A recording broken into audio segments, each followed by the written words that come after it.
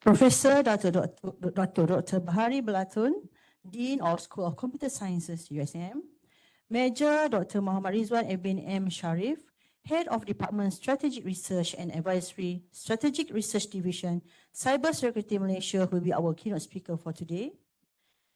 Ms. Hazika Samsudin, Chairperson for Computer Science Postgraduate Colloquium 2023, Organizing Committees of CSPC 2023, and lecturers of Computer Science, postgraduate students, and all the members of the floor. Bismillahirrahmanirrahim. Assalamualaikum warahmatullahi wabarakatuh. A very good morning and welcome everyone to Computer Science Postgraduate Colloquium 2023 at Auditorium Murad Science USM today. I'm Norris Miza, working together with Zulfika as the MCs for our session today. On behalf of the committee, we would like to extend a very warm welcome to all of you here, as well as those joining us through the live stream. We appreciate you taking some time off from your busy schedules to join us today. We hope that you will find today's program to be fruitful and engaging. Ladies and gentlemen, before we proceed further, we would like to invite everyone to stand up for the singing of our national anthem, Negaraku and Menara Ilmu.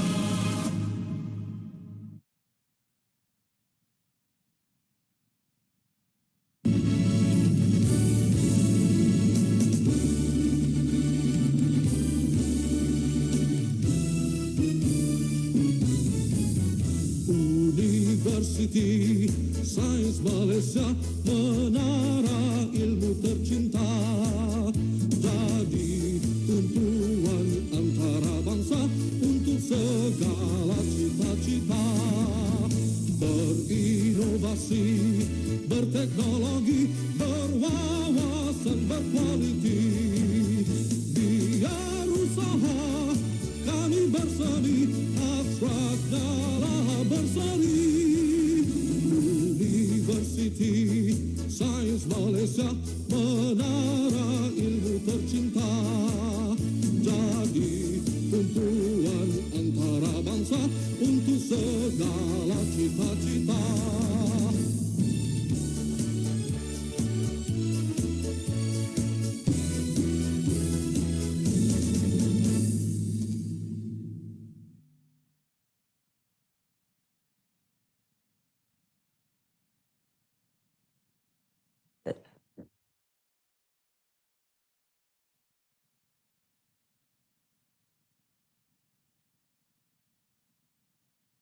Ladies and gentlemen, now we would like to invite Dr. Mohammed Adib for the prayer recital.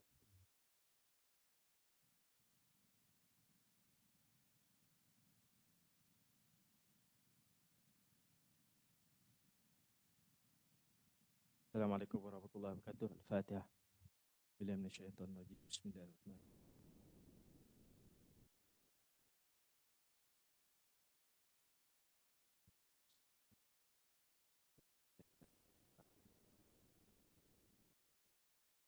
أعوذ بالله من الشيطان الرجيم. بسم الله الرحمن الرحيم. الحمد لله رب العالمين والصلاة والسلام على أشرف الأنبياء والمرسلين وعلى آله وصحبه أجمعين. اللهم صل على محمد وعلى آل محمد. O Allah, bestow us your mercy and blessing on this congregation of Computer Science Postgraduate Colloquium, CSPC 2023, AI Evolution Postgrad Transforming Tomorrow. O Allah, make this intellectual discourse, CSPC 2023, fulfill the intended objective through showcasing the latest research work and engaging technological and scholarly discussion among the participants for better sustainable tomorrow. O Allah, give us good in this world and good in hereafter, and save us from the torment of fire. ربنا آتنا في الدنيا حسنة وفي الآخرة حسنة وقنا عذاب النار والحمد لله رب العالمين.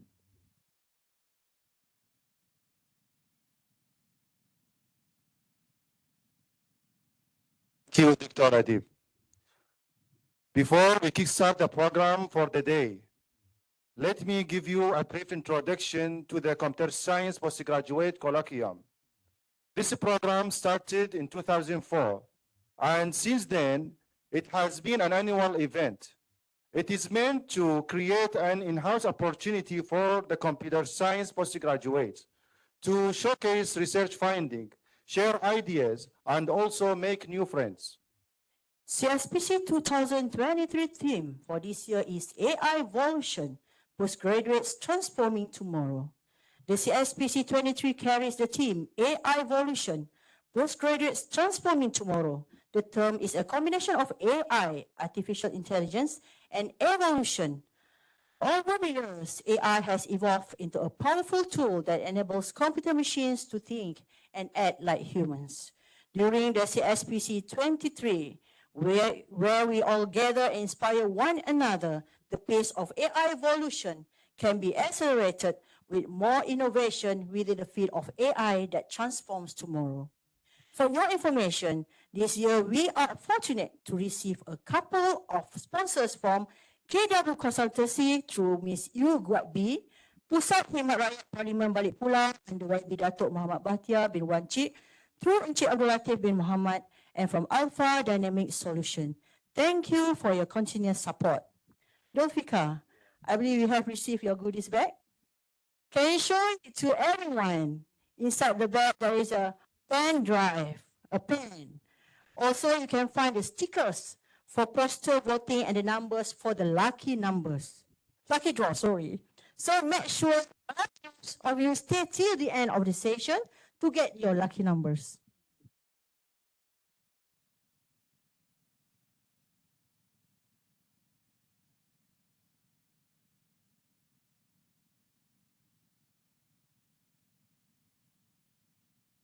Ladies and gentlemen, an additional announcement. Today we have Career Constant from KW Constancy, who is also the sponsor for CSPC, to offer free career test and career advice to us.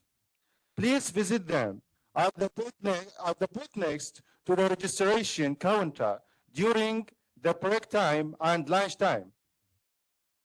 You will be offered to take a career test which will collect your interest and personality traits to suggest the opportunity career pathway to you. The adapted career test is also used by many multinational companies for the right job position. Now you are given the opportunity to take the test and know your career pathway.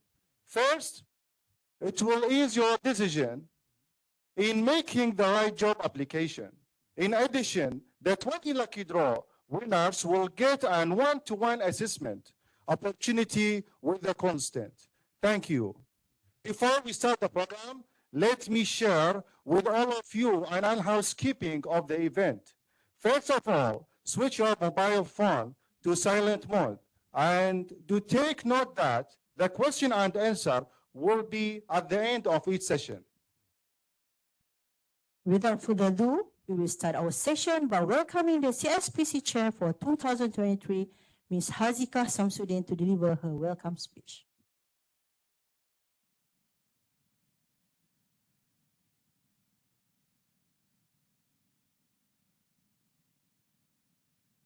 Bismillahirrahmanirrahim. Assalamualaikum and a very good morning to everyone.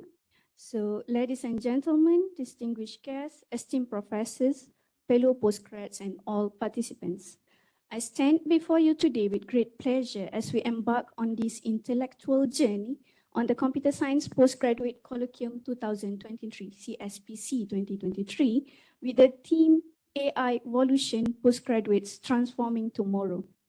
This gathering represents a celebration of knowledge, innovation, and the boundless possibilities that the world of artificial intelligence offers us. Allow me to begin with a quote that encapsulates the essence of our theme: "The future belongs to those who believe in the beauty of their dreams," by Eleanor Roosevelt. Today, as we explore the dynamic landscape of AI and its transformative potential, let us remember that it's our dreams and aspirations that drive progress. Our team AI Evolution serves as a powerful reminder of the evolution underway in the field of artificial intelligence. Postgraduates like us play a pivotal role in shaping this evolution, in pushing the boundaries of what is possible, and in addressing the complex challenges that lie ahead. It is a theme that resonates with hope, innovation, and the belief that we can indeed transform tomorrow through our research and dedication. I extend a warm welcome to each and every one of you for joining us in this exciting journey.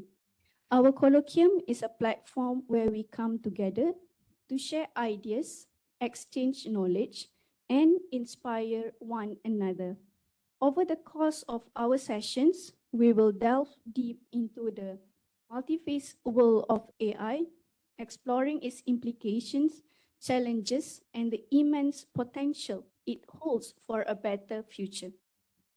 I would like to take this opportunity to express our deepest gratitude to the Dean of School of Computer Science, USM, Professor Datuk Dr. Bahari Belatun, Deputy Dean of Research, Associate Professor Dr. Chia Yuen, for their unwavering support. Their guidance and encouragement have been instrumental in making this event a reality. Thank you, Prof. Additionally, we cannot overlook the hard work and commitment of our technical administrative staff who both directly and indirectly involved in our event. We also thankful to all our dedicated lecturers for their constant support and mentorship throughout the whole program. A special note of appreciation, which is a special one, goes for to our exceptional committee members and advisors. Let me mention all the advisors here: Dr. Manmeet, Dr. Manmeet, Dr. Gan, Dr. Zarul, Dr. Nibras, Dr. Nadi, Dr. Sukuma, Dr. Azman, Dr. Lim Chayan. Thank you very much. They have put their time and effort into organizing these colloquiums. And not to forget to all the committee members. I couldn't mention your name one by one because there are many of you, but you know who you are.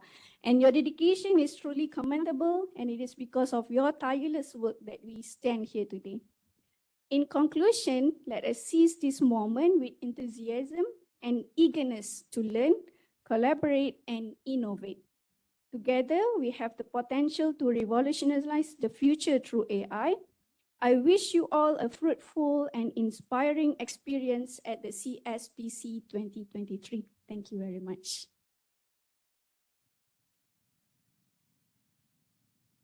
Thank you very much, Ms. Hazika, for the inspiring welcome note. Next, it's my pleasure to invite Professor Datu Dr. Bahari Belatun, the Dean for School of Computer Sciences, to deliver his opening speech, and followed by the officiating of CSPC 2023.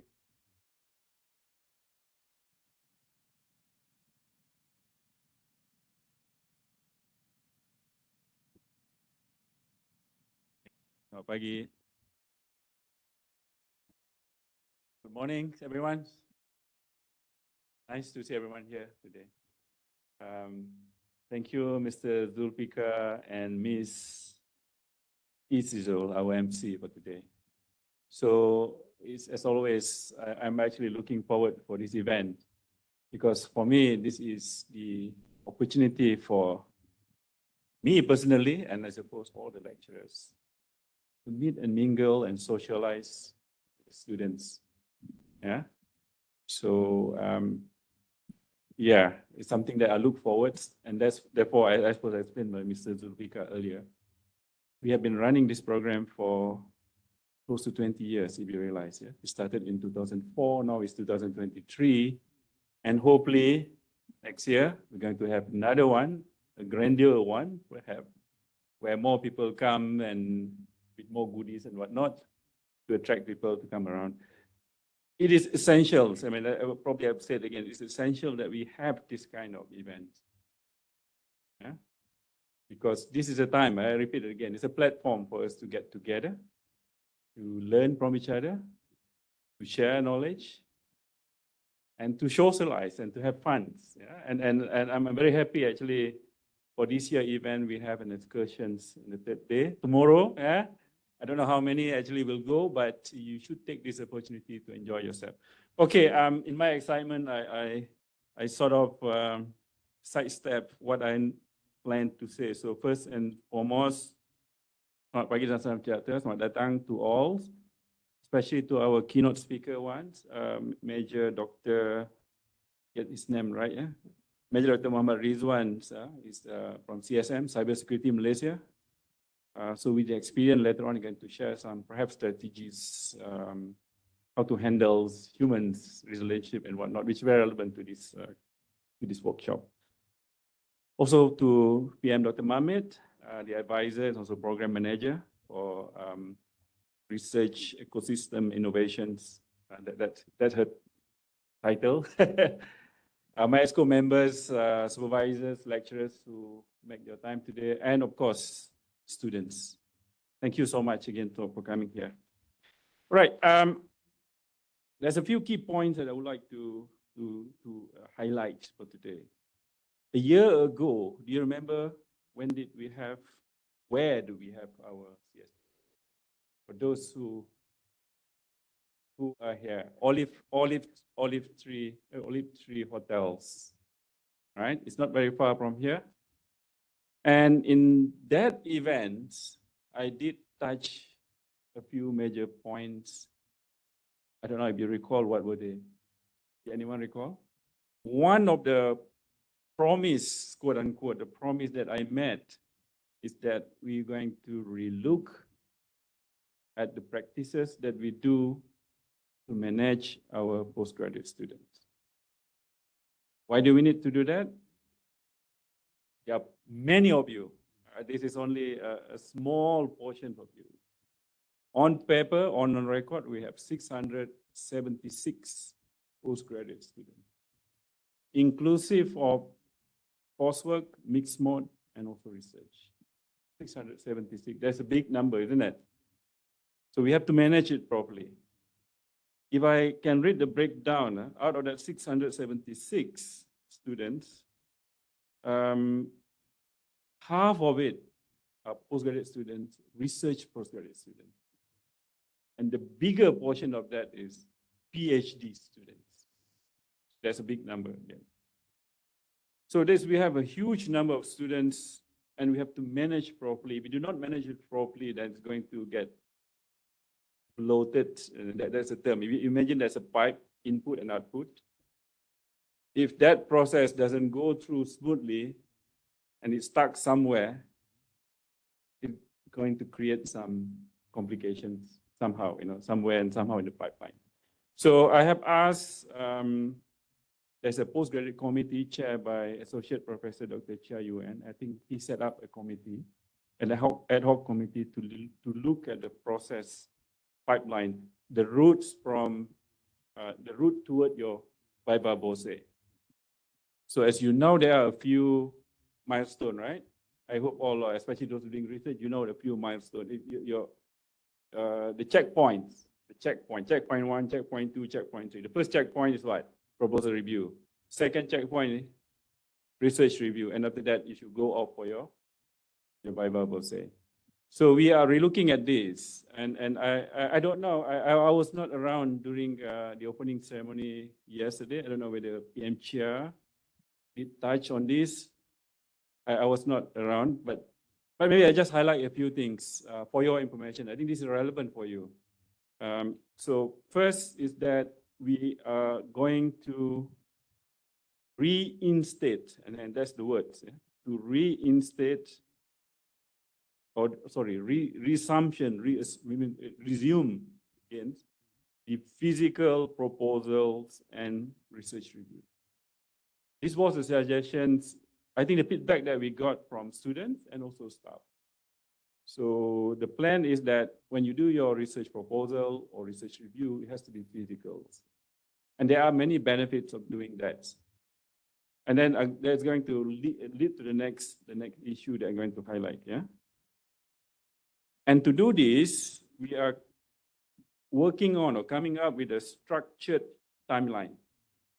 So you know your route, right? Proposal review, research review, and so on. So in structured, for instance, yeah? And I think Dr. Chia will explain this further. For instance, I give one example. If you are a new student, just register for October, for instance, you are given 6 to 12 months to do your proposal review.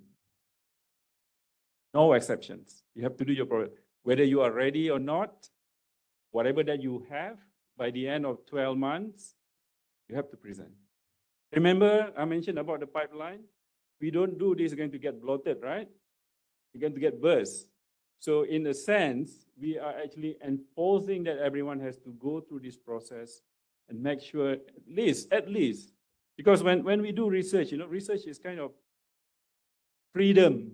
No one going to, apart from your supervisor, you can do you can work at your own pace and so on. But we cannot do that anymore simply because we have so many students and we have to have a mechanism at the school level to process that.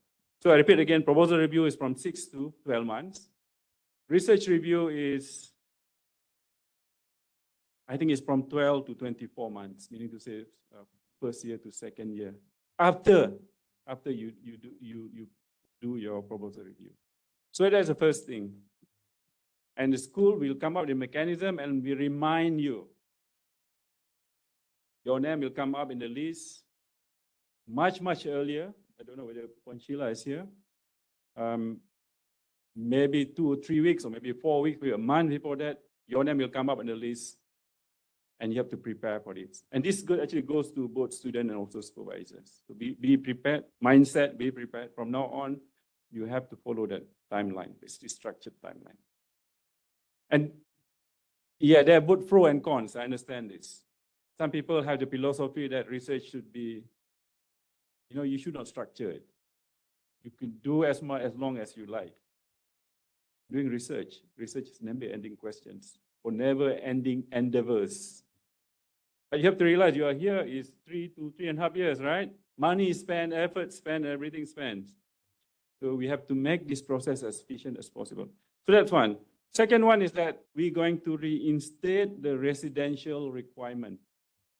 Those are here, you will probably already fulfill that requirement. Residential meaning to say you have to come here, spend at least 1 semester.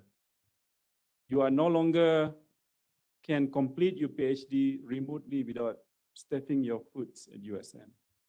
You have to come here, and for the event like this, where we have sessions and so on. So we're going to reinstate that.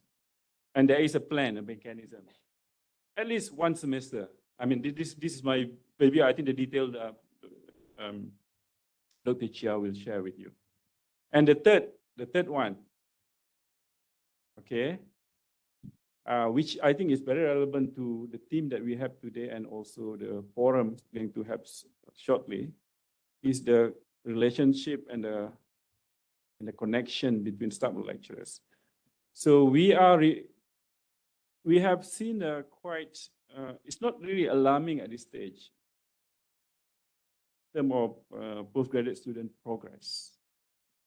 Every year, IPS will issue a list of students who are having problem with their studies every year. Okay, and this, how they came up with this list? This list is basically, I think, extracted from the progress report that you have entered in the system and supervisor have entered into the system. There's a system, right? Progress monitoring system. And those who are in scale 4 or 5, I cannot remember exactly, but the category, the status is unsatisfactory. Those lists will be given to the school, and the school has to check with the supervisor. Supervisor has to advise us whether to continue the student or to terminate the student. So we have to take this seriously. Again, think about the pipeline I mentioned earlier. These unsatisfactory cases or status, what we're going to do is that we're going to issue some kind of what the right word, show cause letter or warning letter, right? Again, to get everyone on their feet again. Okay. So these are among the, I don't know what you call it, improvement or not, but I think it's something that new that we do, try to smoothen the process, to smoothen your experience when you are here, so that you can finish your study within stipulated time. If you cannot finish in 3.5 years, maybe 4 years, you don't want to spend here 5, 6, 7 years, right? Everyone wants to finish it as soon as you can. So this is what we try to do on our part. We try to do best that we can. Okay. So yeah, the youngest future PhD participant. So I hope everyone will take this positively. Those who are here and also those who listen online, take this positively. This is a positive move that we are planning to introduce. In fact, not really introduce, reinforce and reinstate again. This thing has been introduced before. But I'm looking forward for some feedback that you get. Now we have postgraduate CS Society under Ms. Hashika. We're doing a great job. So through this channel, we need to get more feedback from you, more feedback. What are the things that we need to improve? And through these channels, just go through this postgraduate CS Society for us to get more feedback. So we're going to continue to continuously provide the support to you, like the publication incentive going to be there. Maybe we have to increase the amount later on to encourage you to publish. Throughout the years, we have so many academic discourse and program. For instance, you have a journal club is running every 2 weeks. You have rules, yeah, research enhancement workshop. You have proposal and research review, all this. So your time you here, you have been exposed to this. There's no excuse for you not to get involved. And we formally enforce a point system so that otherwise actually you don't need those points, but because we have all this layout for you, and then we have this point system for you to collect, so to progress your work and whatnot. Okay, I think I've said enough. So I better end my my opening remark. So once again, I would like to thanks to the organizing committees, the advisors. I think the name was mentioned earlier. To student committees, I see that there are good participations. You have been doing a great job, and as I said, this is actually a culmination of the activities that we do throughout the years. This is a time for us to meet, to exchange ideas, to socialize, to have fun eventually. So with that, well, I think I don't have to say appreciate because there's something gimmick that I have to do, but yeah. So thank you once again. Thank you to our sponsor. I forgot to mention the sponsor. Actually, I just only knew that actually we have a sponsor this morning. If I knew it much earlier, I don't know whether they are here or not. Thank you so much for your sponsorship. We really appreciate it. Thank you. Thank you. Thank you for the heartening speech, Professor Dr. Bari, and please remain on the stage. We would like to invite Associate Professor Dr. Manmeet and Ms. Hazika to the stage to start off the opening and officiating ceremony for the Computer Science Postgraduate Colloquium 2023.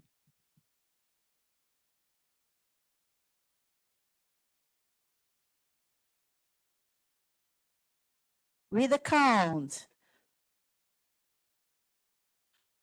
3, 2, 1.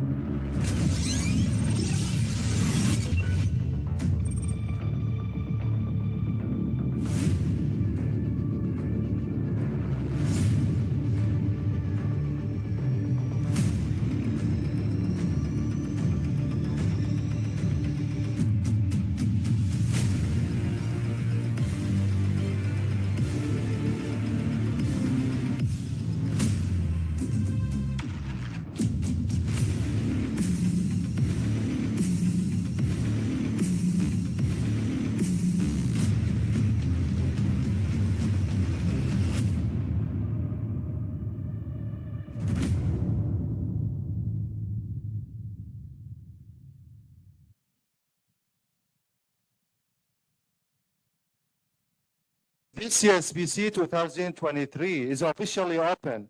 Please give a big round of applause, everyone.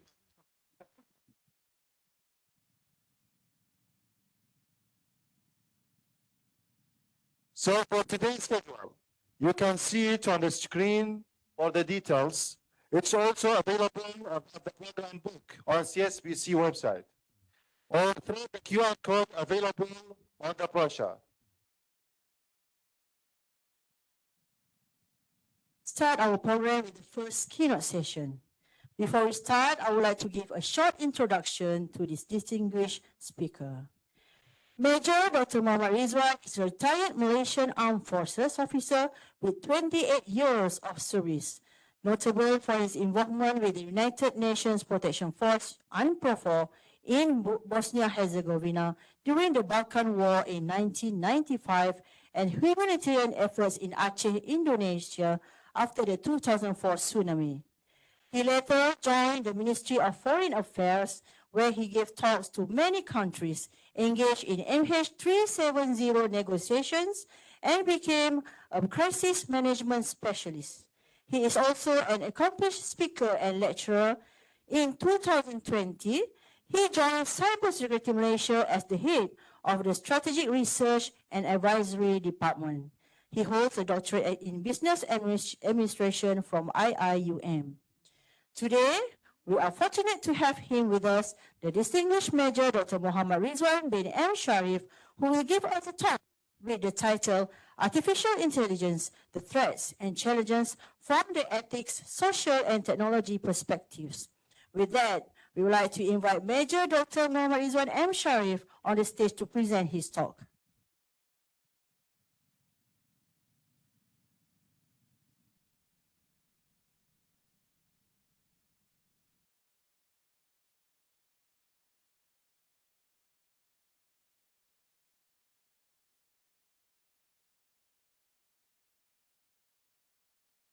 Bismillahirrahmanirrahim. Professor Dato Dr. Bahari Balatun, Dean of School of Computer Science, USM. Ms. Azika, I have to wear my glasses for you. Ms. Azika Samsudin, Chairperson of Computer Science Postgraduate Curriculum 2023. The Organizing Committee, CSPC 2023, lecturers, postgraduate students, and all members of the floor.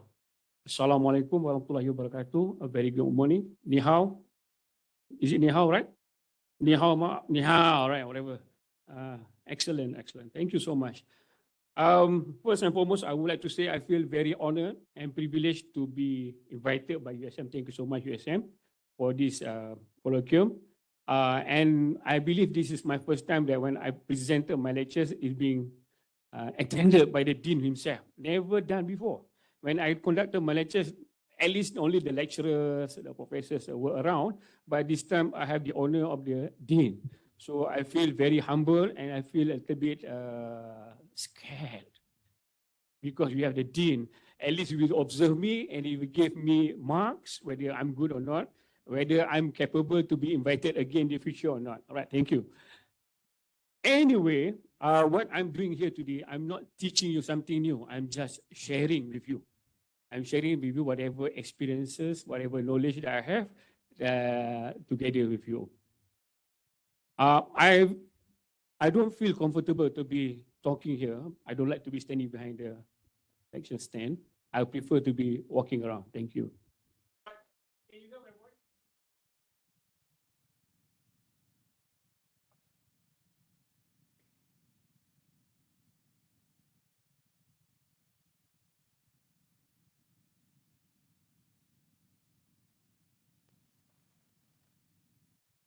Testing, testing, 1, 2, 1, 2.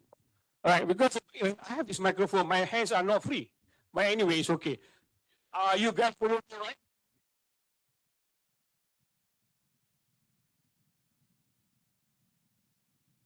Slowing.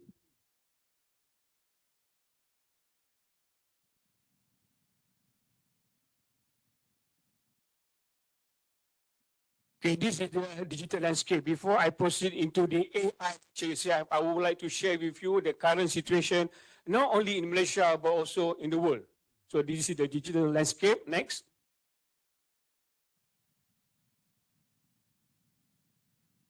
Okay, we are now moving into a more interconnected cyberspace.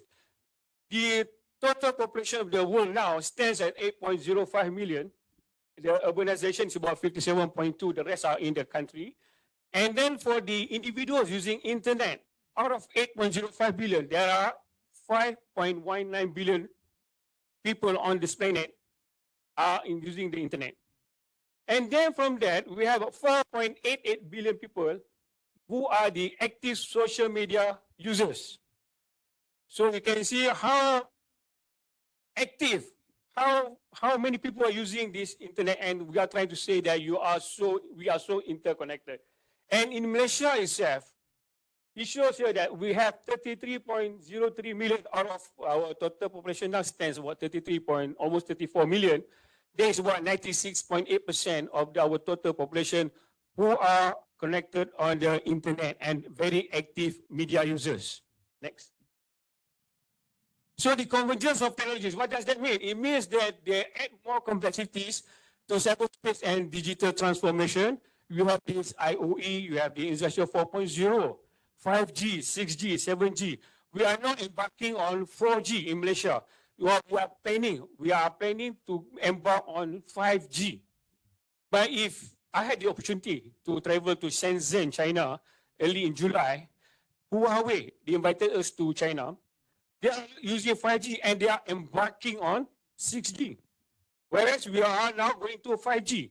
So you can see the technological development very high. Even then, when I was in Shenzhen, they were experimenting of having 7G. So what does that mean? 4G, 5G, we are struggling with 5G. They are talking about 6G, and then they're talking about experimenting about 7G. So are we still being left behind, or are we able to follow their development? And then the quantum computing, the artificial intelligence, metaverse, you name it, we have it, blockchain, why not? So all things are new technologies, whether we are capable, whether we are ready or not, they are here to come. Next.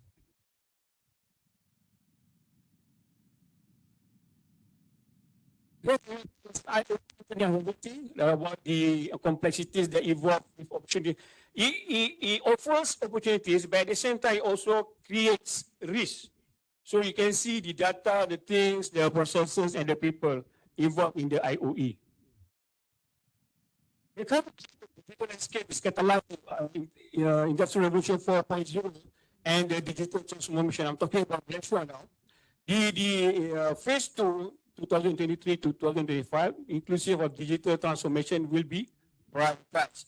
But then in phase 3, from 2026 to 2030, it will position the country as a regional leader in digital content and cybersecurity. My digital mission is to ensure that all Malaysians benefit from the opportunities of the digital revolution. You can see the revolution for 1.0, 2.0, 1784, 1870, Industry 3.0, 1969, Now we have also industrialization 4.0 today, right? As I mentioned earlier, digital does not only offer opportunities, but it also create risk. And digital transformation is not without its risk. Whereby technologies such as wireless technology has changed the way we conduct businesses, offering workers with constant access to business critical application and data. It's very convenient, very easy to access, but then again, it introduces complexity and security risk as this new technology device become new target for hackers looking to infiltrate a corporate network. So you can see that it says several tests on vehicles. We have the autonomous vehicles, you know that? Vehicles, right? We have drivers. I think they have a few buses in China, in Shenzhen, without drivers. I enough to ride on a driverless bus. I sit beside a self-driving vehicle. Are you? I can share one incident when we first Malaysia started using the LRT, like rapid transit, right? LRT. 1987, I think. 1987. My late mother, when I invited her to join to ride on the LRT, she doesn't want to ride. Why? There's no driver. So you can see the perception, the fear of the generation about something new. So here we are in this current situation, in the new technology, we have driverless buses, driverless cars. Are you brave enough? Ask yourself. I don't think so. We will take some time. It will happen actually, but it will take some time for you to be confident with this driverless thing. The evolution of these are the statements talk about pranksters. Pranksters are just for us in cybersecurity Malaysia are those naughty people. Sorry, am I blocking you? I have to move aside. So these are naughty people, and then we have the threat.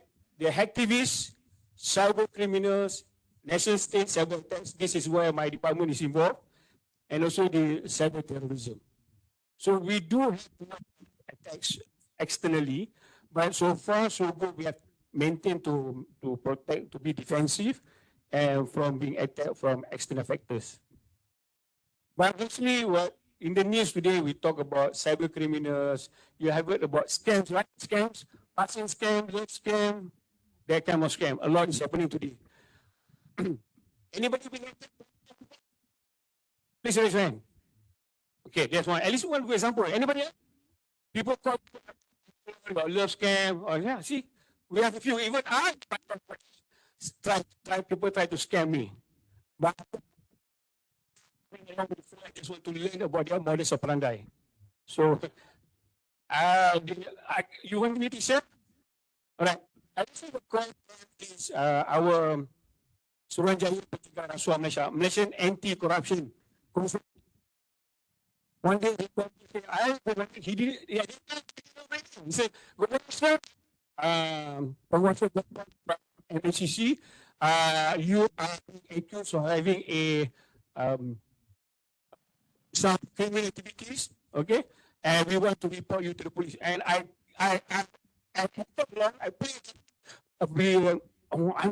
don't want to be caught, please. I haven't got any mistake or whatever. Okay? Is there, okay?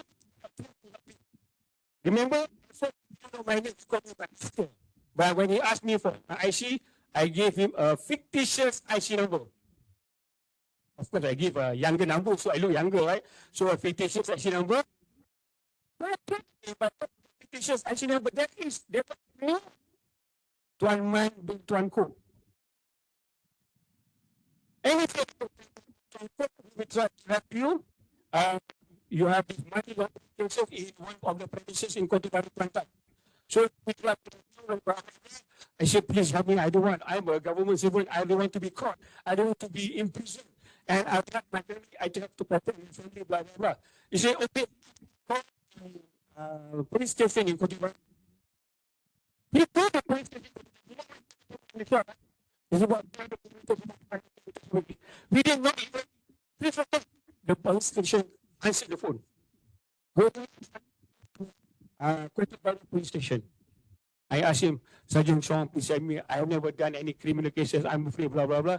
And to take advantage of the claim, he said, no, you go to jail, blah, blah, blah. In order to assist you from your bank account, you need to transfer your money into our accounts. We give you the account number. And I tried to pay back, and then suddenly I said, Sergeant Chong, excuse me, are you calling me from the police station in Kota Baru or police station in Hong Kong? Then he knew that the game is over because he was trying to fool me. And after that, he gave me all the code 4-letter words. But I gave him the 4-letter words again. Okay, that's the end of it. A police station can use 4-letter words, so can use 4-letter words to them. That's the first time I cursed the police. And incidents refer to cyber scrutiny from 2011 until the latest one, 31st August 2023. You can see the types of incidents, the number of incidents. This one was during PKP, COVID-19, more than 10,000 cases. Reported cases, reported cases. They were reported cases. So the number will be higher. And these are the top 4 cyber incidents in Malaysia, right? What on the share, on the financial situation, on the operation, if you can read there, very effective media scrutiny, public media stakeholders, participation, loss of intellectual property and asset, and method of the financial system, detection, escalation, notification, law, business or contract, response cost, competitive disadvantages, insurance premium, blah, blah, blah, and the operational to work on the damage control because you're being attacked and you have to do some damage control to your organization and the regulation here, regulatory fines and whatnot. So people try to avoid. And one time they did not even report to the authorities because of the incident, because this is the loss of reputation that they are most worried. Okay, they are most concerned about. The identification cost of sabotage is reported by in 2022, 25,400 online fraud cases with total loss of 850.8 million in 2022. So far for 2022, we haven't taken into account yet. The breach of 187 days, and the cost to 2025, you can see from 3 trillion to 10.5 trillion. How many billions are there? How many? 5, 7, there's millions. Trillion? If you have the ATM machine, right? You go to the ATM machine, right? You say, I have 1 trillion in my account. The figure from the left side of the screen to the right side of the screen. It's very large. What's the number? More than that. We start counting something like 1, 0, 0, 0, 0, 1 trillion. You see? Right? Okay, now we're talking about AI technology, right? AI technology. It is a software, according to the sequence. It was first introduced in 1956. The word artificial intelligence was introduced by a group of computer scientists. We thought that artificial intelligence is just something new, but 1950s. Okay? And artificial setup developed machines have human-like intelligence. Anybody who get a chance to watch Smith's movie, 1997, the artificial intelligence. AI. So it will the product been taken up. I read a report somewhere. By 2031, most of the brand robots. And by 2060, robots will take over humans. Is that yes? You 2060, don't worry. So the future view, what? Because it's going to be 2060. So it's what, like another 35 years from now? Right? Or something like that. Okay? This is it. No, it's not clear. It's not very clear. Right? Not sharp. Not sharp now. Okay. But we are in 29 position here. In global or AI, is government AI readiness index, a measure of the country's AI readiness and capability and implementation in the delivery of services to its citizens. We are Singapore. Second, Singapore, then 31, Indonesia 43rd, and Philippines 54. Out of 10 ASEAN countries, these are the top 5 countries that have the government AI readiness index. And to know that the government is doing something, the government is there will be an assured for most of us. Top, sorry, 181 countries. Not bad, right? Top 30. Okay. Okay. What is artificial intelligence about? This is something new. I want to talk to you about everything. How can this? What is the difference between they do the same thing, except robot do the same thing like people, except they don't have feelings. They do not have feelings. They do not have blood. And you can put 24 hours a day. Can you? You can't, because we are human. We are the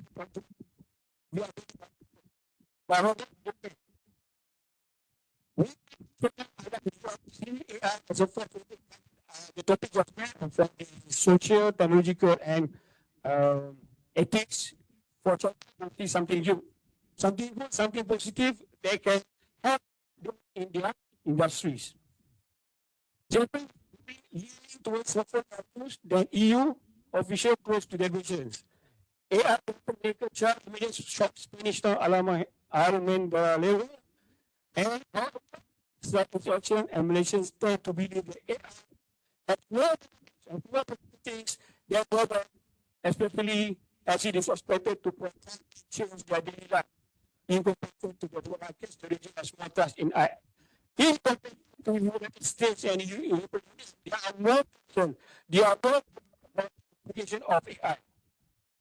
Because AI can do something that the people might not be able to do. And even when robots taking over manpower, doing manual job, normally they are being done by robots. Any repetitive job are being done by robots.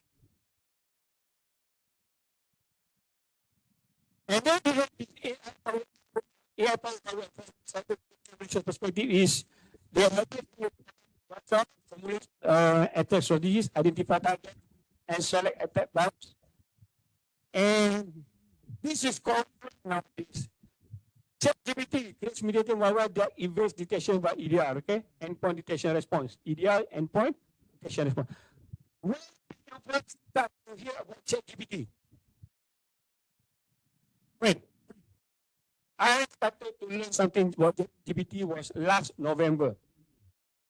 No, using ChatGPT. Right or wrong? Ethics or not? Ethical or not? SD121. Saying one. Okay, for your own mind. The lecturer says no, but student say, why not? If he asks me, why not?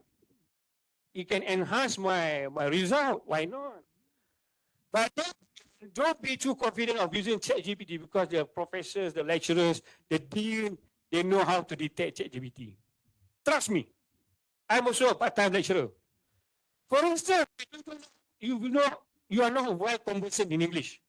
Your writing will be up and down in English. Something you will produce a very good English, very precise English written paper. It will create something in your mind, right? So that will be job your ability whether you are using your own mind or GPT. All right? Kid will let up script kiddies to write functional malware. It's very right time. Alright. Malicious GPT, this is the GPT where the malicious GPT allow attackers to customize hacking tools to suit their targets. GPT, the new AI tool, allows cyber criminals to run sophisticated cyber attack. Right? Some of you might not be entirely well versed about dark web. And then we have the ClearNet, Internet, Deep Web. In fact, the Internet, they are also separated by three: surface net, dark web, and deep web. Right? There are three separate levels. One word GPT. MC. Data they can use manipulate the data. They manipulate the training data so that the model learns the wrong relationship. This is done by introducing malicious data into the model training itself. For example, you know this is done, and the model says it comes out dog. By down the inferencer, you put a cat model, the dog. They can create some havoc with the data. So that is data poisoning. That will be. This is very simple example. It could be more complicated and more sophisticated.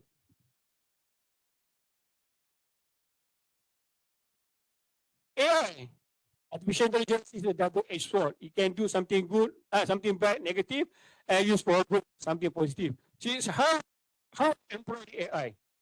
Like I mentioned earlier, cyber criminals, they use something AI for something very bad, something negative, to hack into your system.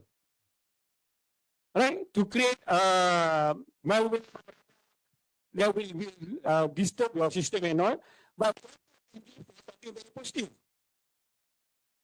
So it's how you employ them that makes a difference. You want to use AI for your own benefit, or you have some criminal intention to do something bad. The AI does not differentiate. It will only follow the human intention tells them what to do based on the system, the data, the input given to the AI. I'm not sure whether how extensive is your knowledge about AI? How much is your knowledge about AI, especially in USM? Because AI is something new and it evolves every day. I'm trying to learn, I'm trying to understand something about AI today, and tomorrow they will come up with something else. Like just now I showed you about dark web. Few weeks ago, I didn't know anything about dark web. And then last week, I knew something about dark web. So it's involved. So you have to be prepared to have that certain kind of knowledge. You must have the capability to understand what's going on and to keep abreast about the technological progress. These are the advantages and disadvantages. We talk about advantage, of course, we talk improve efficiency. That's what AI in industries. Reduce any human risk that might be exposed to danger in any working industry, you know, fire, water hazard, whatever.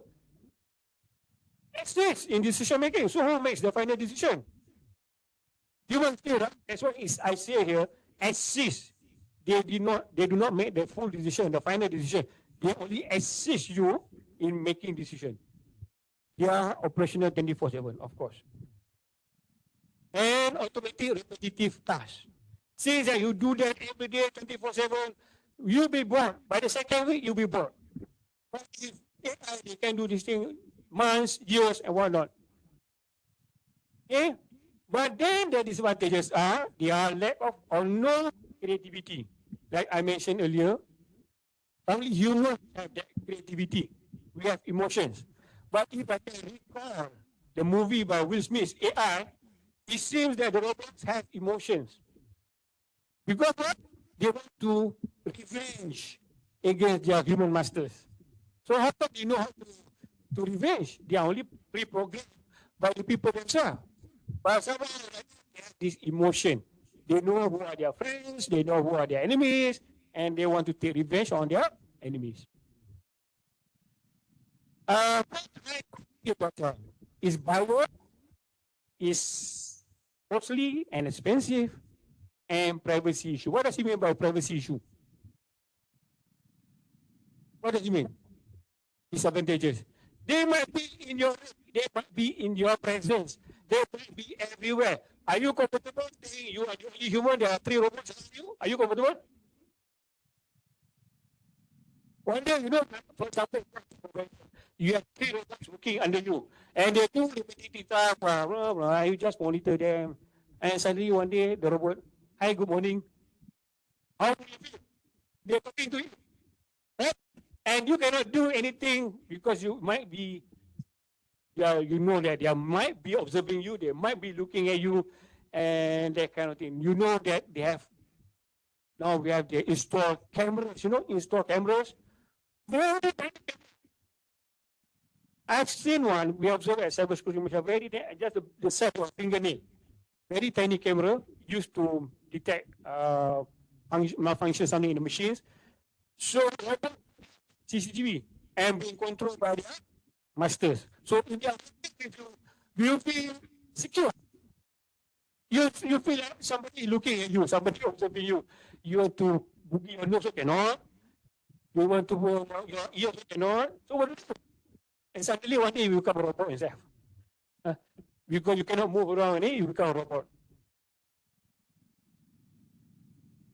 The types of AI threats and attacks, I mentioned some of them: poison injection, evasion attack, extraction, automated malware, cyber attack, cyber physical attack, data breach, privacy issue, impersonation, deepfakes, insider behavior, brute force, blah, blah, blah. This is all technical, because we are still talking on the technical technology perspective.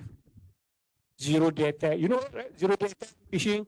So as I mentioned earlier, I'm not teaching, I'm just sharing.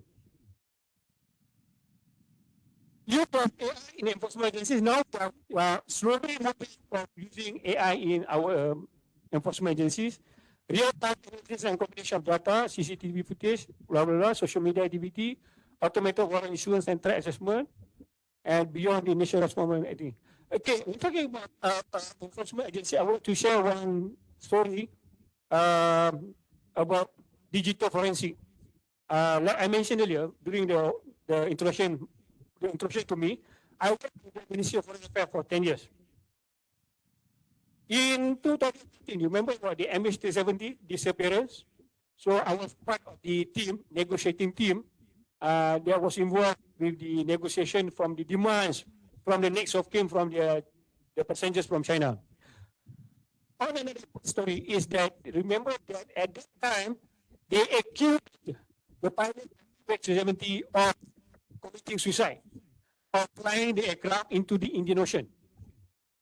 And then they got to know that the pilots there was a flight simulator, and they called the police to check the flight simulator to check whether there was any truth in the pilot committing suicide on the simulation into any of the oceans of the world. The police couldn't do it. They did not have the proper tools, they do not have the expertise, and they requested Cybersecurity Malaysia to assist them. We have our digital forensic experts. We are flight simulator. We went through we are using several tools, and we found that the late pilot was only using the flight simulator to learn to fly or to land the aircraft on those airports not being served by MAS, such as in Johannesburg, South Africa, such as in Nepal, such as in Madras,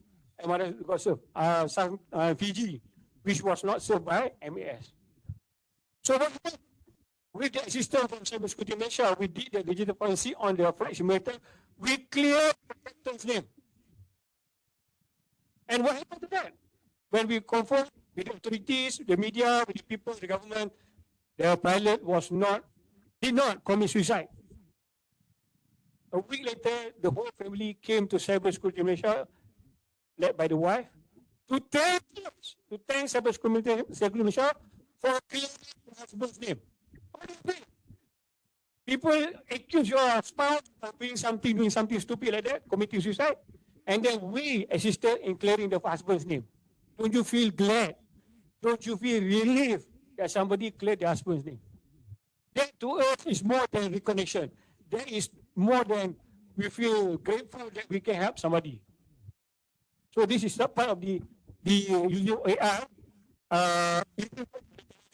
improvement of the tools that we have to assist us in the enforcement agencies. Now we talk about ethics from the AI.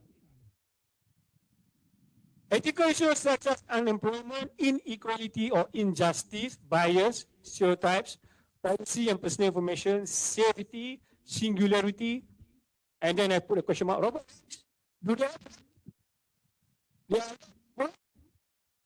That's a good question. One day, robots to vote. There you cannot question them. They are not phantom voters. They are robotic voters. So the SPR got to do something about this. So here we come. I mentioned earlier, by 2016, the world is being ruled by robots, by AI. So some demand their rights. They want to demand their rights as robots. We want to be paid, although they don't. But we want to be paid. How do you pay Bitcoins? I don't know. So that might be the thing. Now, when you talk about say, it was so funny. It won't happen. But one day it will happen. Without driver, now it's happening.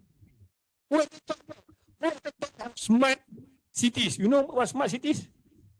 Like for example, your traffic lights. They know when to switch to turn to green, when to turn to red. They happen depending on which lane are empty, so they can turn to green, whatever. So those are the things that is happening now.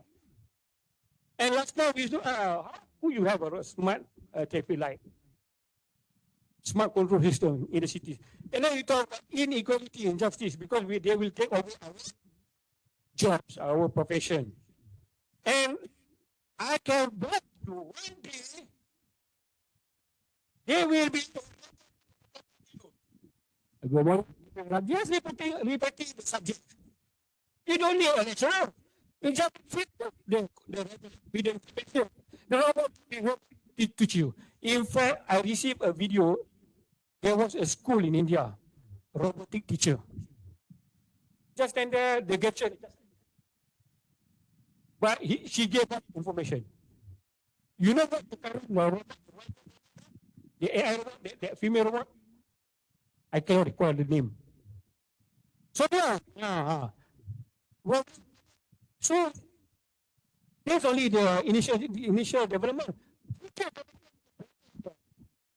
Even have anybody been to Japan? Anybody been to Japan? Have you been to one of the hotels served by dinosaurs? Robotic dinosaurs. So they are taking over human. They're talking. So you are interacting with the dinosaur. So how do you interact with the dinosaur? Do you bow to Japanese or to the dinosaur? What is happening? It's only the makeup might be different, but they're still using robots. That's what I say. Believe me, I'm sure one day you will have a robot teacher. So when the next time in the future the classes, who will take it or Mr. Robot? Who will take it Mrs. Robot? It could happen. Safety because robots do not have endless power. They need to be recharged. So what will malfunction? And suddenly the robot in front of you say all the 5 letter words. What do you say? Instead of teaching you, and he speak to you in Chinese, and you don't understand anything, it could happen. I mean, you need to start thinking about it now. No wait until the future to start thinking about it. What are the preventive measures that you have? What can you do to prevent this thing from happening? This one that is happening now. Fake news frenzy why ChatGPT could be disastrous for truth in journalism. So that you can use ChatGPT. Generative AI was just proved from streaming services. Scientists found over 1,000 AI bots on X Twitter, stealing selfies to create fake accounts. AI-powered aircraft bring US huge battlefield advantage but raise ethical question. Why? Because they will be being controlled using the drones now, but they can, is it ethical? You might say, no, it cannot be. It's happening. You know that the drones flying in Iraq and Afghanistan, you know what the drones are? The pilot comes from the US. And they can fly the drones or thousands of kilometers to kill people in Afghanistan, Iraq. Happen. So what they save one pilot's life. So the pilot into the zone. For instance, I used to go soldier before. So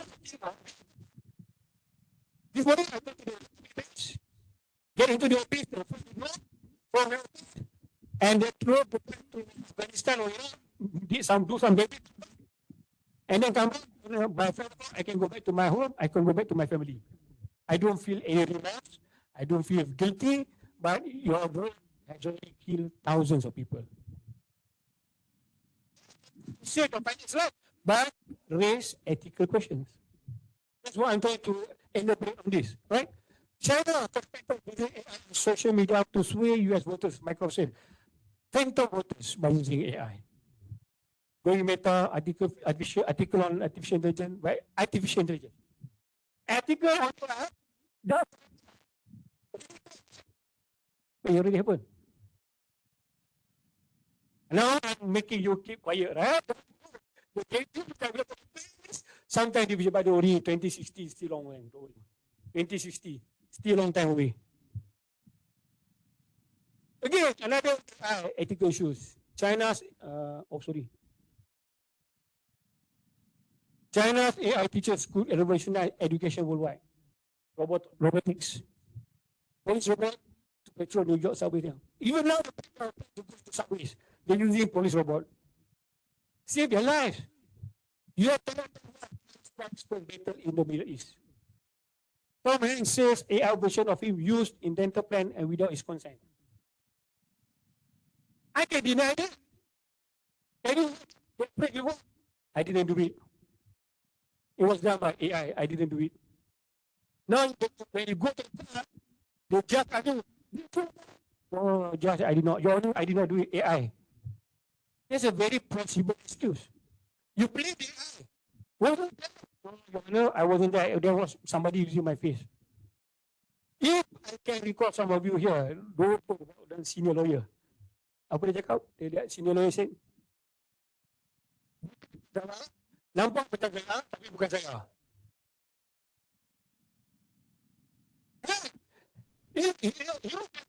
It sounds like it wasn't me. Oh, no, it wasn't me. So don't blame me. So very difficult now is for you to, when you want to accuse somebody, to be really, really careful.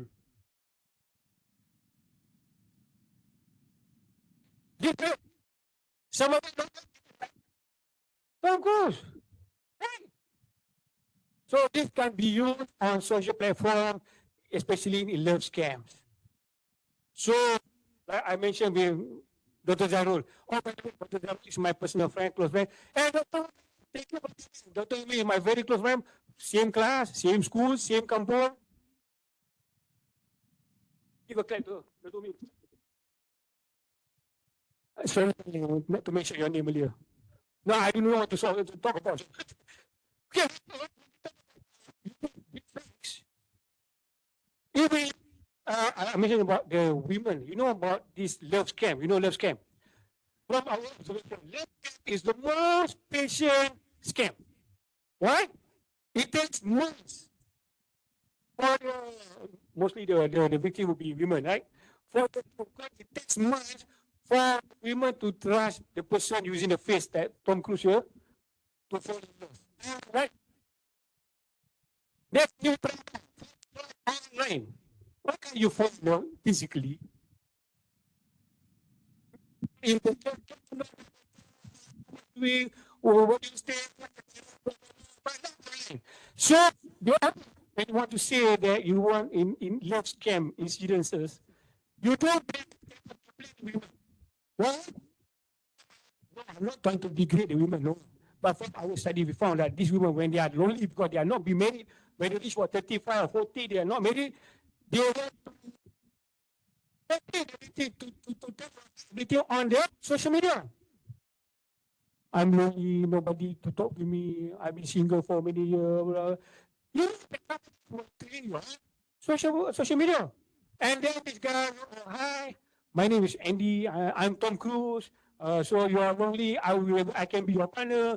And they start having this relationship all the time. And you can't believe that, right? I have cases like that reported to cyber security. Look, when we go to the workplace, looks very handsome than me, so I cannot be anywhere. She they are to these people online, telling them I'm lonely, and then they will start chatting, and then they say I will come to Malaysia, but I don't have money. Can you send me some money? Yes, they did. I have one personal case, very personal. The in-law of my relative, a single lady, not married until today. She was also one of the victims of the scam. She lost 34,000 ringgit. 34,000 ringgit. Oh, for me, I got 20 more slides.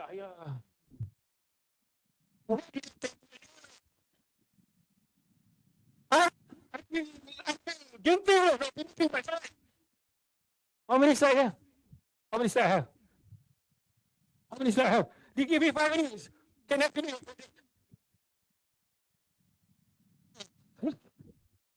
If I skip the presentation, it might not be knowledgeable to you, right? So that's all, please, can I? Thank you. Okay, done. We go to, okay, now we talk about social. Can you play this video? Can you play this video, Tole? You can play it. Isn't it a place you can get to by a boat or a train? Is far, far away, behind the moon, beyond the rain, somewhere over the rainbow, way up high, there's a land that I heard of once in a lullaby. Somewhere over the rainbow, boobies fly. Boobies fly over the rainbow. Why then, oh why can't I?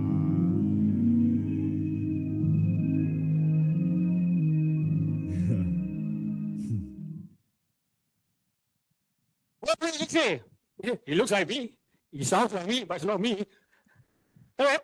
That's how I can do one day, I can video, have this kind of thing. So, Chairboy let interview a historical figure like Harriet Tubman. He's already dead. But can still interview a dead person. Social issues, right? That's probably not a good idea. Okay, then historical figures. Has already taken video game started, job in China. Okay, next. This is what you call it. What's the name of the one? Terminator 1. Isn't it a place you can get? Social media create ID headache. Everybody like Korean. So what's the problem? It's a problem. We have these people like to look like Korean. Chinese ID boycott, big social media, perform agitated media, new buffet, how to work for misinformation. Look at me, minus me. Can. Oh, there's a problem, the danger that we have. Okay, play the video. Play. I am not Morgan Freeman, and what you see is not real.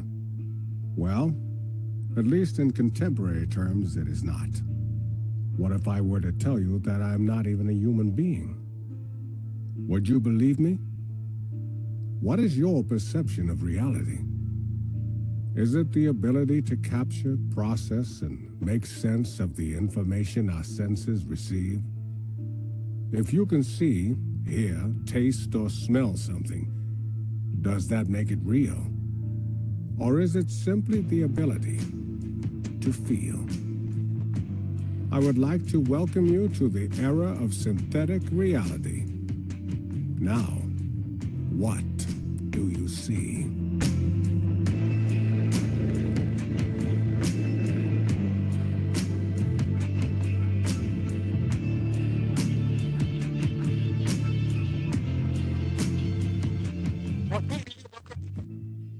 Not necessarily, right? So that's a danger. AI phishing, this one we talk about, AI phishing, this is more technical, and this is advanced persistent threat that we're having now. It can be used in various levels of surveillance, cyber attacks. Cybersecurity is a shared responsibility. You don't work in silo. For cybersecurity, you don't work in silo. Right? Defensive strategies to protect AI models, there are some of them shown. Update patch security vulnerabilities, perform robustness testing on AI models, ensuring model techniques do not have fundamental weaknesses, and state-of-the-art reinforcement by training models to detect cyber threats and attacks. Control the limit access to model, especially to sensitive application, monitor log model usage. It's very difficult to do. We know because cybersecurity measure easier said than done. But we need to do, somebody needs to do it. How to protect network system from AI-based cyber attacks and threats? Update the software, use to multi-factor authentication, do not use unsecure network, awareness and training. This is what we do. A lot of awareness and training, social engineering training, all right? Cybersecurity awareness is for all users. How to protect network system from AI-based cyber attacks and threats? Updating capture and authentication model. Last time you said, why the hell are you asking me this question? Now I know the importance of this kind of question. No, I am not a robot. That's the problem with it. AI can answer that question or not capture, right? Strengthening and revising strategy, defense in depth, comprehensive incident response plan to deal with AI-related emergencies, using simulation exercises, stakeholders should test evaluate strategies. Those are the things that we need to protect our network system. So we need to strategize and have this cyber threat intelligence. Cybersecurity Malaysia initiative, this is about what we do. We have services encompassing, I'm sorry, we the services comprising the cybersecurity measures we can offer to you.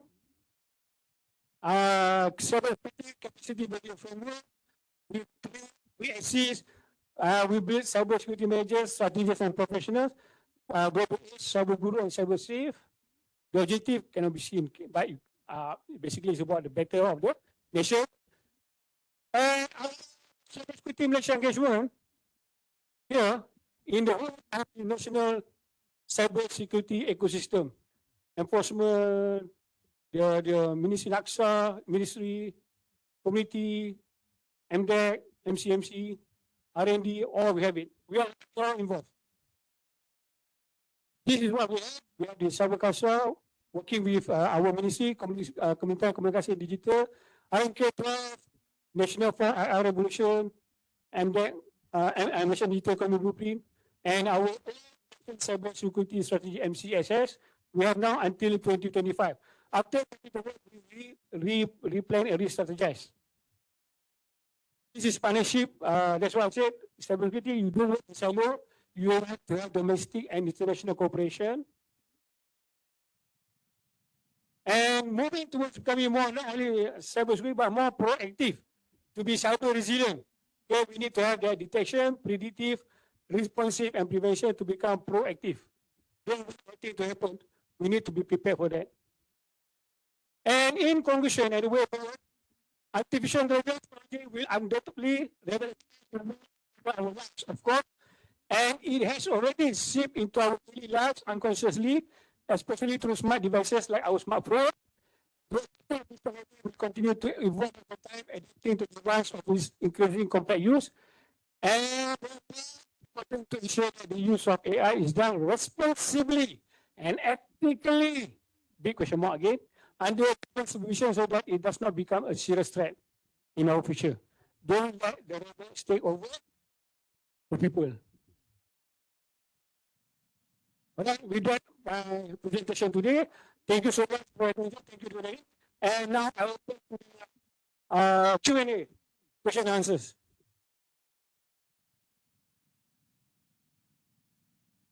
If you have question, I will try to answer. If I'm not able to answer, I will ask the team to ask me to provide the answer. So it's better you ask me, don't ask the team, ask me.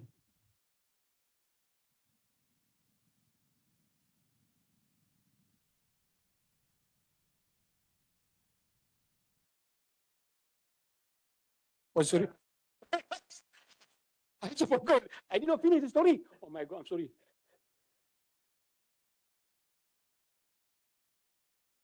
Any question? Our foreign friends from China, from Nigeria, is it? From? Which country are you from? Nigeria. Apart from Nigeria? Yemen? Iraq? Alhamdulillah, shukran. Apart from Iraq? Jordan? Alas. Iraq, alhamdulillah. I mentioned just now Iraq, Afghanistan, right? Yeah. During the war. The war is over, right? I hope the country is well now. Okay? Any question? I have been informed by Dr. Zahid to stay here for 10 minutes. No questions, so I stand 10 minutes. Just in case there might be some last minute question, something you want to think about, question. So I wait already another 2 minutes to go.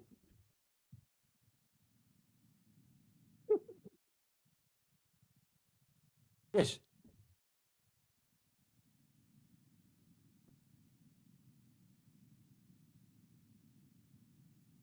Mentioned just now about the use of ChatGPT by the students, right? So you give us a question mark whether it's ethical or not. So from your point of view, what do you think?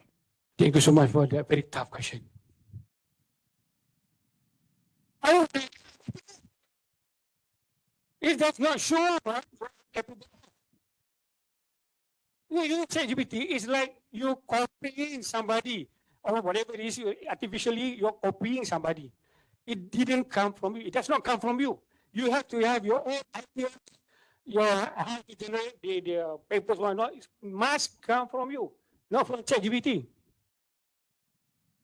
Like Dr. Zahid mentioned, every paper has to turn it in, right? Why not? Turn it in. So there must be some percentage that the university says below that particular percentage, your paper is questionable. Your question is questionable. Your paper is questionable. So you need to be below that percentage in turning in. So coming back to the question, I think it's unethical. But how do you have the mechanism to check to ensure this is not ChatGPT driven? Difficult, right? We come up with a solution sometime in the future to assist the universities or whatever institutions on how to overcome and how to detect students using ChatGPT. So similar to plagiarism, right? So much same. Plagiarism. Right? Thank you for the question. Any other question? Yes, please.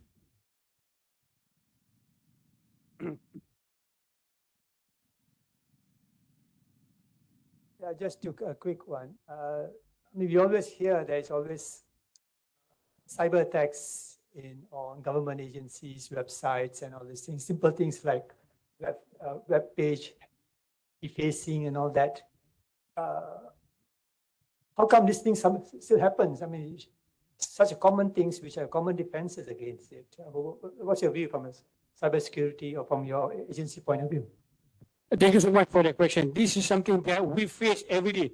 Like I mentioned earlier in my presentation just now, my department involves in strategy level. We are concerned about attacks, external attacks. But when we talk about defacement, those are the pranksters. We call it say naughty boys. They just want to tell the people, the public that, hey, we know IT. We know something about ICT, how to create web defacement, that kind of thing. To us, it's happening, but how can you overcome it? We take some time. Similarly to when I mentioned about talk with Dean just now, scams happening every day. How can we stop them? Because scams is happening because it's at the strategy level, but we also scams are happening. because these are the means they have. If you have the knowledge, you have the technical know-how. Remember, the criminals also have the technical know-how. So they have to gain money. Last time, if you want to steal, you have to go to the bank, right? Where the stripe shirt, tutup mata, to curi duit kan. Now they have online, but you can still steal people's money online. Undetected, not to say undetected, very difficult to detect because there are so many lanes. From the first person that got to the next one, there are multiple lanes. Like for instance, scam victims, the police will try to detect. Nobody is very difficult to get the whole amount of money back. I can share one incident. There was a lecturer reported to the police, she lost 12 million ringgit. Now you must be asking yourself, what kind of lecturer is this? We have 12 million ringgit in their saving. Apparently, she had a joint saving with her businessman husband. The husband put in 10 million and the lecturer's money, 2 million. So total 12 million. And she was caught, she was kept, and she lost everything. 12 million ringgit at a click of a button. No need, just online. 12 million lost. You will be talking illegal to the criminal, but you will be lost to the victims. 12 million, you cannot find that overnight. She been saving 2 million for the whole of her lecturing years, and her husband for 10 million, lost. Just like that. So those things do happen. And I believe it will continue to happen.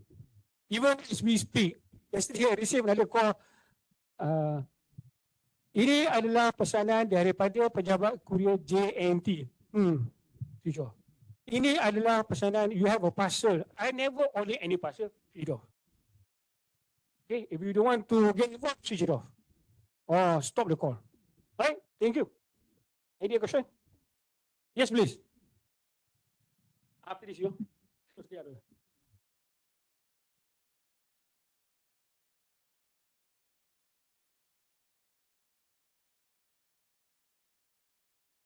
This is a ChatGPT question or what? Okay, is it a academic plagiarism to reverse AI writing on your own? For example, paper review. I don't think that's ethical. I don't think you can use that one. Let me read your question. I'm not belittling her, but I think I can be better. Is it writing on your own? For example, paper review. No, sorry. If you want to revise, it's not plagiarism.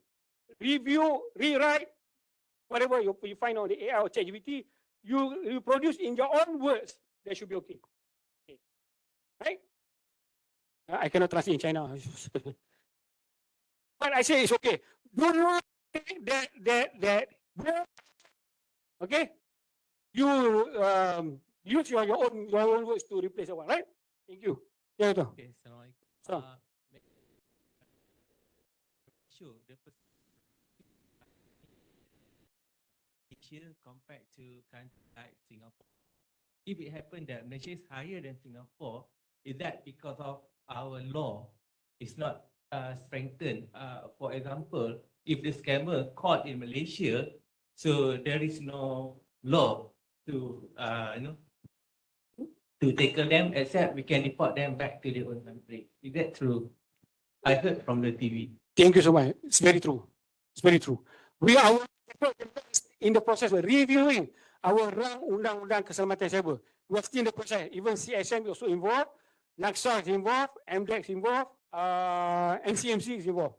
We are now in the process of strengthening the undang-undang on keselamatan cyber. So, like you mentioned just now, the cases like that, we want to take more enforcement, effective actions taken on them. So, for now, the story is just like that. Betul. What was important was true. Thank you. Thank you very much. Hey, boy, stop me. Okay. Thank you very much, Major Ridwan. Please, Doctor, please stay on the stage. Yeah. So I would like to invite Professor Batu, Dr. Bahari, to present a token of appreciation to Major Dr. Mohammed Ridwan M. Sharif.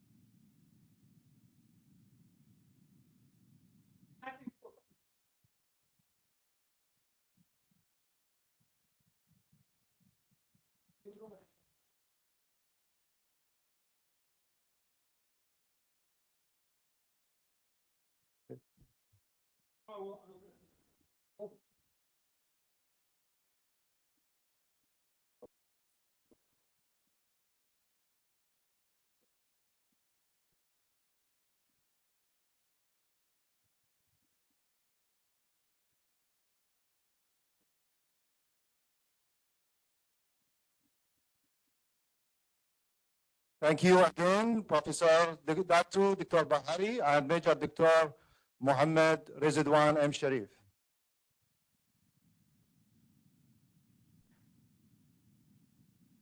I believe we have all learned a lot of new things for the talk today.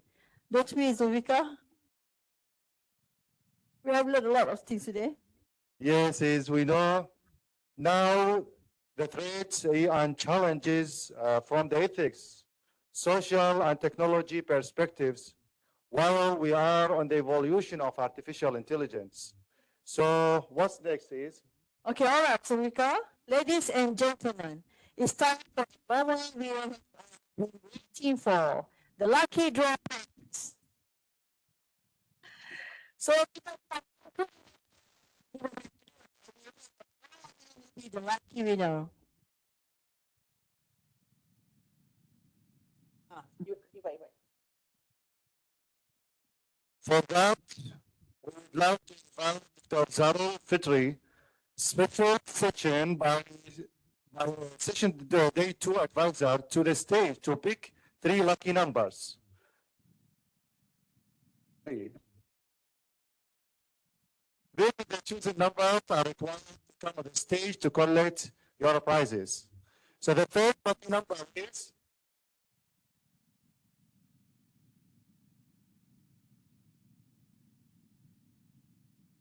31.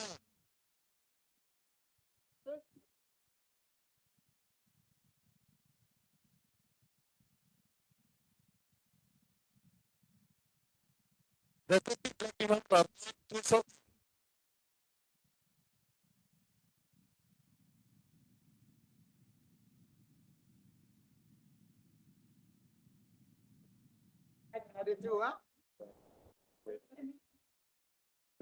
The third lucky number is 18.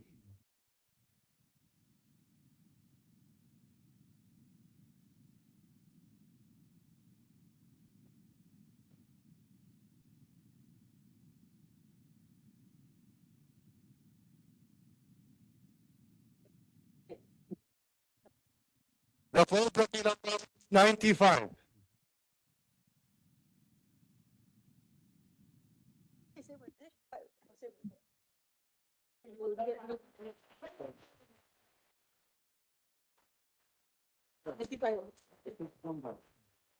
No, the next number only. All right.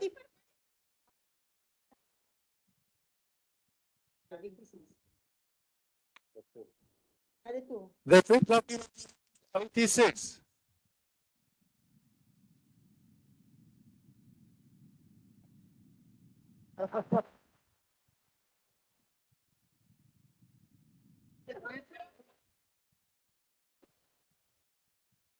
And the last lucky number is 23.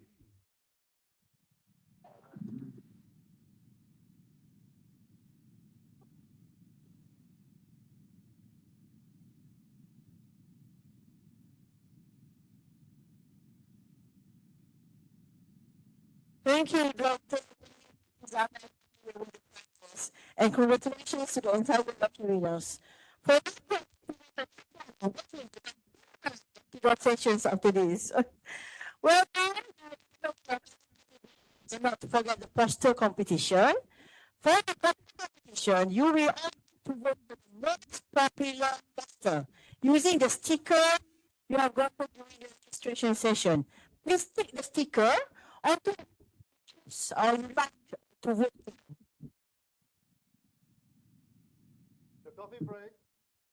The coffee break will start now up till 10:30. You may take a walk around the hall outside to vote. View and learn from the process set up by students. Do enjoy the session and please be back in the hall by 11:30. Our session will start at 11:55. Thank you.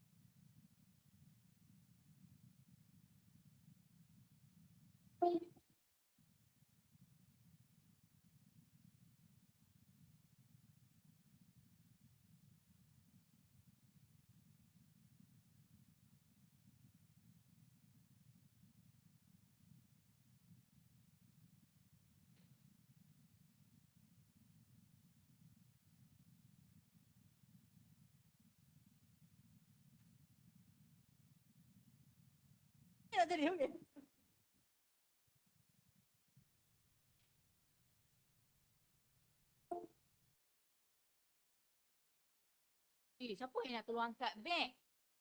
Angkat beg.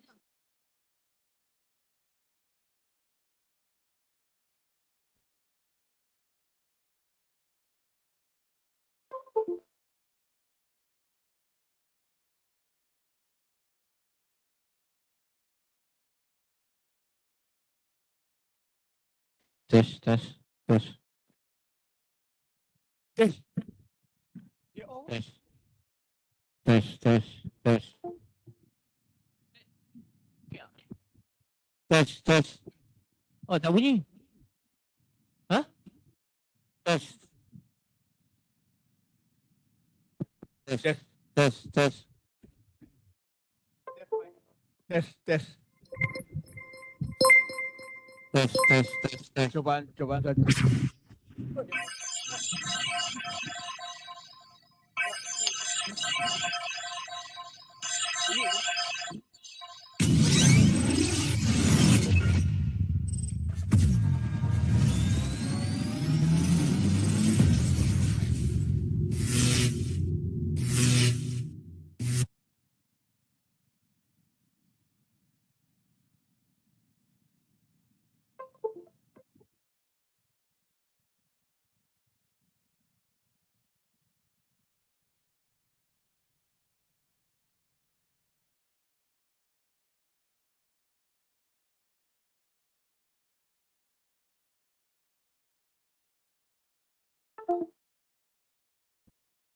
Huh?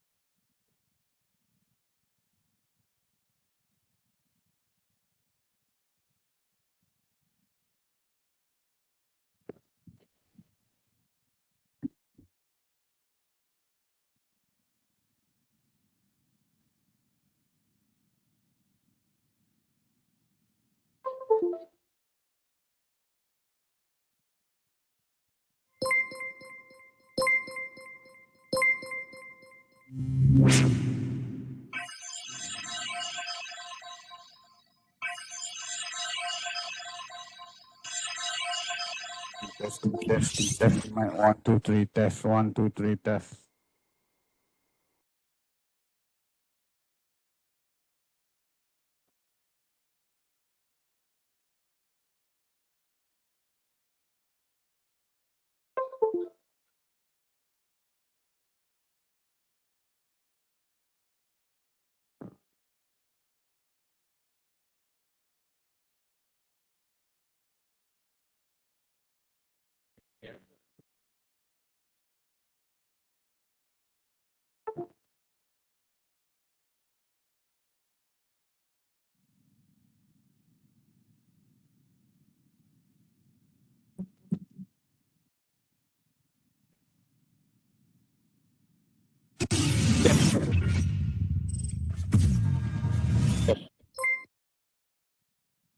Test.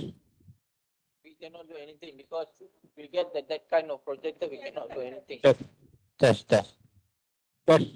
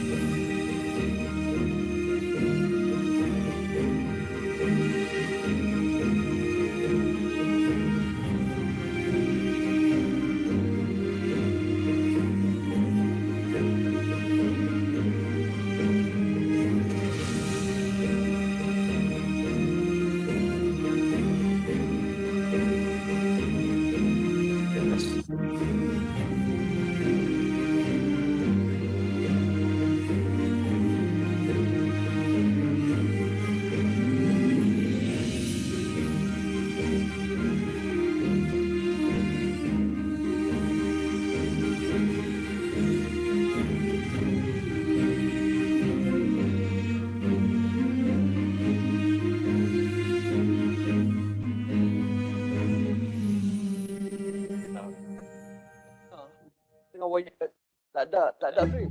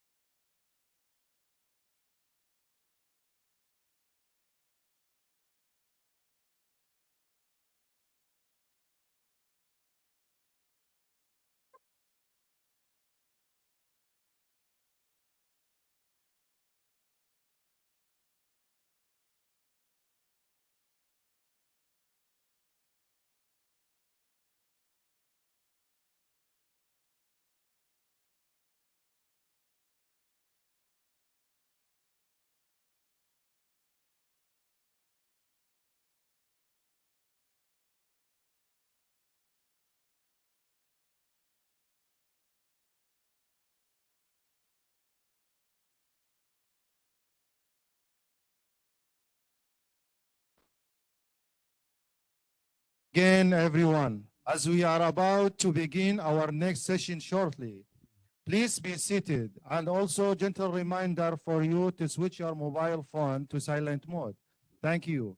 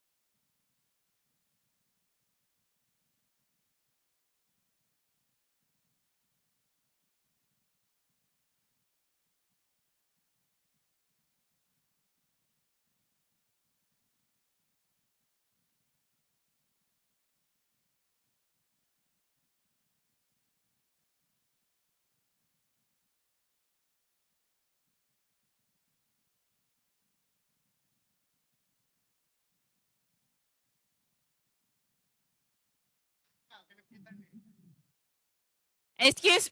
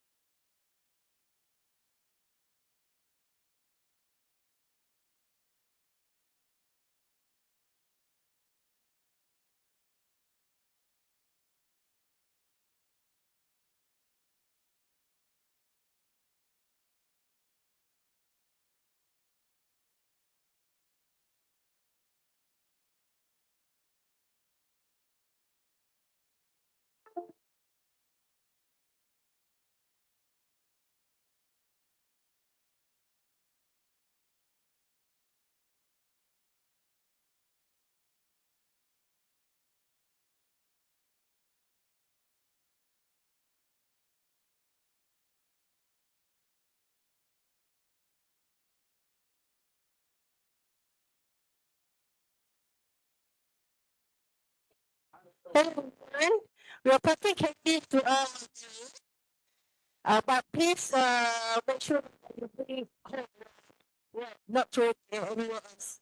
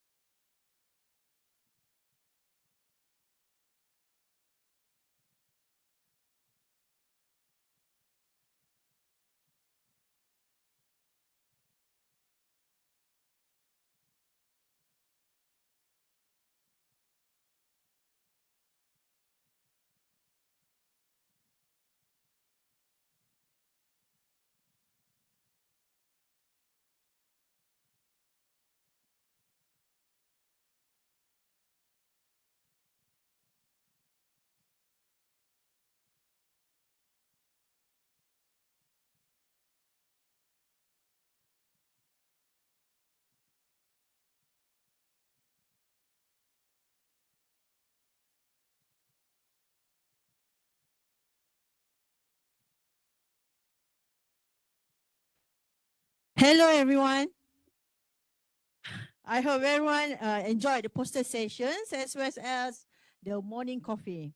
So without further ado, we will now move to our next session, which is the forum. We have a topic on student and lecturer, foster a connection and relationship. So we would like to invite the panelists to the stage, Professor Dr. Bahari Balaton, Dean of School of Computer Sciences, USM,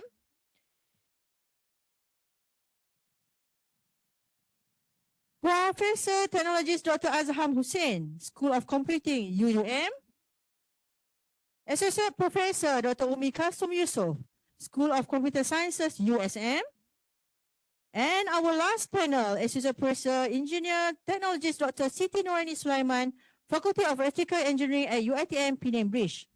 Together with our moderator of the session, Dr. J.C. Liu Swet Yan, for the School of Computer Sciences, USM.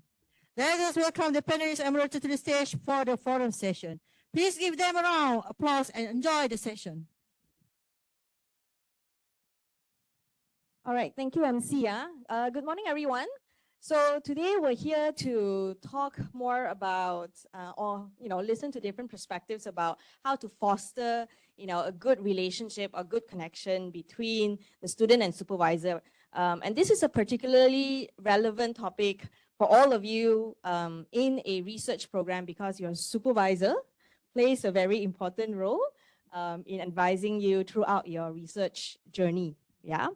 So without further ado, let me first just briefly introduce short profiles of our panels today. We'll start off with Professor Dr. Bahari Balaton.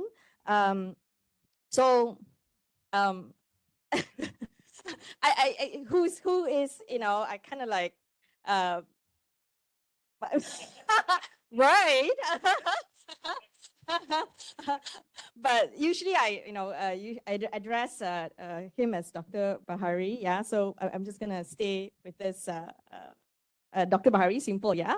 So Dr. Bahari is the dean of as we all know, the dean of School of Computer Sciences at USM. Yeah, and he's also the director of. Are you still director? No, not director anymore. Okay. That's okay. Still dean, not director of IPv6, yeah. But he was, right, for a while, since 2020, right? But currently just dean of School of Computer Sciences. So Dr. Bahari is known for his expertise in the area of scientific data visualization, computer graphics, and also network security. Yeah. And then on my right side here, yeah, we have Professor T.S. Dr. Azham Hussein, yeah. Who is a professor at the School of Computing, University Utara, Malaysia, up north of USM, right, Penang. And also a research fellow at the Institute for Advanced and Smart Digital Opportunities, yeah, IASDO, yeah. And then Dr. Azham's area of expertise include software evaluation and testing, user behaviors, group collaboration, and innovative, ubiquitous, and mobile technology design. Yeah? Okay, and on my closest left, we have from USM, Associate Professor Dr. Umi Kalsum Yusof. Yeah, I will address you as Dr. Umi. Yeah, so Dr. Umi, I think as you all know, she's from our School of Computer Sciences, USM. She has a lot of industry experience. She has previously worked with Petronas, Toyota, ASE Electronics, and Motorola before joining academia in 2008 or 6. Okay, 6, yeah, okay. And of course, Dr. Umi's research interests include AI, machine learning, and computational intelligence lah, and others lah, but these are her main areas lah. And finally, we have our panel on my further left here. Associate Professor IRTS, Dr. Siti Noraini binti Sulaiman. Yeah. So Dr. Siti, she's an associate professor at the Faculty of Electrical Engineering. I had a conversation with Dr. Noraini just now, electrical engineering, but I think she has a lot of experience too dealing with computer systems. Yeah. So she is from the UiTM Penang branch and currently also the Deputy Rector of Academic. Yeah. And Dr. Noraini's main research interest is in biomedical engineering. So focusing on image filtering, image clustering, and algorithms for image processing. Okay. So after knowing a little bit more about panels, let's get started, yeah, with the interesting questions. Yeah. We'll start off with some general questions first. We'll go round robin a little bit. And then, depending on how much time we have, I think we'll move on to the more specific maybe questions. And of course, we do have a Q&A session at the end of this panel discussion. So feel free to, take good notes for you to ask questions after this. Ask great questions, yeah? Okay, to kickstart our discussion,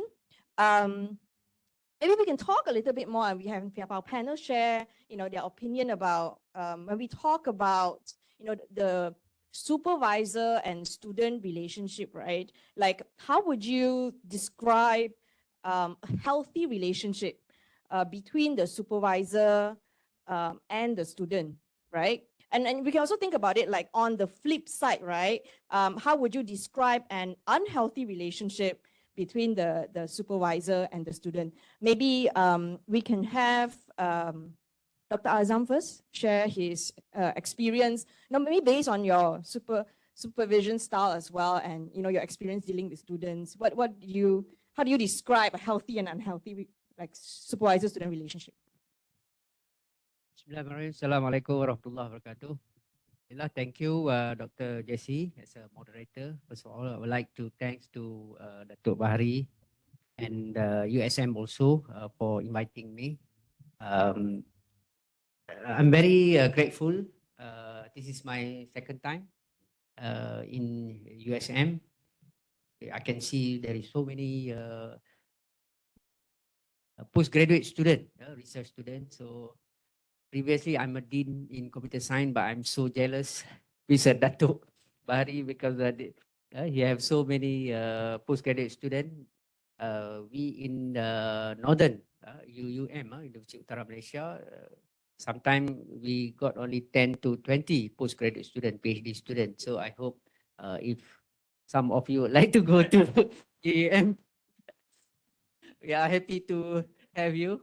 And I also discovered that some of our staff, our students, PhD students, graduate from UUM, they are working in USM also. So thank you very much. Okay, so back to the question, healthy and unhealthy communication, relationship.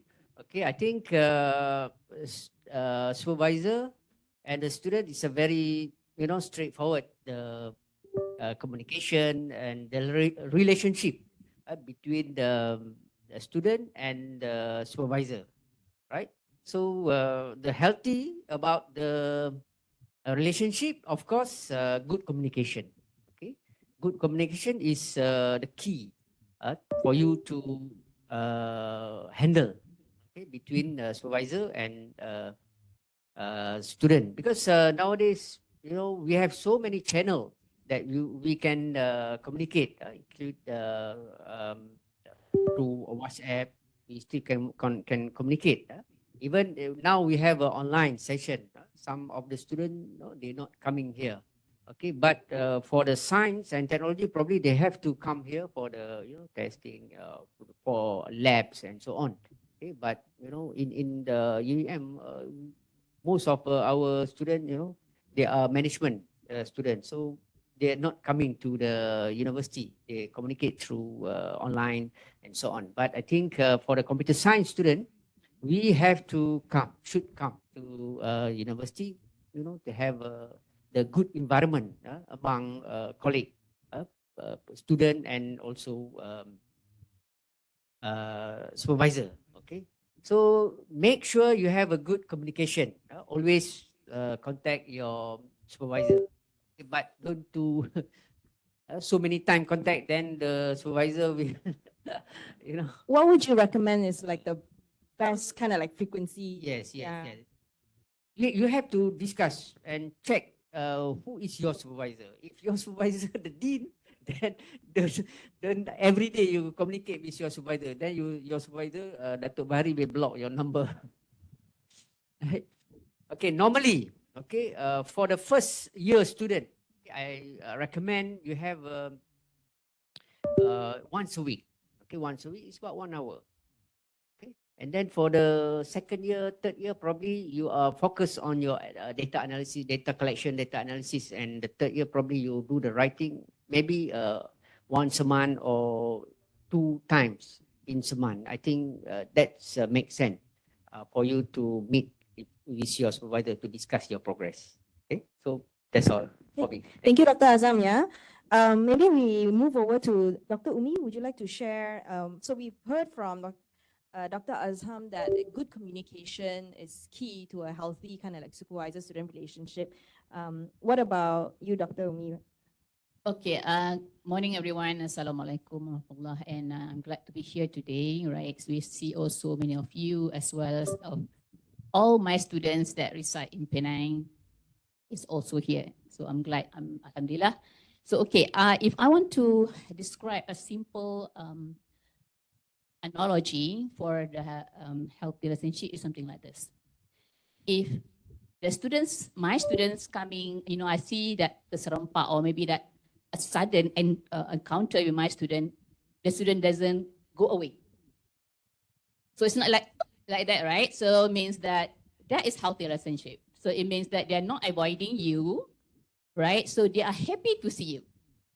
Right, so it means that in a way that so far I think you are, right? You are guys, right? So it means that you are not avoiding me. So in a way that I feel that actually I have kind of positive relationship with all you guys, right? So it means that that's one thing. And then something like, what actually healthy relationship as well is we understand that actually the students have to go through a rough time sometimes. And not the same. Some students, the same incidents can cause them a lot of trouble thinking. To some students, sometimes it's so what, right? It's just getting over. So every student have different kind of the, style where when dealing with certain things, right? So in a way that here we had to regard the student have differently. So it means that we had to regard them in the way that every case separately. They are not the same. There's no one size fits all. Okay, another thing that actually, what I mean here as well, that healthy relationship in such a way that I hope also, right, when they are, having problems, when they come to see us as a supervisor, they are become motivated, right? It's not the other way around. It's happened sometimes the student come to see you as supervisor when, it's happened to me actually when I was doing my PhD. Maybe my supervisor doesn't realize it, didn't realize it actually, because I may be good in hiding my expression, somehow that I feel so down after I saw him, right? So it maybe he's trying to help, but somehow neither is not happening. So, but that's one thing I'm trying to avoid that happenings to my students, right? So it means that they should be motivated, and then something like, that I don't want that student on the flip side, right? I mean that after see supervisor, they feel heavier. No, means that not solving the problem. Not, I mean, somehow maybe some student having difficulties more emotionally, not content. So in the way that I hope that actually the student become lighter and become more motivated when seeing the student. So when we see the supervisor. So that's how I regard as a healthy relationship. Thank you. Thanks, Dr. Umi. Yeah.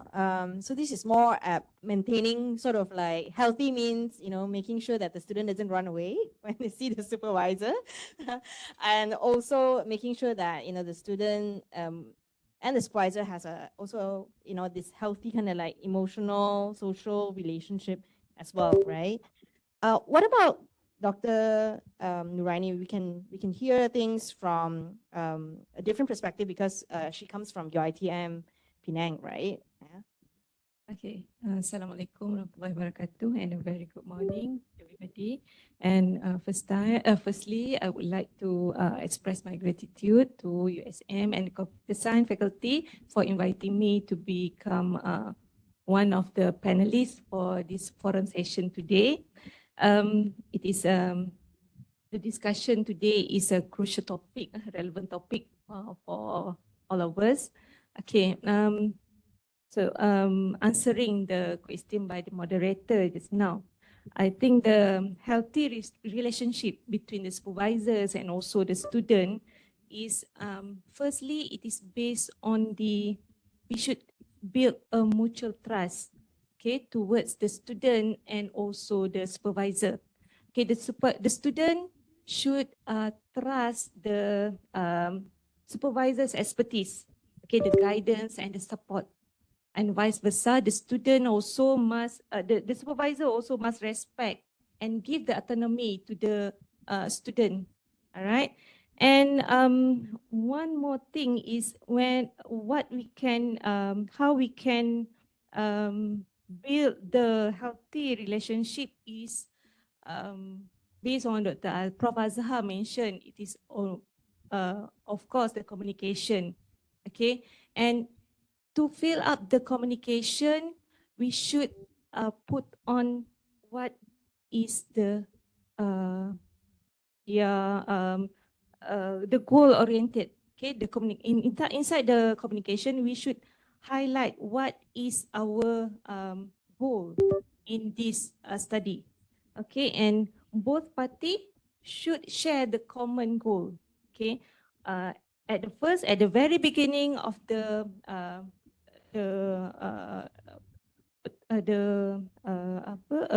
pertemuan ni, ya. Okay, so the student and the supervisor should highlight what is the goal of our research, for instance. Okay, and the student academic also, we should share on the professional development. We have to align the goal to help the relationship to go well throughout the student studies. Okay, and like Dr. Umi mentioned just now, the unhealthy relationship we can address when we see that the student neglect the supervisor. I think that is the most important thing for me, for my opinion. The healthy relationship between the student and the supervisor and the student is based on the mutual trust and the communication, the effective communication. So just to follow up a little bit, like what would be a red flag if, like, how long have you not seen your student? Like, what would be the red flag in terms of the time, like your student goes MIA?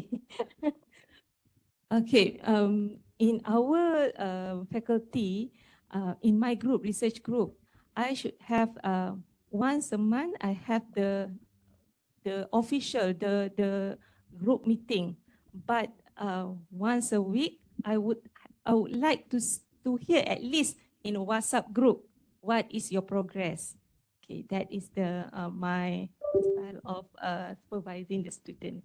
Okay, the communication, not only throughout the official meeting, throughout the monthly meeting, but during the WhatsApp group, inside the WhatsApp group. Thank you, Dr. Nuraini. Yeah. So if anyone out there who's been MIA from your supervisor for a month, yeah, you better start contacting your supervisor, yeah.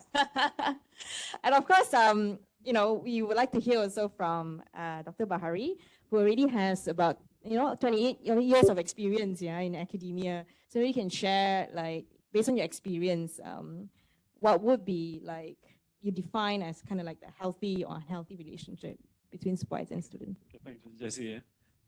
I go for unhealthy because all the other three has talked about healthy. And the answer is very straightforward. I think that they already sort of mentioned what the healthy one. So the opposite of that will be unhealthy.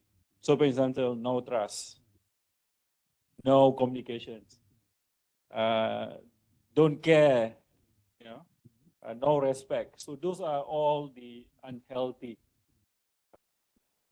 what do you call it, symptoms. So, I mean, if you want to have a healthy relationship with your supervisor, first thing first, you have to trust. That mutual trust is very important.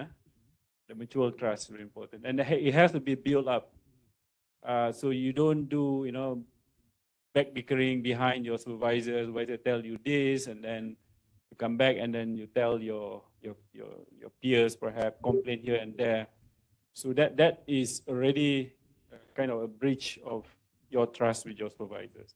So trust is, for me, is the most important thing, the first that comes. So when you see, you bounce to your supervisor, don't avoid it. So that's the other thing. So I'm just taking the opposite of what the other panels are saying. So it's very easy for me. So unhealthy is don't do anything that against those who have been advised. Healthy, I mean, respect is, it should be, you always looking forward to look for your supervisors. Buzzing with momentum to get to know, to learn more, that kind of thing. So that's very healthy. Imagine that you are very fit athletics. You keep your muscles, you keep your diets and things like that. So the same goes for student-supervisor relationship. So that is for me crucial thing. But I repeat it again. Trust is the top of the list in my experience. So I think that's a bit of sharing. Maybe just to follow up a little bit, because I think you mentioned you focus more on the unhealthy relationship and some symptoms, right? So what would you advise, like if, say, the supervisor starts seeing this symptom, how do we, approach this situation? Like, do you expect the student to take a more proactive role, or the supervisor has to take a more proactive role? As a supervisor, I think we have our roles, very important roles to play. Because imagine that we have the new students coming with us, and then it's more so if they are coming from different countries and they don't know the cultures and whatnot. So as a supervisor, we have to play the major role. Important thing is, I think I've been highlighted earlier by my colleagues from UITM, make the expectation clear. Sometimes miscommunication can happen because the expectation was not clear. It was not set much earlier, perhaps in the first or second meeting. Make it clear. I tend to do that when I had my first students. For instance, let's sit down. Okay, here, let us, for example, meet every 2 weeks. That is my expectations. And for the meeting, what do I expect? I expect you to come up with maybe a series of questions and to bring up a notebook. I still have, we make sure them bring the notebooks, type it in, and so let us agree before the end of the meeting, this is what you need to do, and then when you come back, you go to check the list and so on. So reminders, as you mentioned, is very important. First is expectation to be set very clear. So it's clear. Sometimes, we assume our students know what we want, what do we expect. Maybe we know, sometimes maybe the expectation is too low or too high. And you as a student, you have the right to give the feedback. What do you feel comfortable and not? And this is where the negotiation does come into the picture. So it has to be a mutual agreement between both parties. I think that's probably my 2 cents. Yeah, thanks. Thank you, Dr. Bahari, for your 2 cents. Yeah, I think very good advice. Yeah, and of course, one of the themes we keep hearing, right? It's like communication is very important. the student and supervisor should establish good communication, right? So maybe, you know, in this second round, right, we can share like more specific tips on how to establish this kind of like, you know, good communication, you know, from the perspective of the student, right? Like, you know, in what ways, how do they go about approaching you to discuss their research or you know, maybe their personal lives as well, and should they be discussing, you know, some of their personal issues with the supervisor as well? Maybe this time we'll go back the same, like in reverse order. Dr. Bahari? Or should we start from the, anybody wanna? Okay, Azam, go ahead, yeah.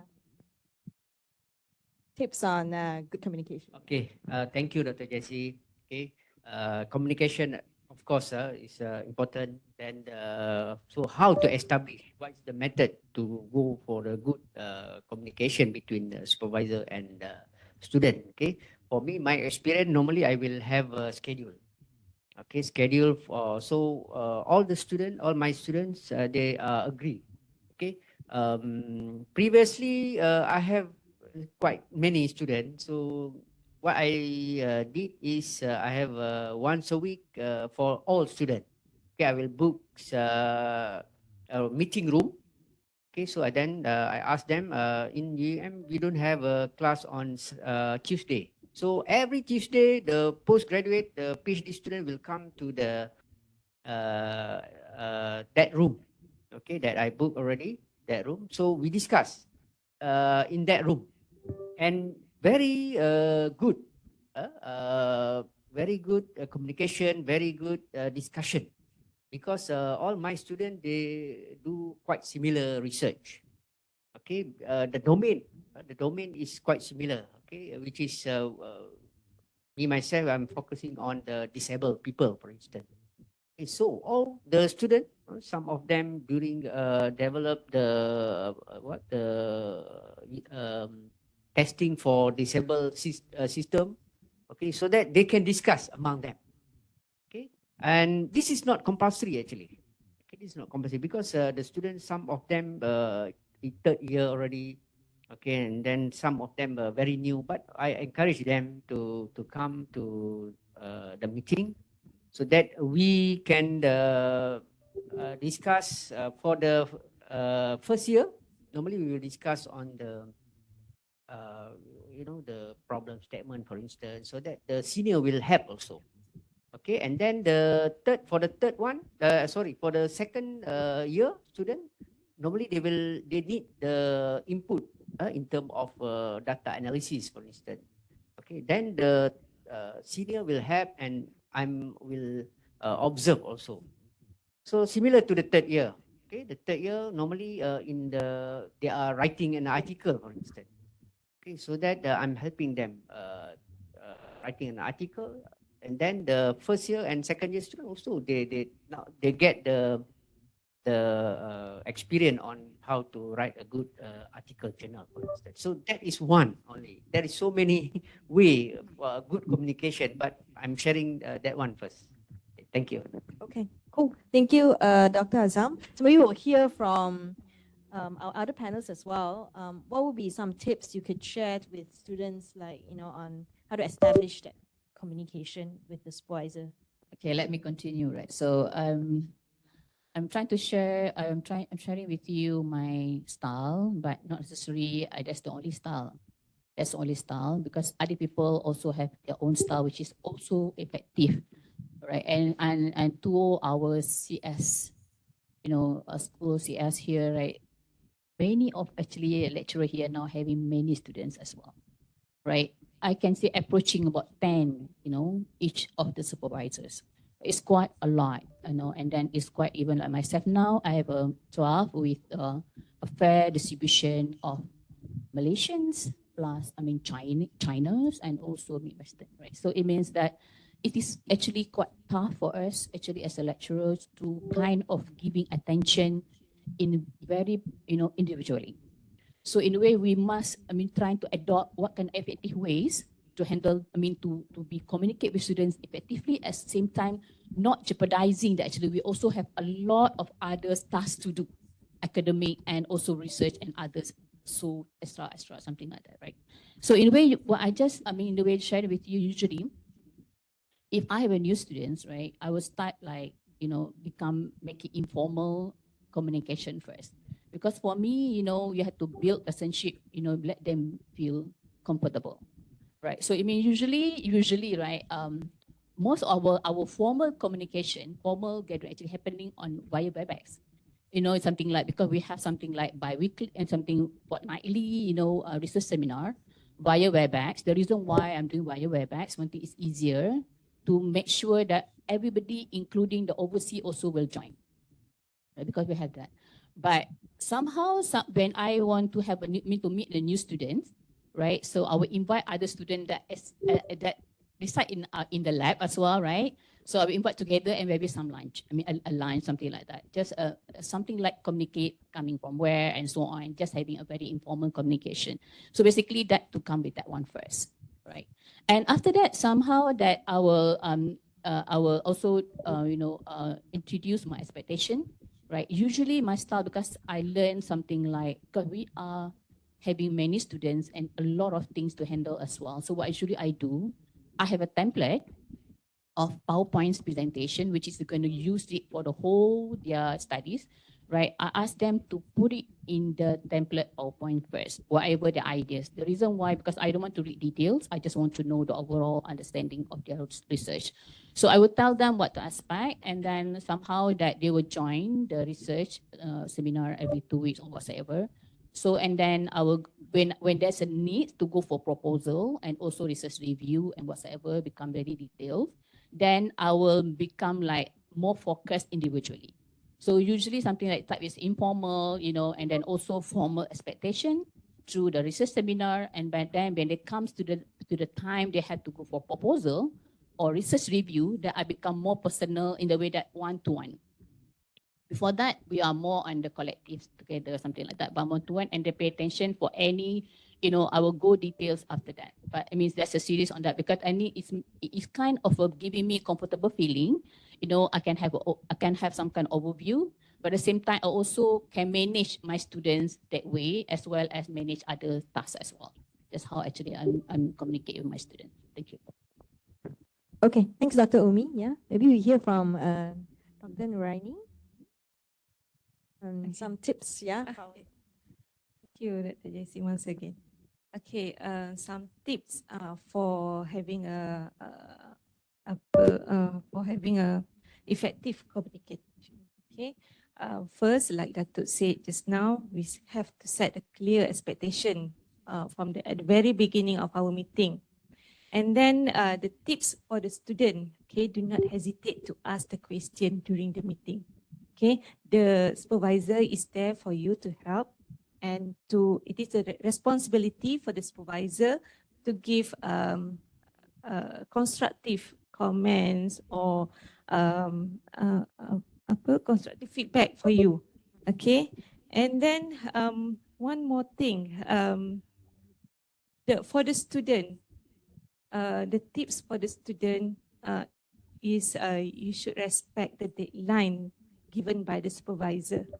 Okay, sometime if the supervisor give you some assignment or to do some proposal or something like that, and then the supervisor give you some time for you to finish up the proposal. Okay, so you should respect the deadline given by the supervisors. Okay, so I think that is the what helps to create a healthy communication between supervisor and also the students. Sure. Just add something like, what if we have a student going MIA, right? So, and also some of you may be thinking about MIA or whatever, right? So, okay, something like, I understand actually it is not easy as well for supervisor when students go for MIA, right? So, but it can be this can be one option is something, well, the student doesn't come to us, let it be. That's one. Another thing that what can we do as a supervisor at least to know that we can do to the student, right? So there's a question actually is lingering in supervisor's mind anyway, right? So I can say this way, it is something like when this kind of thing happen, right? It takes two to tango, right? It takes two to tango. So it means that, but somehow the active dancer is a student, right? It takes two, but of course, the supervisor trying their best as well. So it means that what I'm trying to do is something, maybe like what apps first, what apps, right? Asking, well, how are you, blah, blah, blah, you know, and then starting to give something, right? But, well, I have experience of dealing with this kind of MIA students, right? So in a way that when they say they have problem, because some students develop some kind of depression or something like that, right? So I will give a call, personal call, okay? It's personal call talking about depression, because I had the experience of depression before. In a way, I can understand the feeling of depression. So somehow I deal with that things, right? So I'm giving some kind of my thought, whatever, how actually overcome some suggestions, something like that.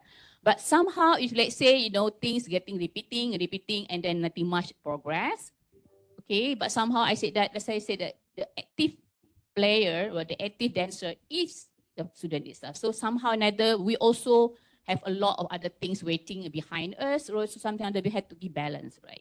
But somehow another, you know, there is also the effort from the supervisor to make it, and maybe supervisor, and then the student feel that there's a kind of the concern from the supervisor that you want make you succeed. Because the point is, let the students understand that actually, first of all, what's important, it is you, not us.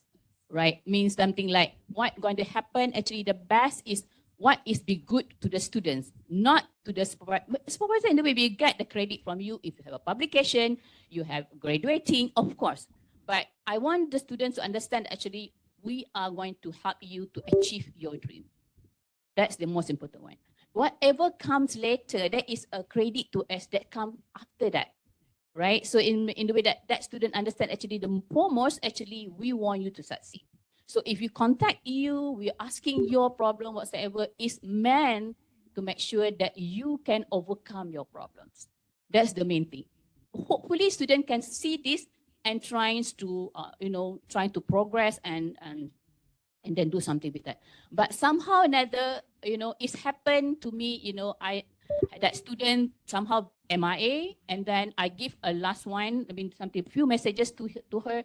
She didn't reply until the final one. I said that, okay, I said that this is going to be, I mean, I still put my effort here.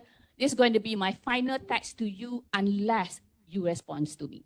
So I put it a quite lengthy message to her, but she chose not to respond until then. I said that's all my effort I can do. Thank you. So would you say in that kind of case, the communication has broken down, and then that's like it is the communication for me like this. It is not between her and the supervisor actually. It's more or less she doesn't want to continue.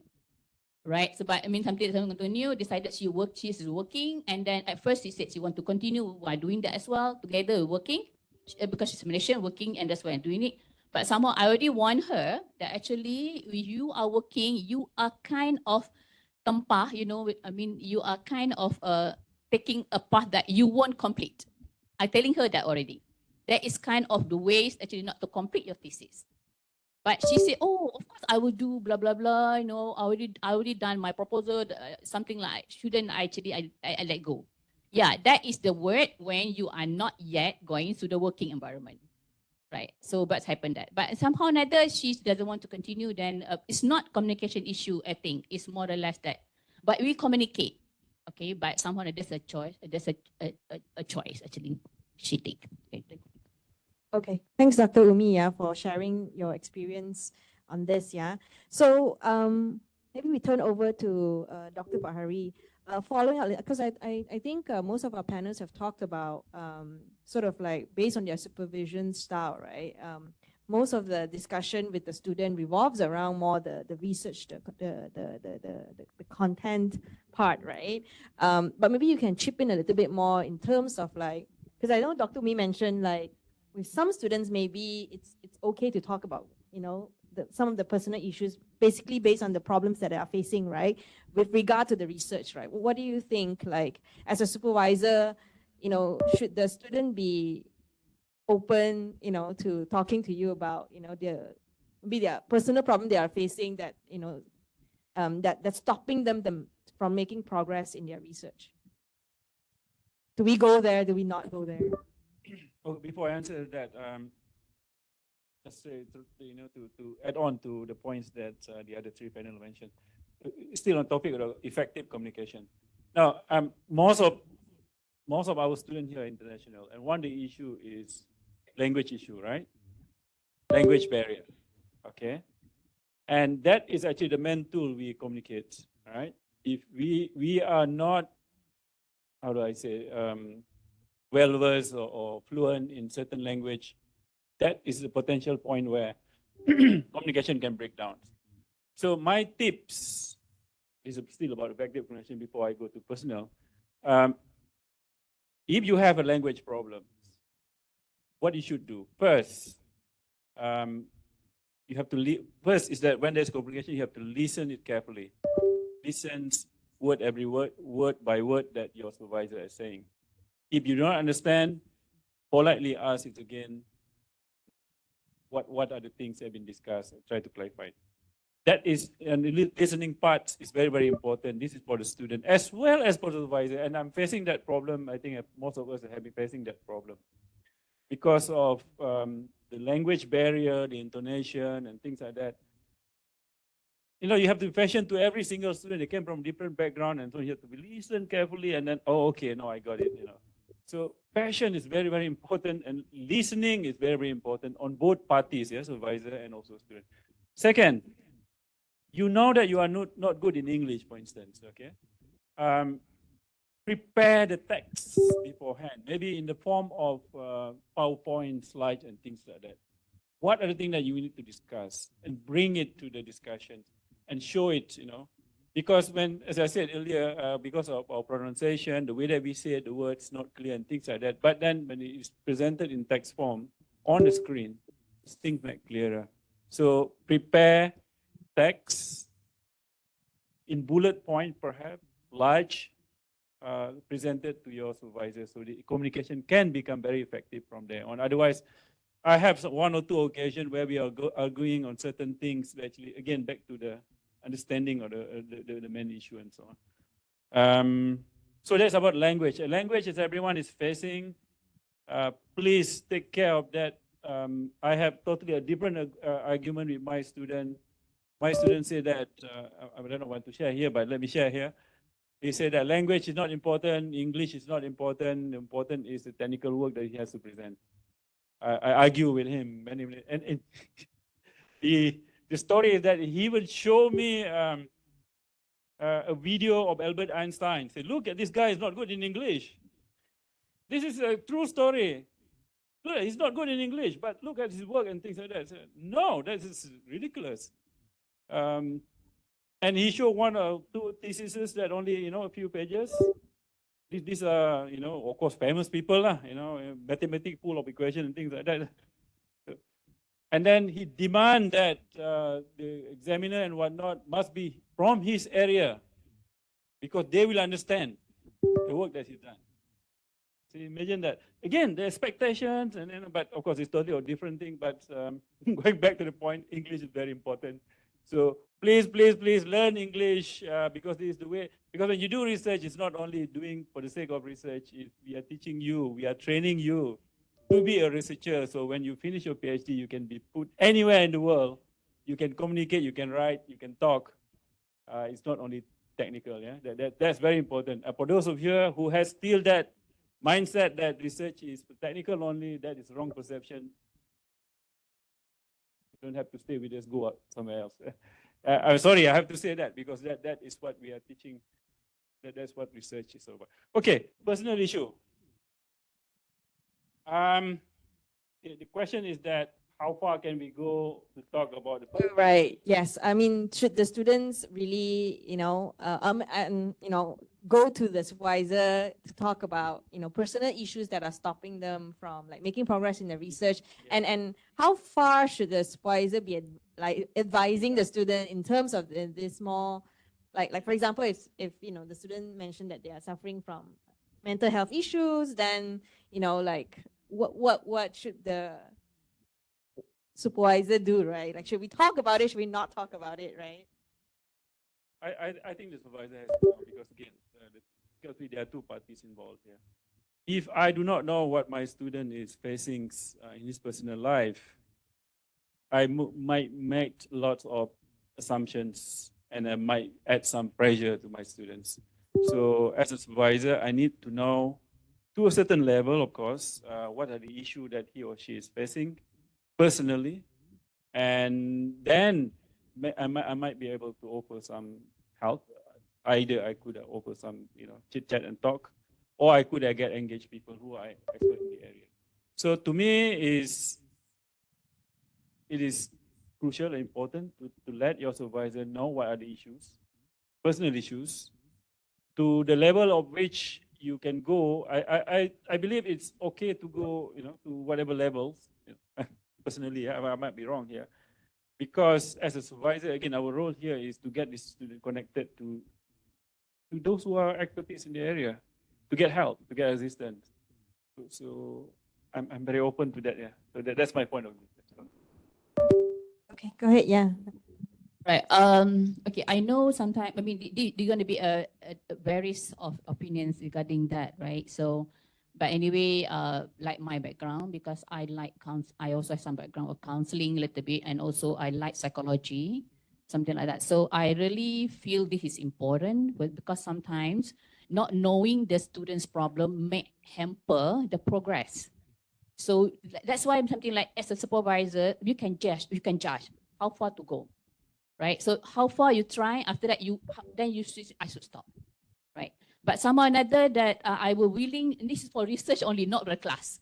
Class, I cannot be that intimate, right? With the students, definitely it's a big class or anything like that. So I'm talking about research student, which is because happen to research student that many, things that stressful, something like, sometimes we're wondering, if you're taking a class, you don't feel that bad, but we're talking research, maybe there's about similar thing, but you depress easily or stressful easily, right? So this happening to research until, in a way that here, I will, because usually happen to me, right? A student doesn't say immediately first, but I can guess. Maybe my background or whatever, I can guess that this student has some problem. And usually I will sit down and some kind of chatting, right? Usually, and then they will try. They will do. I mean, after that, they will be mentioning about the problems, right? And then I will focus the problem first, not the study first. And then somehow that we're talking about that one, maybe we have to spend a little bit more time. I have to admit that. But after that, then I try to give some kind of suggestion what to do with that, as well as how you can progress. But we can judge, how the student progress, whether is it, we have to stop or we have to continue with that, right? Somehow or another. So in a way that a different student, different approach, because that's no one size fits all in dealing with a research student. Everybody is different. So I regard them, they are special in their own way. Okay, that's one thing I can say. Thank you.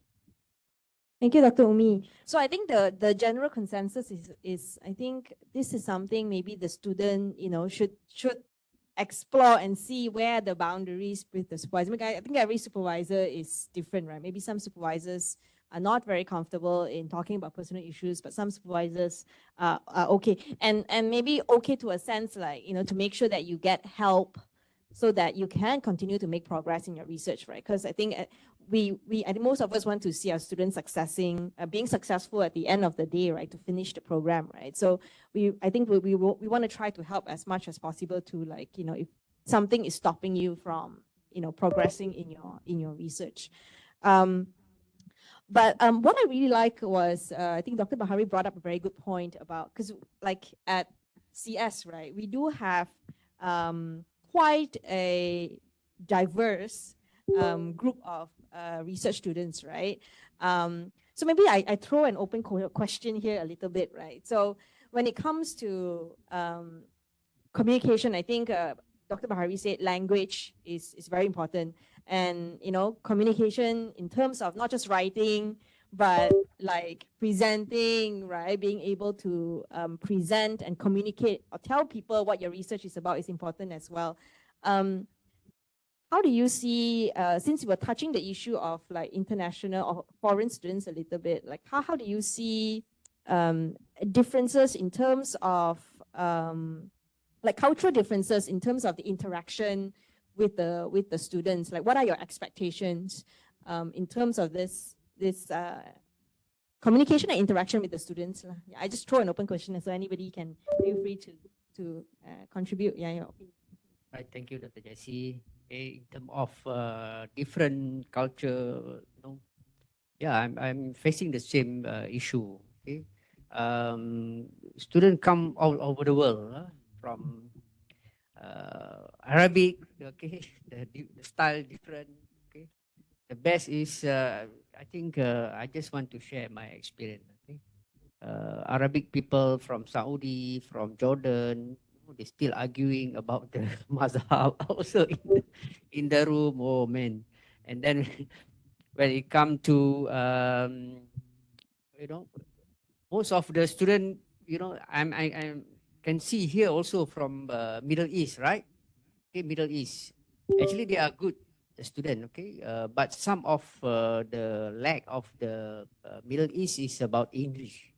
Okay, but I think from mainland China is most problem on the English, as I mentioned by Datuk Bahari. Yeah, but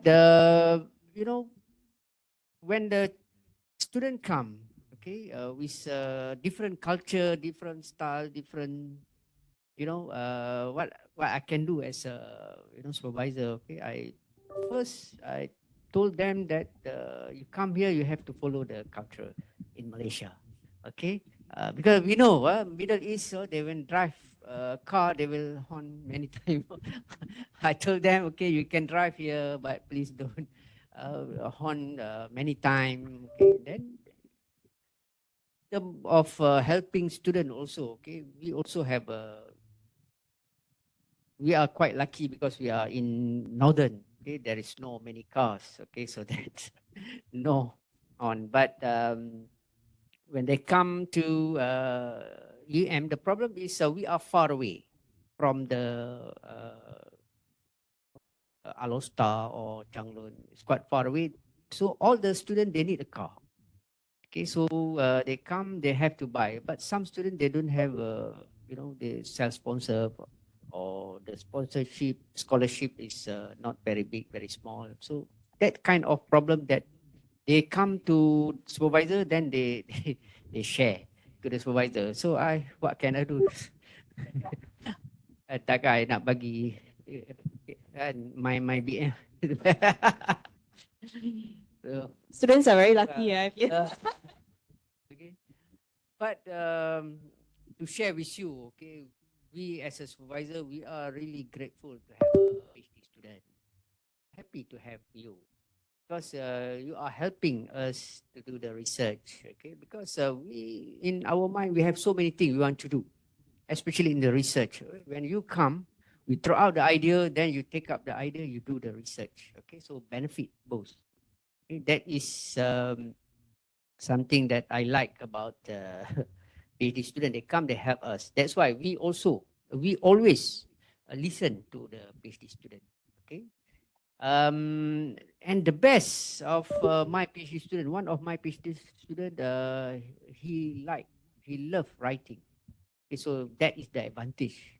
Okay, and then he keep writing, and then he want to submit to the journal. Okay, and then one article at in the beginning, one article is around 30 pages. So I train him. Like only 10 to 15 pages, summarize the article. The best is when he graduated, he published 62 articles in Scopus Journal. Okay, 3 years only. Okay, because he loved writing. You can write, you can check in Scopus my name, and then in 2019 you will find who is the person that I mentioned. All right. So thank you, Dr. Jessie. Thank you, Dr. Azam. Yeah. Any other more comments to chip in terms of and handling like different cultural differences? Yeah. Yeah.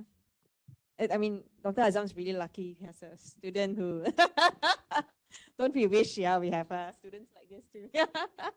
Very productive. Okay, just Yeah. to share a little bit here, right? Because I have students that in the different backgrounds. So the only thing I just want to say that if they come to Malaysia, because I also have student that didn't come to Malaysia yet in the way, lah. But I really in a way push the student, especially from China, to come to Malaysia because that's the only way you want to improve English by coming and means staying here. Then you can improve. Because if not, you're just talking Chinese, whatever, then you won't really can improve. That's what I can say. I can see the difference when they come here for a few months. After that, I can see they can be more fluent in English. That students over there, right? But anyway, but that is also a student that still somehow neither like Arabs, whatever, still due to certain reason they don't come. Right, but I just want to say here, right? So the culture different, of course, the differences, but at the same time, if they come here, we want to prosper that. I mean, something like make it the difference as advantage, right? Instead of making it as a problem, right? So in a way that here, if they come, communicate, they can help each other regardless of where you're coming from, right? So it means that they're blended well with the Malaysians. Something they're blended well also with. I mean, they're not within their own group, their own cocoon, right? So they also mix together. So that's what we're trying to achieve, right? So that's why sometimes I like to do makan-makan, right? So it's very quite common for me to do some makan-makan in my house, celebration, whatsoever. And also like they also like the last 2 weeks actually we are handle a writing workshop for my group, right? But someone either they want it to be in my house, they don't want to be in the school because they said that they want to have some kind of quiet just between our groups, right? So they also enjoy the environment and they can mix together. So I believe that actually the culture somehow just a different, but somehow we should make it as advantage to help each other. I mean, to how to prosper each other. And at the same time, the differences for us to understand different culture in the beautiful way, right? But somehow that like language again, right? That China student actually having some language problem. So I'm lucky to have a Malaysian Chinese, right, UA to become a translator for all my China students. Right. So what I did, what happened that one of my student just coming here last week, right? So I met her. I said I want to see you. I make a text. I want to see you after my meeting, blah blah blah. But at the same time, I text all the China students, please come together also with Yue. Yue, please come as well. Because I feel it like, if I ask a question, I ask again, I become like headache already. Right? Because they cannot understand me, I ask different questions, they answer me differently. So usually when I ask the questions, they answer me, I cannot understand, I turn to Yue, what the person say, something that I'm lucky to have that kind of the scenario where Yue become my translator to all the Chinese student. But at the same time, I push also like, my other student, please, when they present, they try to use transcribe, right? They transcribe it even happened recently, I don't know, Zhang not coming today. Right, but anyway, when I talked to her first time, she having something, a device, like transcribe. You have that? She's on that one. When I talk, there's something that come out in the screen or put on the table, right? But I said that, please off that one. I don't want you to use that one because sometimes my English is not that good. They transcribe wrongly. Right. So I said that happened also to to my student, whatever they translate wrongly, and you can see that actually when I had a question, she was quiet for a while because trying to read that one. I said, please don't do that. I said, you will make it wrong at first time, it's okay, but you learn gradually, to understand from the spoken English, not to read from the transcription. Right. So that's happened here, right? So but that's happened to my group. Okay, thank you. Thank you, Dr. Umi. Yeah. Any other comments? Yeah, with regard to our experience to share with handling international students, the cultural differences. Yeah. Okay, unfortunately in UiTM, I have no experience yet handling with international students, but it is interesting to hear the experience from UUM and also from USM. Okay, maybe this is the platform for me to learn, okay, to get the knowledge from this panel today. Okay. Thank you, Dr. Nurani. Dr. Bahari, any comments? Yeah. Okay. We do still have a little bit of time left. Maybe I'll throw one more general question for our panel. So feel free to chip in as well. I think one of the topics that was brought up is that your supervisor can get very busy. I think some supervisors at USM too seems to be, have quite a number of students under their belt, right?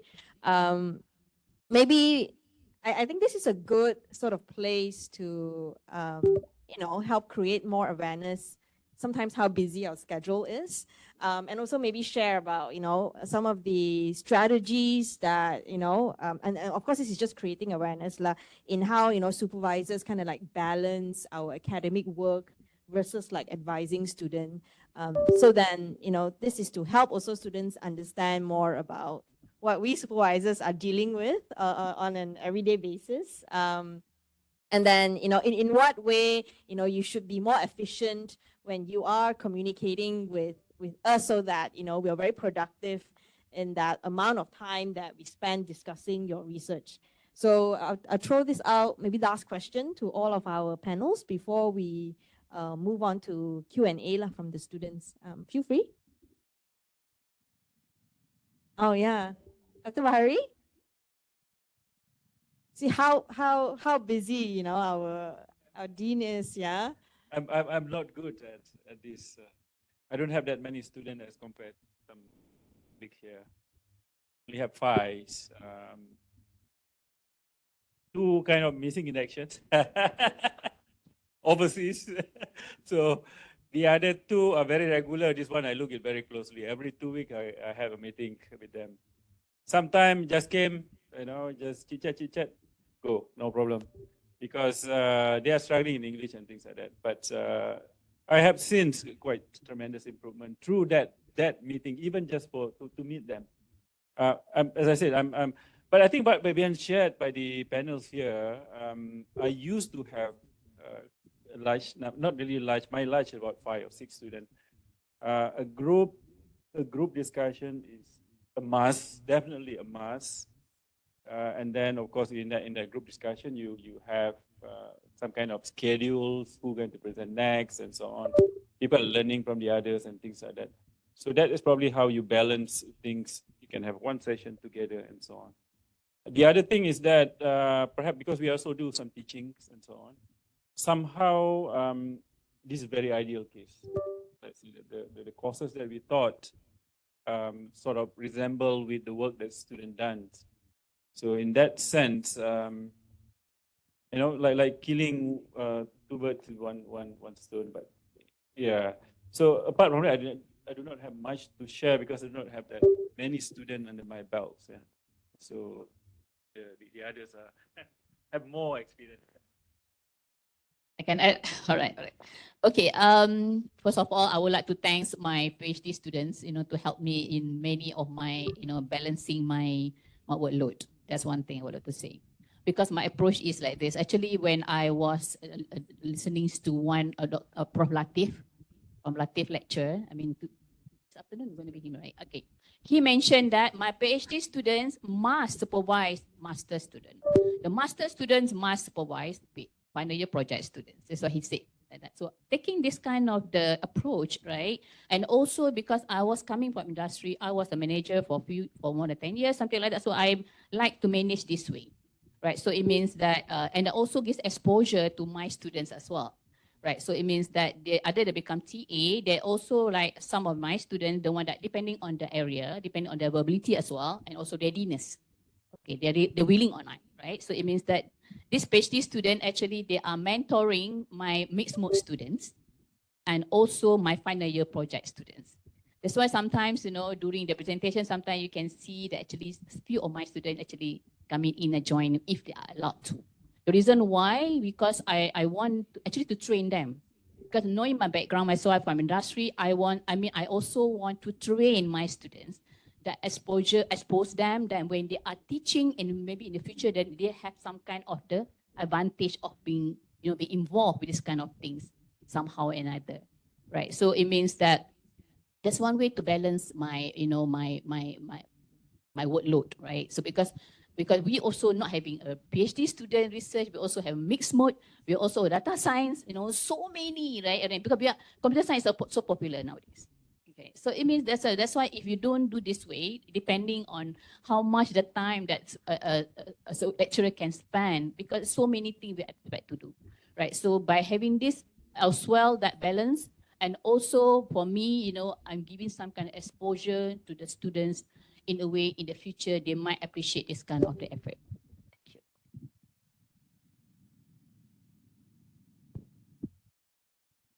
Azam, would you like to? Yeah, sure.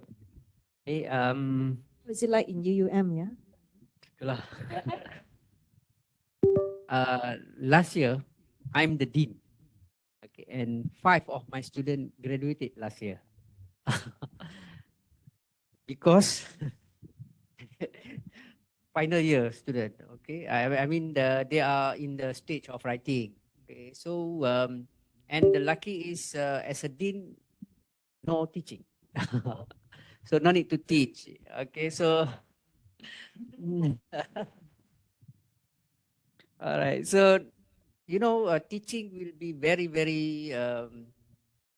you know, busy. You know, prepare the OBE and you know, we can teach, but the document that we need to prepare, you know, very tedious work. Okay, so I'm lucky. And then my style, you know, when the student missing, not to say missing, they silent. More than 1 month, I will WhatsApp. Okay, and then I don't know. I think I'm not the scariest supervisor, but when I send one WhatsApp, then they reply, I'm coming. Okay, I'm coming. So they will come, okay, to meet me. Okay, you know, to share the progress. Okay. As a student, you have to understand that your supervisor will be very busy, and then you have to understand that PhD is independent work. This is your work, independent research. You have to, you know, do your own research alone. Okay. What the supervisor can help is, you know, just give the direction only. Okay, you cannot do this. You cannot.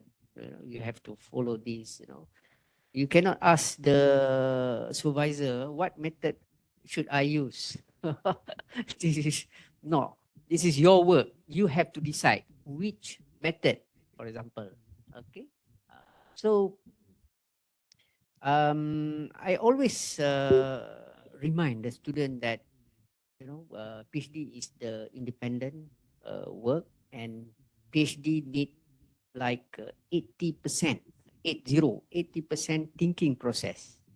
Okay, another 20% is your working process. So manage your time. Okay, doesn't mean that you stay in the university from 8 to 9, for example, 12 midnight, for example, doesn't mean that is the productive way. Maybe you stay from morning until lunch hour, then go back, you know, with your family, for example. Sometimes that one is better. Okay, and then at the night, probably, you know, you revise your work, come back again, and then weekend, don't look at your PhD work, go enjoy yourself. Because I always remind my student that you have to enjoy your PhD. Okay, I know you are not enjoying your PhD. Try your best. Try your best to enjoy your PhD work. Okay, thank you. Thank you, Dr. Azam. Yeah. Any last words from Dr. Nuraini? Okay. Thank you. Good once advice, again, good Dr. advice. JC. Maybe I'm not a good person to advise on how to balance the academic load with the advising the student, because currently I'm only supervising 5 PhD students and also 2 master students by research. And also, but now currently I am the deputy director of academic. So like the Prof. Azham said, teaching. The OBE, the documentation is something very, very cause headache lah to all the academician. But again, balancing work with advising student, what I mentioned just now, the student should respect the deadline given by the supervisors.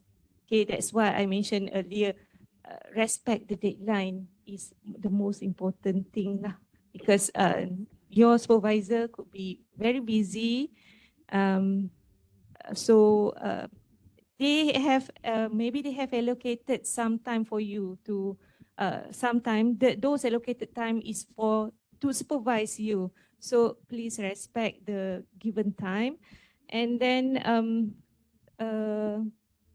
maybe now we should thankful to the technology because we have the Webex, Google Meets, or the ChatGPT. Okay, those technology could help could help the supervisor as well as the student. Okay, and for the supervisor, based on my experience, okay, I would work in a group, okay, because I have the co-supervisor. So during the weekly or during the monthly meeting, so all the co-supervisors also should attend. Okay, so we have to delegate all the work stuff to help the student to finish up their study. I think that is my some small sharing for others.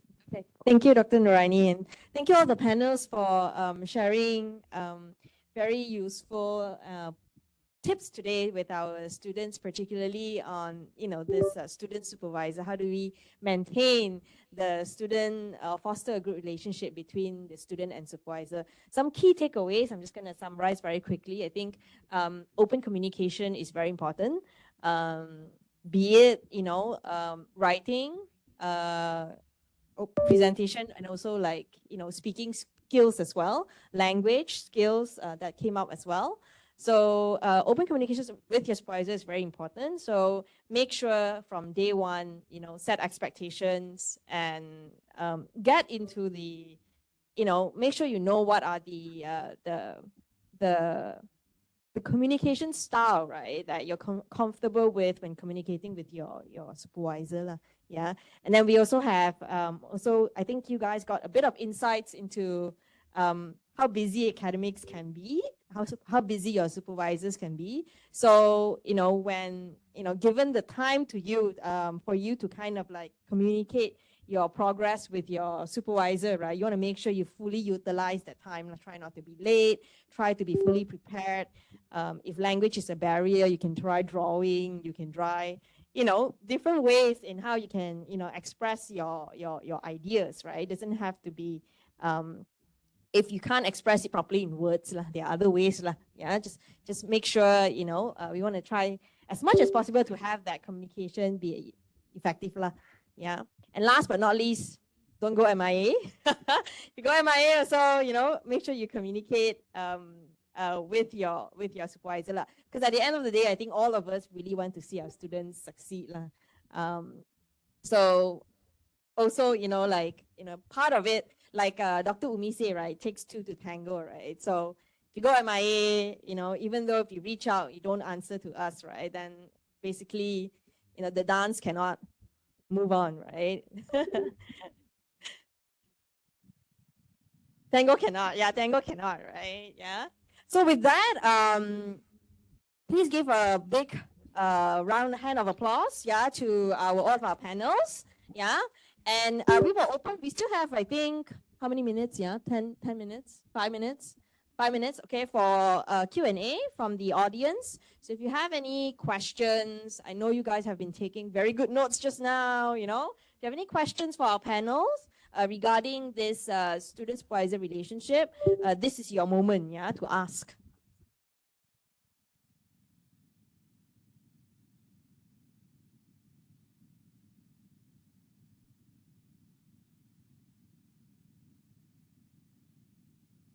So while I'm waiting for questions from the audience, there's two feedback that we have gotten through WhatsApp, live comments, yeah.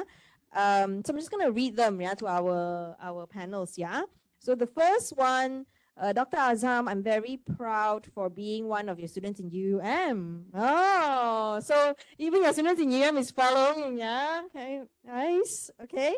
And the second comment we have here, grateful for all speakers. Special thanks to Dr. Bahari. He's always flexible with students. I can't see anymore. Sorry, a bit of technical. Yeah. He's always flexible with students to solve their problems. He's very close to us. Probably from one of your students, yeah.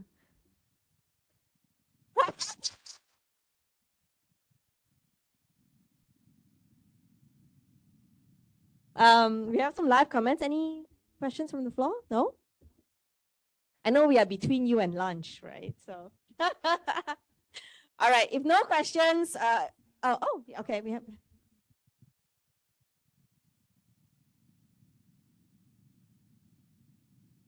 Oh, that's a great question. Yeah. So the question is, I think we talked a lot about a student going MIA, right? But of course, yeah, there are instances where the supervisor may go MIA. So any experience on how to deal with it? Yeah. That question is very good. I think that we heard that in fact there was some feedback from students on the same issues. They are here, but they are not able to see the supervisor. It's kind of MIA, but not truly MIA. MIA is totally missing, but in this case not available or having a meeting online and things like that.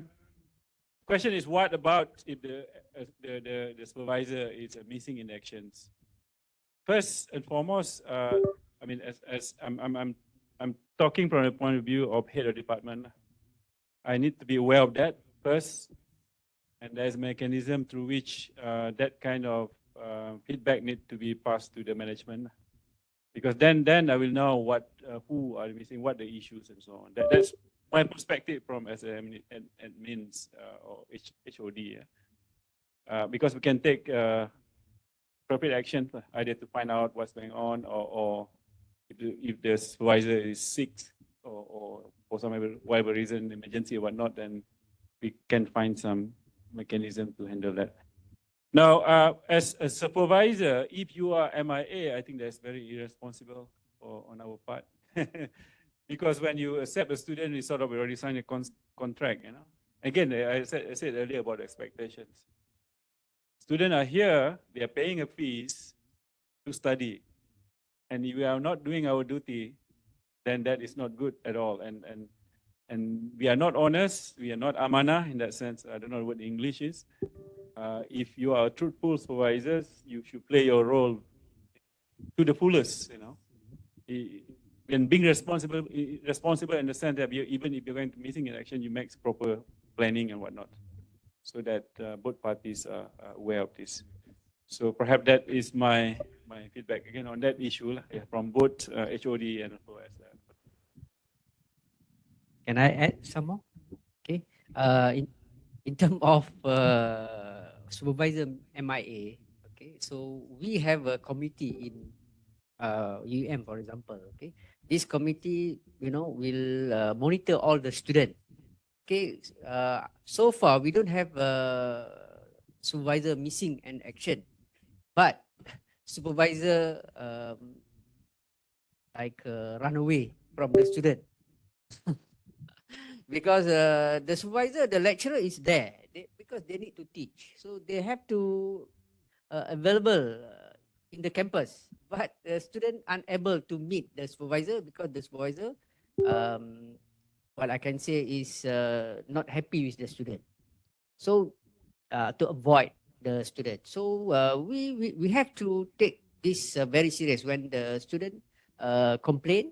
Okay, so we have a committee. The committee will discuss what is the action should be taken.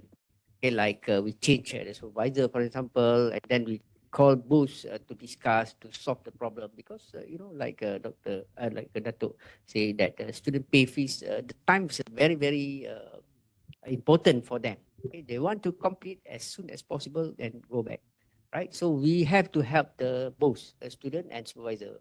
Okay, but most my experience during my deanship, what we discover only like 2 to 3 case that the supervisor have a problem with the student. That then what we did is we change supervisor, and one case only we can discuss back to the go to the track, and then the supervisor agree. Then they continue the PhD. Yeah. So there are mechanism for the students to I mean, if your supervisor goes missing in action, right, MIA, right? So there are mechanism. You don't have to suffer in silence. I think there are mechanism being set up to make sure that there is a way out for the student and maybe a way out for the supervisor as well. Yeah. Okay. Any additional comments? No? Okay. If not, I think we will wrap up here. Again, thank you very much to our esteemed panel. Please give them a big round of applause before we break for lunch. Thank you very much.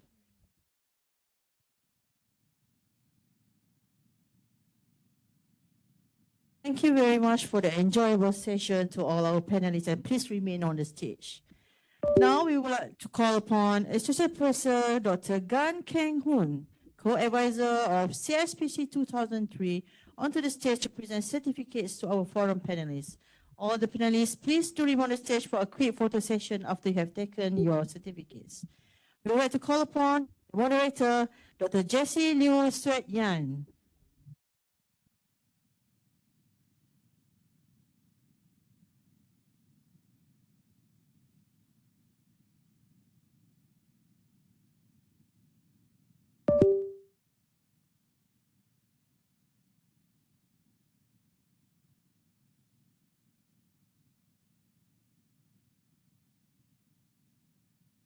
Professor Dr. Bahari Beleton.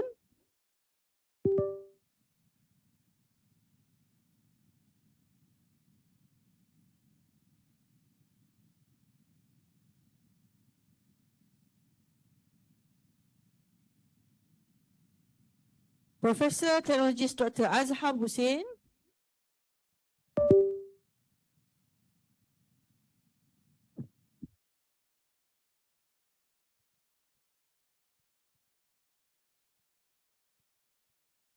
Associate Professor Dr. Ubika Somiso.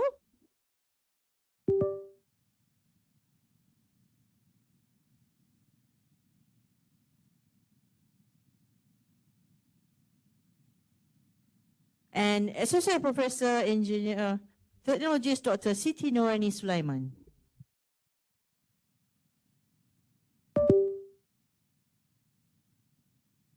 Photo session. Photo session. Photo.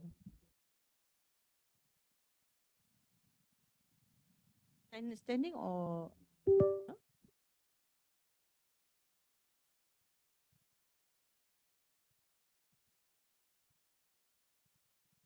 Huh? Stand, yeah.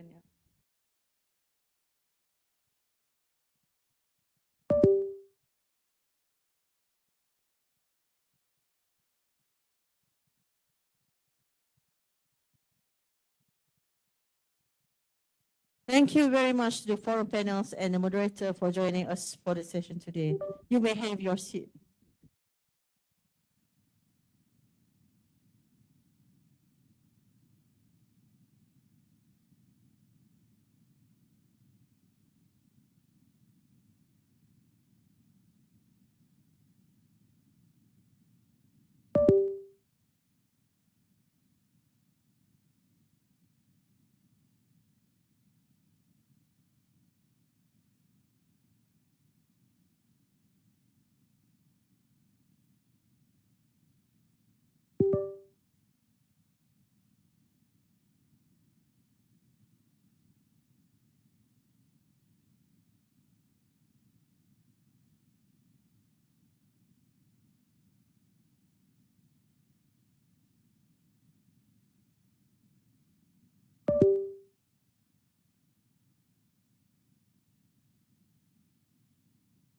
Again, now is the second lucky draw session. Who will be the lucky this time? Before that, we would like to invite Dr. Anusha to the stage to pick 4 more lucky numbers. Get ready, everyone.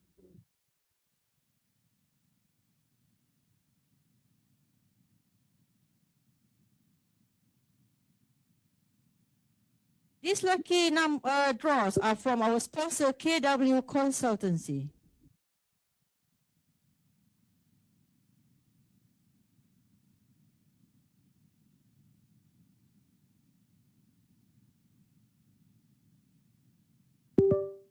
The fifth lucky number is 3.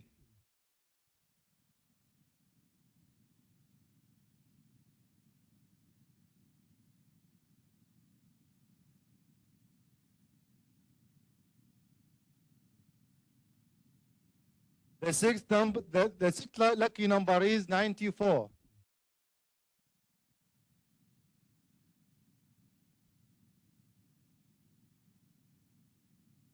The seventh lucky number is 32.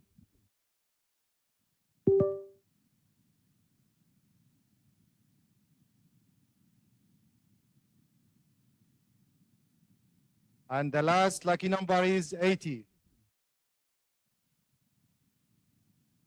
80.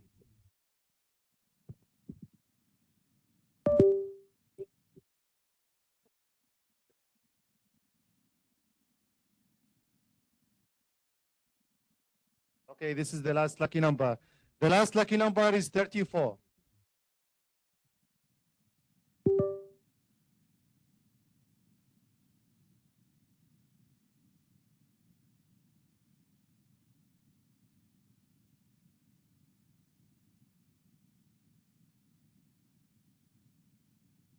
The lucky number is 11.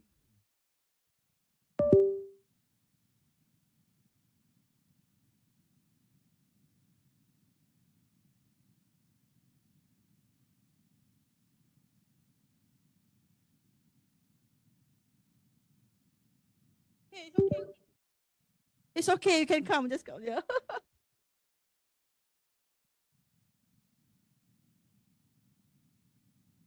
Thank you, Dr. Anusha, for giving away the prizes, and congratulations to all lucky winners. Ladies and gentlemen, we are going to have a lunch break now, which will be held at the ground floor, and will resume back here at 2:15 p.m. You may refer the screen to view the schedule for the afternoon session. Thank you. A reminder, please do not forget to vote for the most popular poster and to fill up the feedback form. The QR code for the feedback form will be available on the screen. Thank you very much. I wish you a great lunch. See you again after break at 2:15 p.m. Thank you.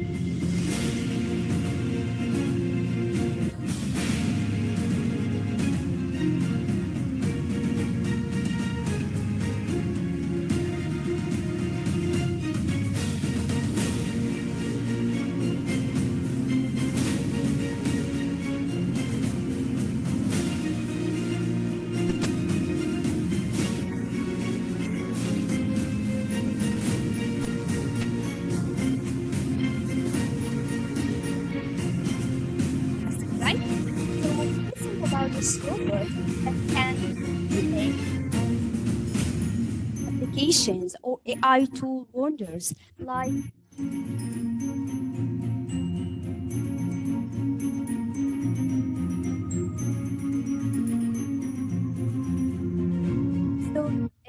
now let's imagine with me the situation if we today are hiring a robot who can handle this doctors today instead of a human. It's fantastic, right? So let's think about this robot that can handle many applications.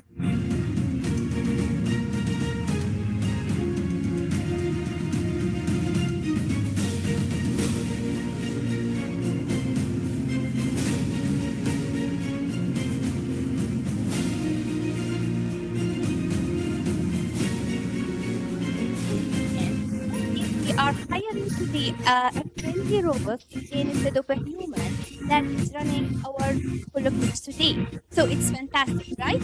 So think about this robot that can handle AI wonders like facial recognition, self-driving car, image classification, and even helping doctors for disease diagnosis. Actually, in AI world, self-driving cars like our smart super chauffeurs that can safely take us where we want to go, and even spotting disease AI tools that can just look at the X-ray image and can directly and instantly tell us what is the right reproduction we can read from this X-ray image. So it's like we have magical helpers, right?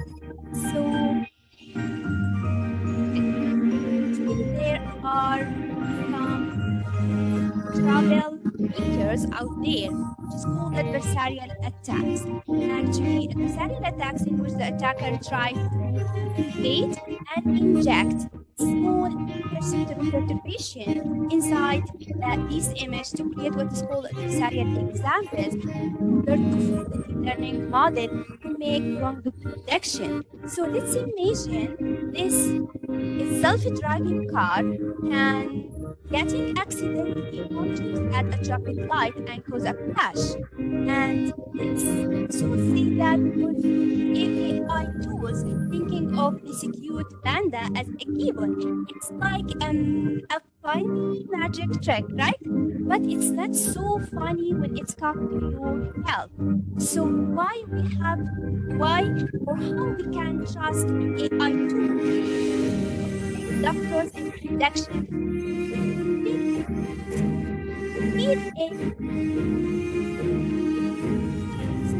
The rule. Adversarial machine is about to design attacks and also design defense approach to detect these attacks. But this learning is working within a black box feature. So still now we can understand why some defense approaches still fail to detect unseen and new attacks. So here our aim of research is to understand and analyze what is going inside this black box by analyzing the main characteristics of adversarial attacks. So as a result, we found that there are mainly four characteristics of adversarial attacks. I can sum up with I no need to say which are directly right. Okay, which are leak of label data set, particularly in medical field, high dimensionality of the data set, non-linearity of the model, and the existence of non-robust features. So based on these characteristics, we are trying to build a robust deep learning model can cover and adapt with these characteristics by adopting two mainly techniques, generative adversarial networks and transfer learning, in order to transfer from black box or to white box. Thank you.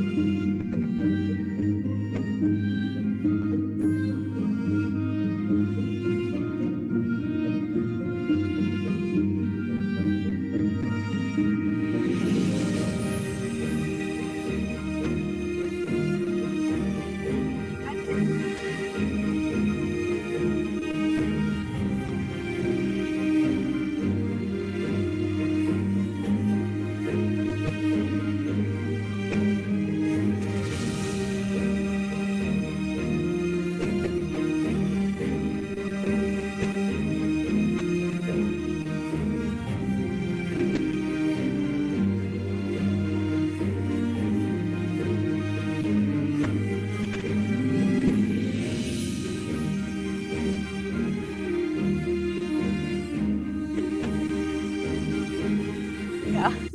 Kemarin nggak bagus actually.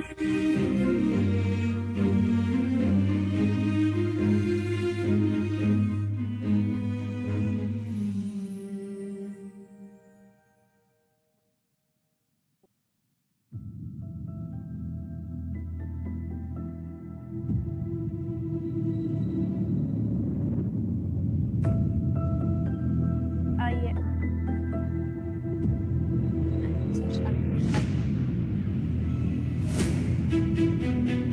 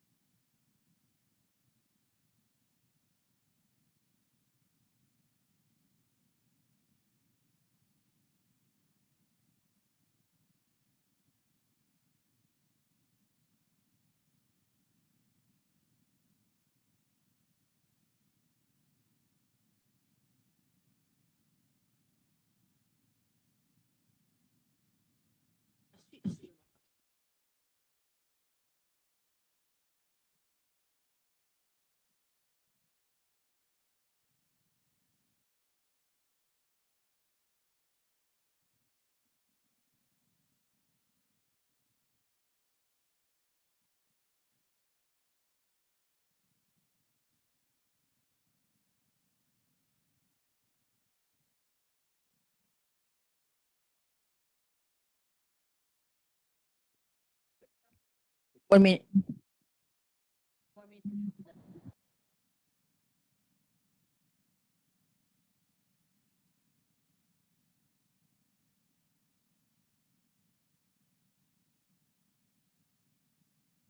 Hello everyone, welcome back. We will begin our next session in 10 minutes. Please find your seat, be seated and relax.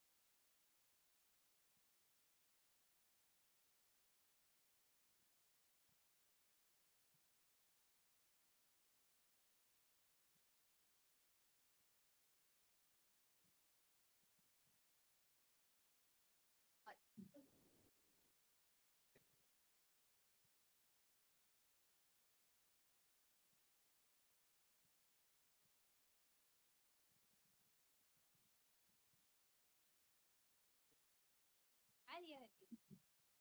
Ada macam tu.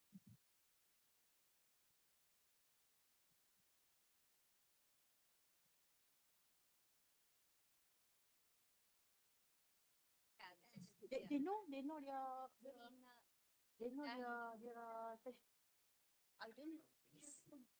Kan ask easy. you.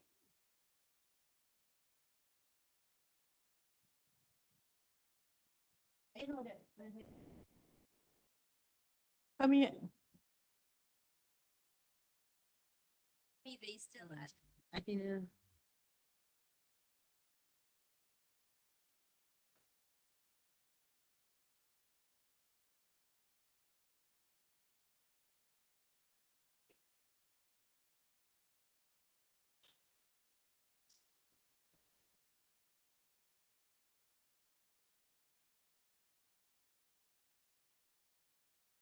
Our team members. Yeah. Oh, it's not really. Okay. Join as a presenter first. You come back as a moderator. No. Kevin, stay. No. You are part of the team. Stay.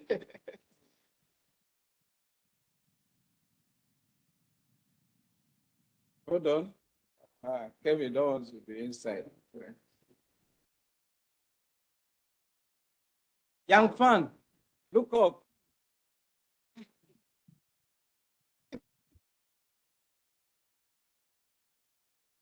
Yeah.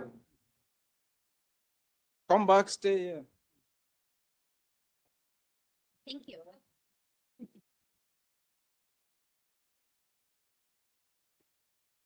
Thank you.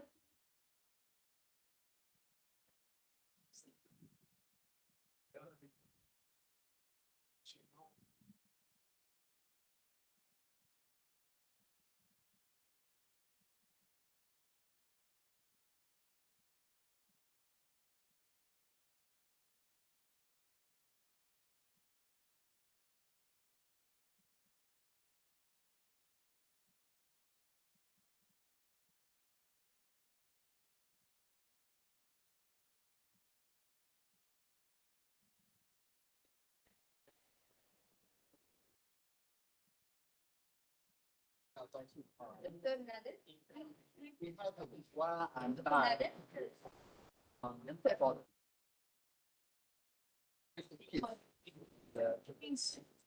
Sorry.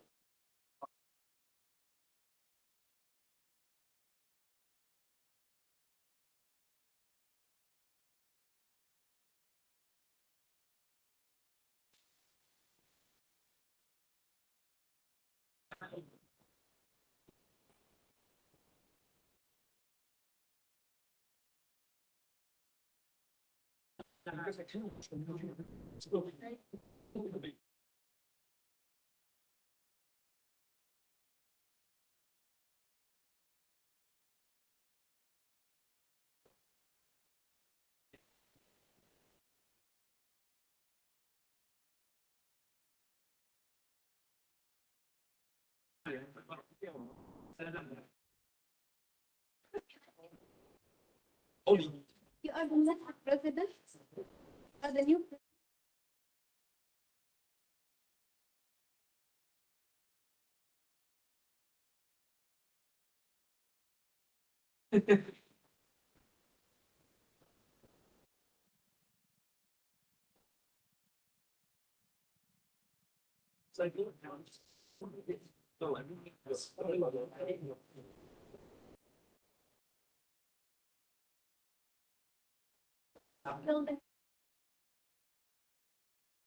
building. The position. President.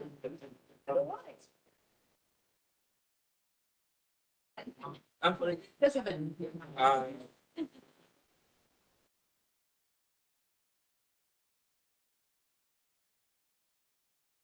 Back to my country, no. No. Oh, no.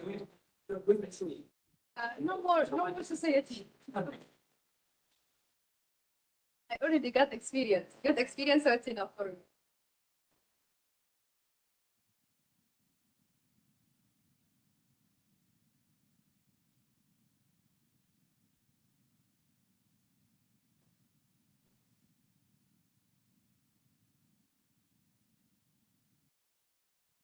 I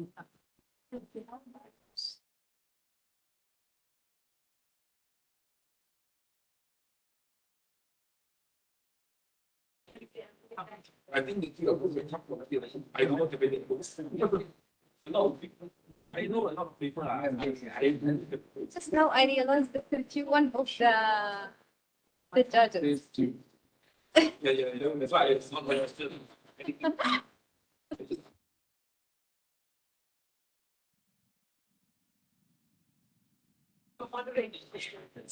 Sorry?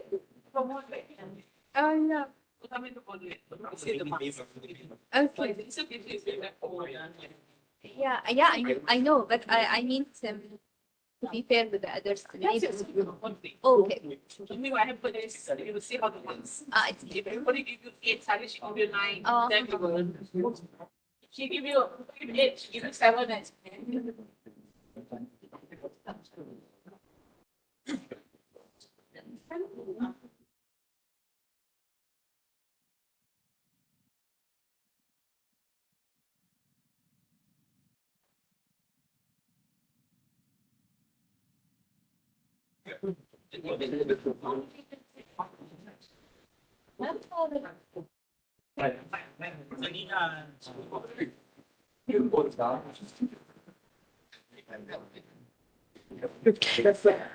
Welcome everyone here as well as those joining us through the live stream. Hope the lunch was great and filling. So without any delays, we proceed with our next session. For the next session, we will begin with 3MT session, where Ms. Dua will be our moderator. With that, good luck everyone, and enjoy this session. Hey, thank you so much, Ismiza and Zulfikar. Hi, and very good afternoon, everyone. Hopefully everyone have enjoyed with the lunch. So now we have an exciting session, which is 3MT competition. Here, Dua Akhtum, I will be the moderator for this session. And here is our team members. The advisor is Dr. Nibras Abdullah. The coordinator is Iwi, and the timekeeper will be handled by Pampan and Kale. Okay, so as of all of us, we know that the 3MT competition is a common, attractive competition in the world. It's originated from Queensland University. And the main aim of this competition is to showcase the research idea of postgraduates. So for today, we have 9 energetic participants to share their research ideas with us. Okay, and this is the schedule for the 3MT competition, and you can scan the QR code to refer the schedule, and also you can refer to our website. Okay, this 3MT competition will be evaluated by 6 esteemed judges. We have today Associate Prof. Dr. Chia UN.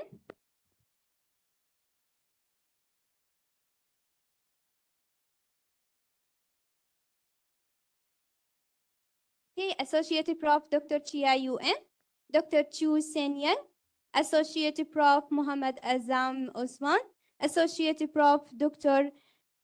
Zurina Nahmi Zainul, Associate Prof. Dr. Chan Huan Yong, and Dr. Sukumar Lachmanan. Okay, to take attention of our participant today is, let's just have a look at the rules. Please do not move the designated stage area during the presentation. Please turn your phones on silent mode, and there is no question and answer session. So also do keep an eye on the time. Presentation exceeding 3 minutes will be negatively marked. When start the presentation, there will be 1 note bell to notify you. And after 2 minutes, 30 seconds, there will be 2 note bell also to notify you. And finally, on the 3 minute, there will be 3 notes bell to alert you. Okay.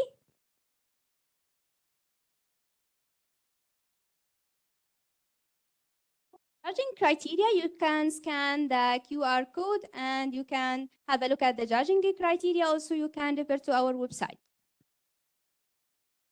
Now let's start. And let me invite the first speaker, Yan Kwahwa. The title shared by Yan will be Credit Evaluation Algorithm for International Trade Enterprises Based on Artificial Intelligence, under supervision Associate Professor Dr. Wan Muhammad Nazim Wan Zainon. So just to, after you can proceed your presentation, after you hear the first note bell.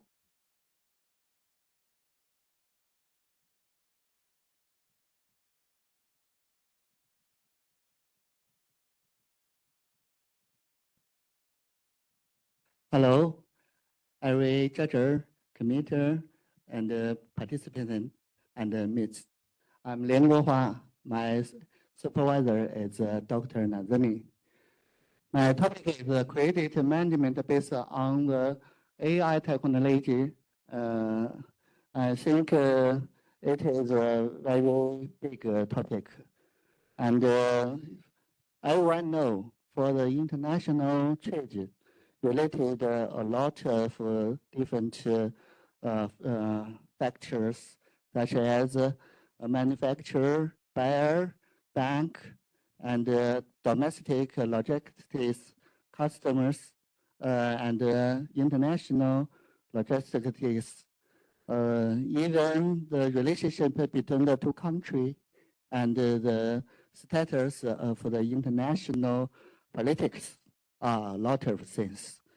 And when you, as a international trade enterprise, how to you to select a new partner, especially to select the new partner? Oh, what a hard things.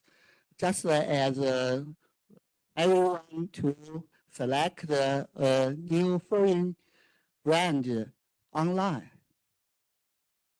I think maybe the same thing. So according to the definition of credit, based on the personal history activities to predict how can they to performance his commit in future. So one way to think this problems, I would think we must to tracing his activities data by the blockchain architecture. So all the results calls for not transparent of the data. Okay, one way to find this solution based on the blockchain architecture and by three level. One is the enterprise level. Second is the countries level. Second is the international trade worker level. And my first published. Thank you.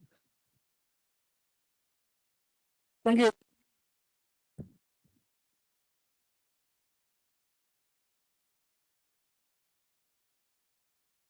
Okay, thank you for your presentation, Mr. Lian. And let me just give few moments for the judges for marking.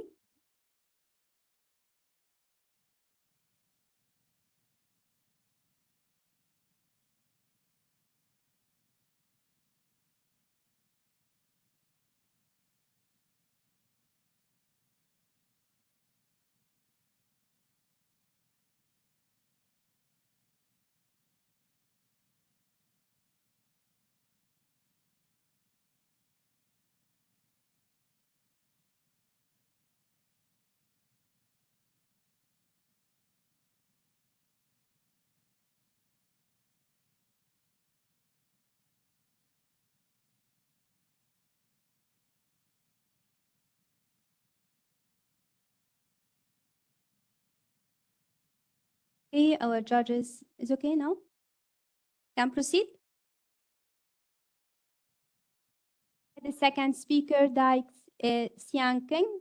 The title shared by Dai is An Approach for Cyberbullying Detection Based on Intelligent Sample Generation under supervision, Dr. Muhammad Najwad Yusuf. So Dai, you can proceed with your presentation after you hear the first note bell. Good luck.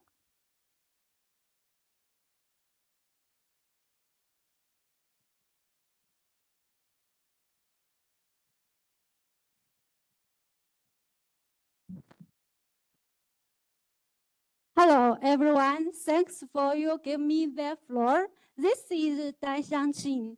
My share is cyberbullying detection. Cyberbullying is not only a social issue, but also a global hotspot. By 2022, according to the Cyberbullying Central, the prevalence of cyberbullying among teenagers about 38%. Cyberbullying caused mental problems such as depression and damages self-esteem. It can also affect physical health, such as insomnia, loss of appetite, and suicide. So before I my PhD studies, I work the field of network governance of China Telecom, providing me a deep understanding to cyberbullying issue in China. Okay, China's scholars focus on the field of psychology, linguistic, and there is a little research on detection techniques and algorithm. So however, cyberbullying detection techniques are very important for tackle cyberbullying. The limited of Chinese cyberbullying data is a challenge for cyberbullying detection in China. English data, it is difficult to obtain and construct. The expression, vocabulary, and grammar jokes in Chinese text different from English. So this needs a lot of good performance of algorithm and techniques designed of cyberbullying in English when it was applied to Chinese. So therefore, I framework to Chinese cyberbullying. The first step is data collection. Second is gun learning. Third, feature extraction. Fourth, cyberbullying detection. Five is texting and evaluation. Okay, that's all. Thanks.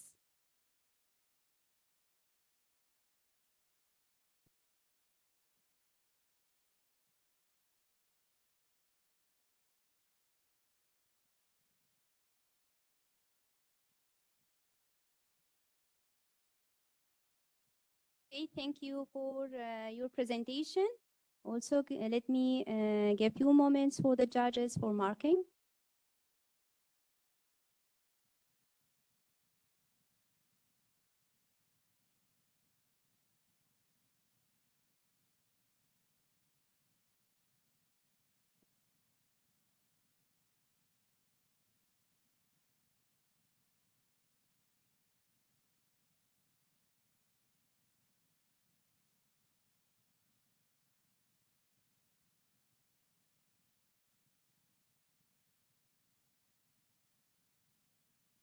Our judges now is okay?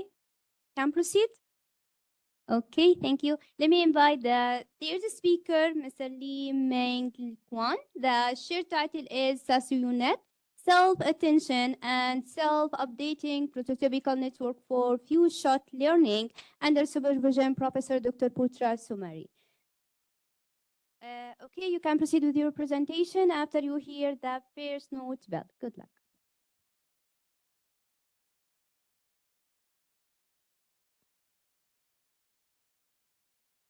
Hi everyone, my name is Lee Ming Guan. For machine learning, it requires huge data to prevent overfitting. Unlike humans, given an image of a dog, it can quickly identify that the top image is belong to the dog image by a side-by-side image comparisons based on the features such as the ear shape and the size. In machine learning, we call that as a few-shot learning. So given an unlabeled data set, so we call it as a query data set. And for each class, we given just a few images. In this example, each class we are given only 3 images. And how the model is going to make the prediction to know that the third image is belong to the cat image is by the distance-based matrix comparison with the support set given. In the matrix-based few-shot learnings, one of the state-of-the-art is the called prototypical network, or we can call it as protonets. So the protonets take the image of the support and query images and then pass through a convolution neural network, for example, to try to compress the high dimension image to a lower embedding space. And then for each images, for each class, we will take an average to represent as a prototype. And then the query will make a comparison with the prototype in order to identify the class. And then the class will be determined by a classifier. It can be a neural network or a softbank. But here comes the problem. Prototypical network will consider all the support image to be equally important because it's taking the approach of averaging. So it's not true that we should consider all the support image to contribute to the same. Take a look at this example, the bottom. As we can see that the query images is classified as a blue glass. But what if we can, what if we put an attention towards a few important sample for that particular class, and then the prototype will be moved. Same goes to the decision boundary. So that the class now will become the red class. And other than we take the model level approach to improve the prototype, we also can make use of the data level approach. Here comes with our hybrid approach called SUSUNets. So my proposal is that we will improve the prototypes with the self-attention, multi-headed self-attention mechanism from the transformer network. Together, we will further improvise our prototype with a data level called prototypical updating, which do not require training based on the query dataset. Thank you.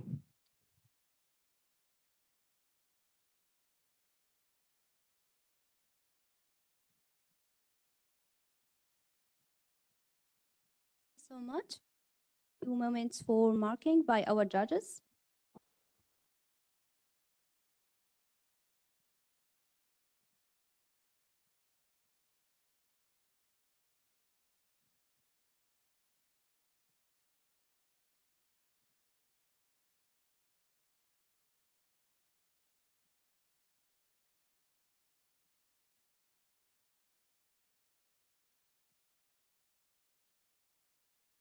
Judges is okay now. We can proceed.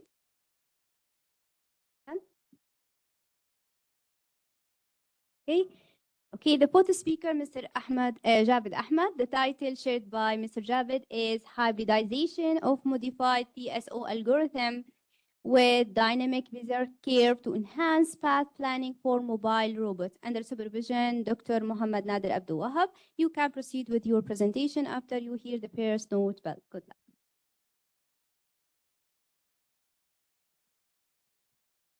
Ladies and gentlemen, esteemed professor and fellow researchers, I'm honored to have the present our groundbreaking research on mobile robot path planning. Our work basically revolves around the integration of an enhanced particle swarm optimization algorithm with modified Bezier curvature technique aiming to redefine the way we navigate and control mobile robots. Let's begin with the fundamental questions. Why is mobile robot path planning so crucial? In a world increasingly reliant on automations, robots play a pivotal role in various fields, such as manufacturing, logistics, and healthcare. The efficiency, safety, and reliability of these robots are paramount, and this is where our research comes into play. The problem we address is optimization of robot paths in 4 key aspects: cost, safety, second, travel distance, third, execution time, and the fourth one, smoothness. Our research objectives are crystal clear. The first one, safety. We aim to develop a path planning algorithm that minimizes collision risks in real time by considering dynamic environments. Second one, travel distance. By reducing the distance travel, it's crucial to save energy and increase the efficiency of mobile robots. Third one, execution times. In various industries like manufacturing, logistics, every second counts. We aim to optimize path planning to minimize execution times, making robots more responsive and productive. Last but not least, smoothness. Smooth paths are essential to avoid wear and tear on robots' components. Our modified Bezier curvature algorithm focuses on creating paths that are not just efficient, but also gentle. Now let me paint a picture of our innovation in action. Imagine a mobile robot navigating in a cluttered warehouse autonomously, efficiently reaching its destinations while avoiding collisions, taking the shortest route, doing the things graspfully, and easily moving through the tightest spaces. This is the future we envision, and it's within our grasp. In conclusion, our work on mobile robot path planning is a combination of an enhanced particle swarm optimization technique with modified Bezier curvature algorithm to redefine the strategy of safety, travel distance, execution times, and smoothness in robot navigation. Thank you for your kind attention.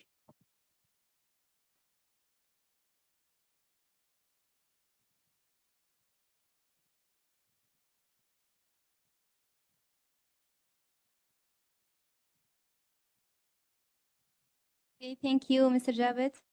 2 moments for marking by our judges.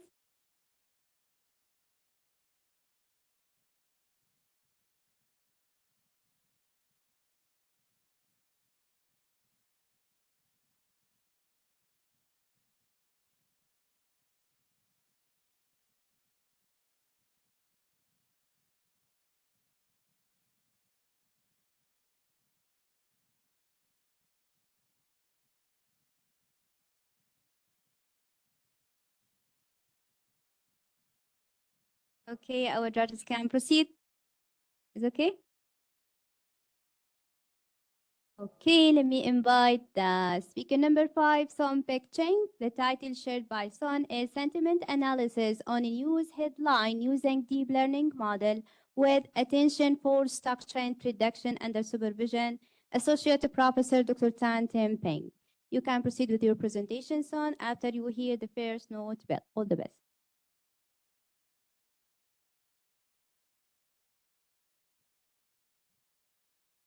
Okay. Good morning, everyone. I'm Sun Pek Ching, and I'm currently pursuing my master in USM, and my supervisor is Dr. Tan Tian Ping. So my title is about news headline and attention, and how does it predict the stock trend? So what is trading? Okay.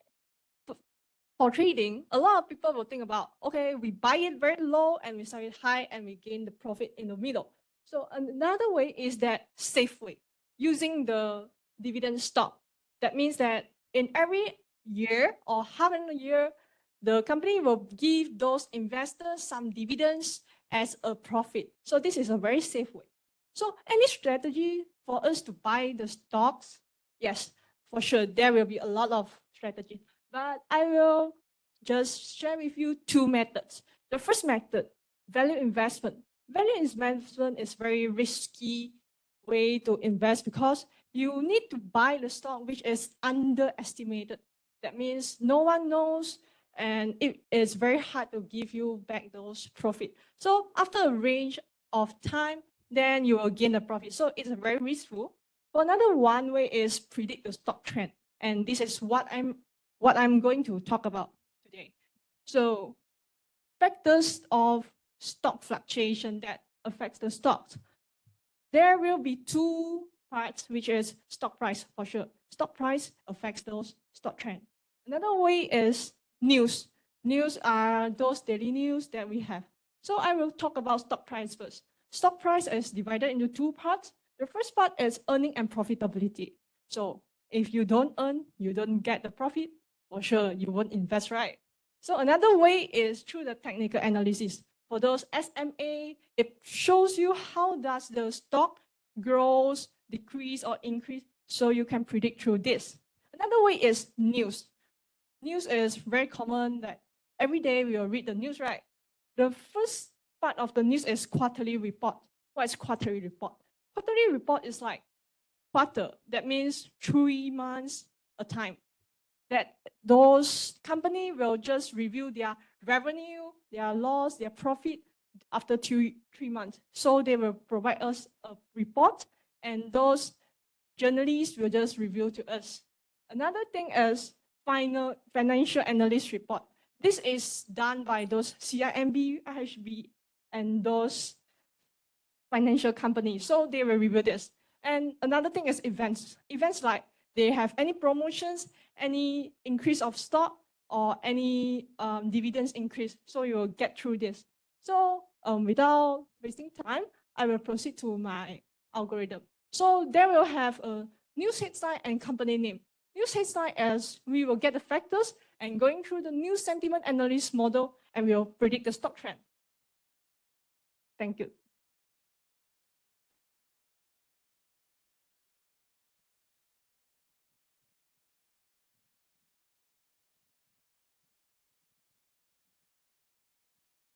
Okay, thank you so much for your presentation.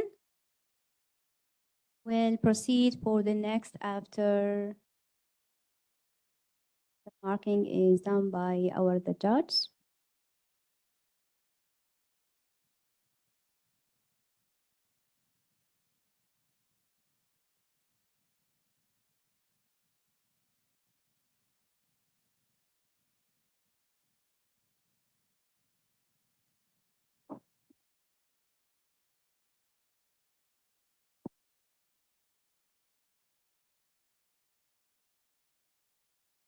Judge is okay?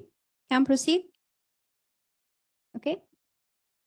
Okay, the speaker number 6, Zhao Changsheng. The title shared by Zhao is Enhancing Transformer-Based Models for TSP, Problem Solving with Graph Structure Information under supervision, Associate Professor Dr. Wong Lipi. You can proceed with your presentation after you hear the first note bell. All the best.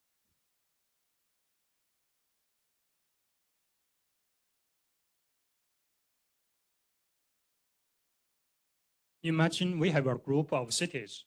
We want to visit each city once and return to the starting point. Can you find out the shortest path? Actually, this is a very difficult and classic optimization problem called traveling salesman problem, or TSP.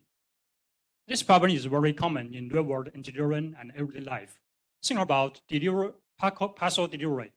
The express delivery companies always hope to find the best route to deliver their packages. Nowadays, with the success of deep learning in various fields, applying deep learning to solve TSP has become a very promising approach.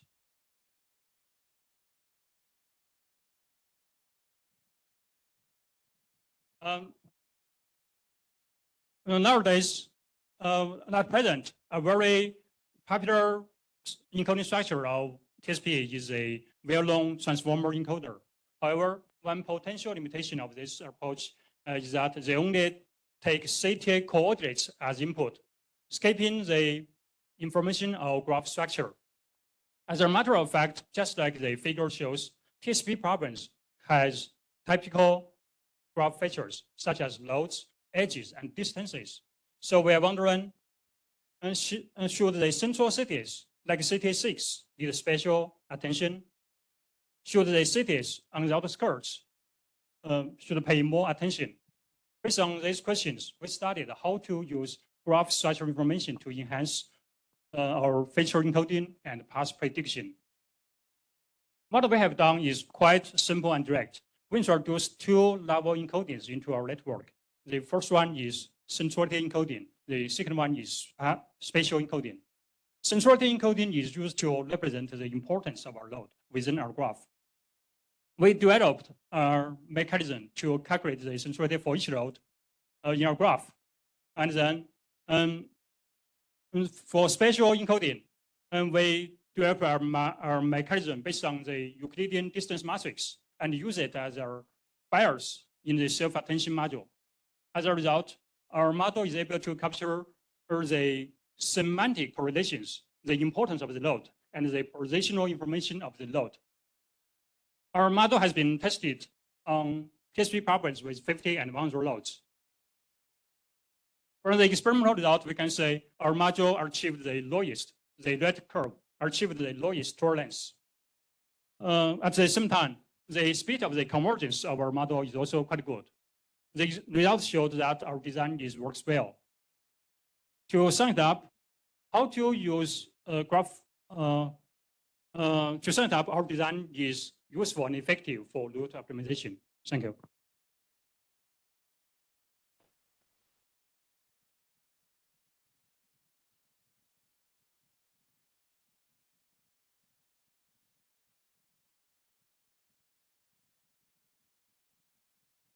Okay, thank you so much for your presentation. Few moments for marking by the judge.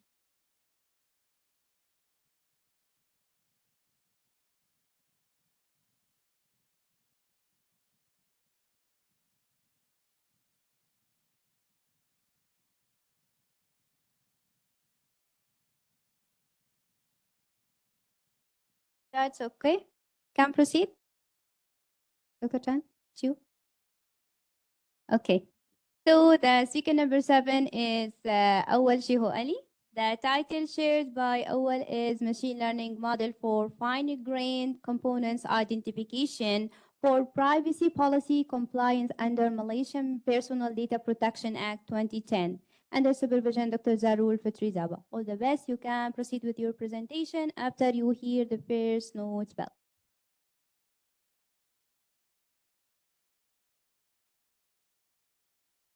In a world where information is flowed freely,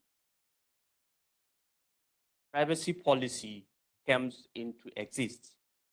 Most of us, we install applications, visit websites without accepting or with accepting this information without reading it. This privacy policy is a document that guide or tell us how to process and assess manage our data. But this privacy policy are lengthy and vague, and sometimes many users skip not to read. This brings a lot of challenges when people are trying to read this privacy policy. Another issue is that this privacy policy, they have specific form that on used in other form like GDPR, while in Malaysia they have their own specific rules and regulations that they should be followed. A lot of effort have been used to solve this problem, but this they have looked into GDPR without specifically looking into PDPA. Our goals is to develop a machine learning models that look into PDPA and look and take the specific needs for Malaysia and bring the solution to that. We are going to use machine learning and natural processing language. At the same time, we will train our model with a website data set from the Malaysian unique information in order for our model to understand the unique aspect or uniqueness of the Malaysians' need. Our models, when trained, is going to separate between compliance and non-compliance aspect of this website. So at the end, you could imagine a regulator will be able to have a tool that can specify or allow a compliance of website or on compliance. And also at the same time, a user can be able to read and understand how these websites collect and manage their data. So these our models will have a potential to change the way regulators find difficult in assessing or managing this website. And also it will give a Malaysians need and specific to their need based on their PDPA 2010. Thank you very much.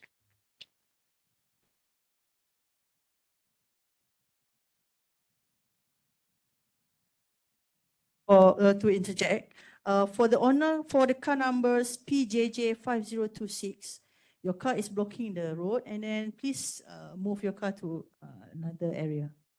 PJJ5026, Azia, I think. Thank you.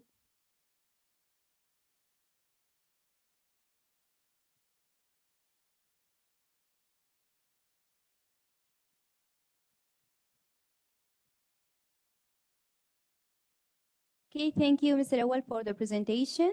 Few moments for marking.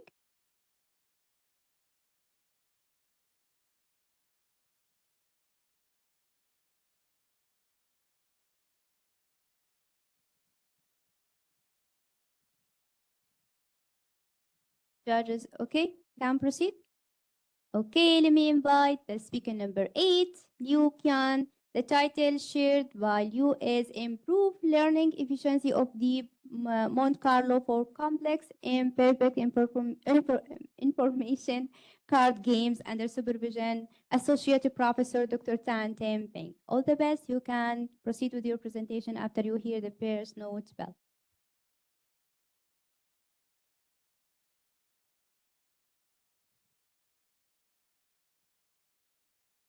Deep reinforcement learning has achieved considerable success in games involving perfect and imperfect information, such as Go, Texas Hold'em, and Stratego. Nevertheless, training a state-of-the-art model for complex, imperfect information card games remains resource and time-intensive. To address this challenge, we propose two innovative methods: the opponent model and the optimized deep Monte Carlo. The opponent model predicts hidden information, enhancing our agents' learning speed in deep Monte Carlo compared to the original training that only utilized observed information as input features. In optimized deep Monte Carlo, the minimal split pruning calculates the minimal combination of actions in current state.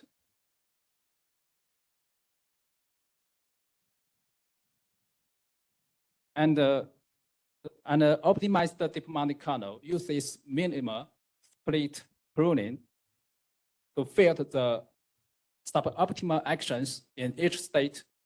This reduces the action space considered by deep Monte Carlo, resulting faster training that focuses on evaluating the most promising actions. The effectiveness of our proposed methods evaluated by examining two complex card games with imperfect information, Dodiju and Big Two. We conduct ablation experiments to evaluate both a polynomial model and optimize the deep Monte Carlo. Furthermore, we compared our proposed methods with the state of the art Dodiju and the Big Two AI programs respectively. Our experimental results demonstrate that our proposed methods achieve comparable performance, but with only 25.5% of the training time on the same device. Thank you.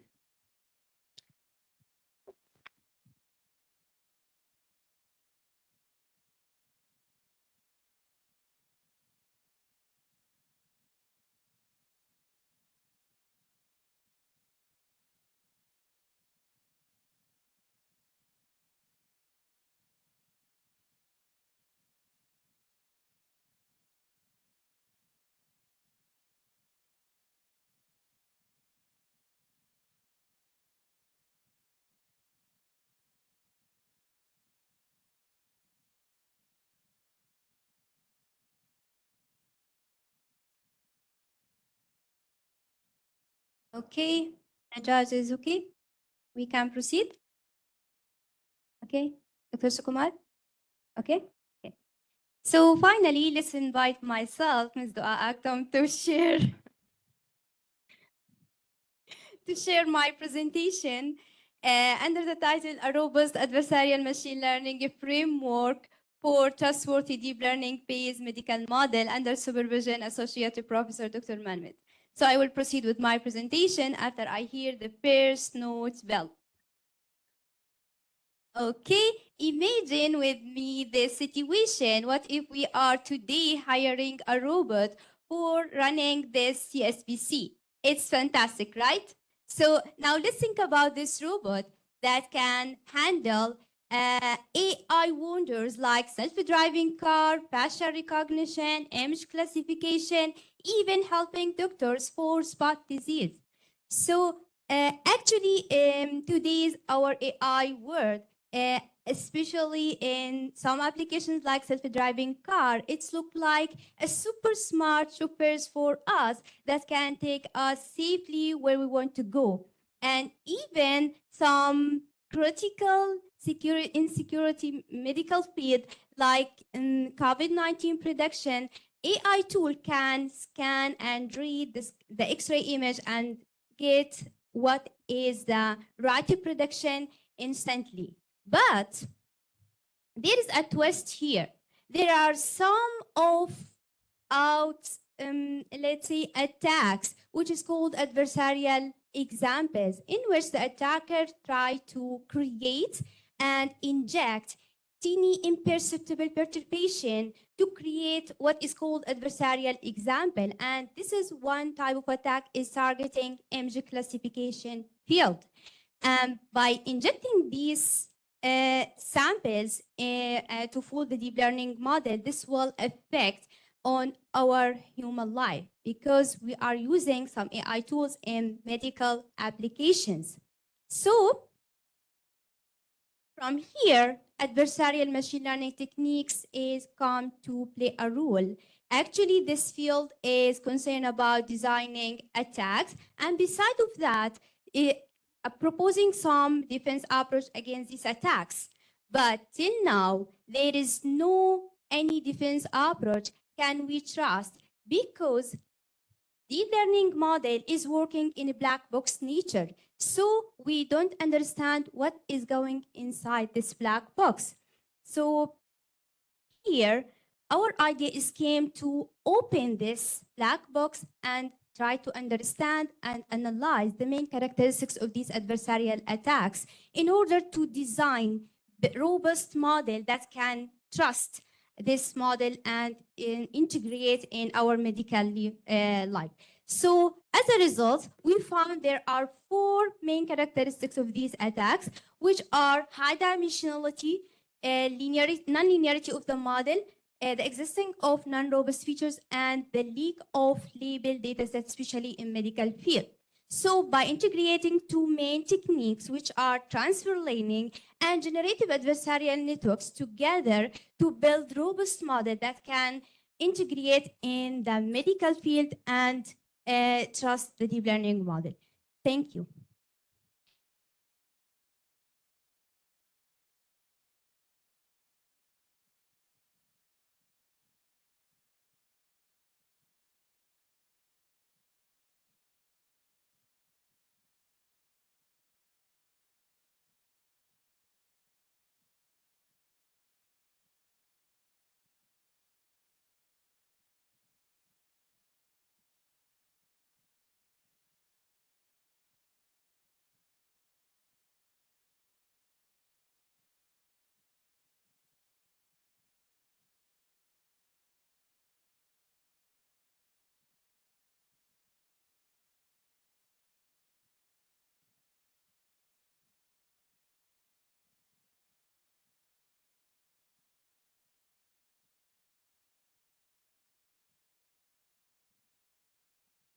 Okay, our judges, okay, finish marking.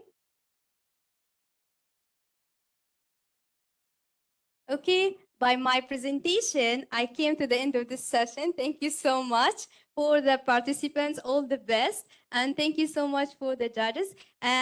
We are waiting for judges some feedback, recommendations, some comments. Please share with us.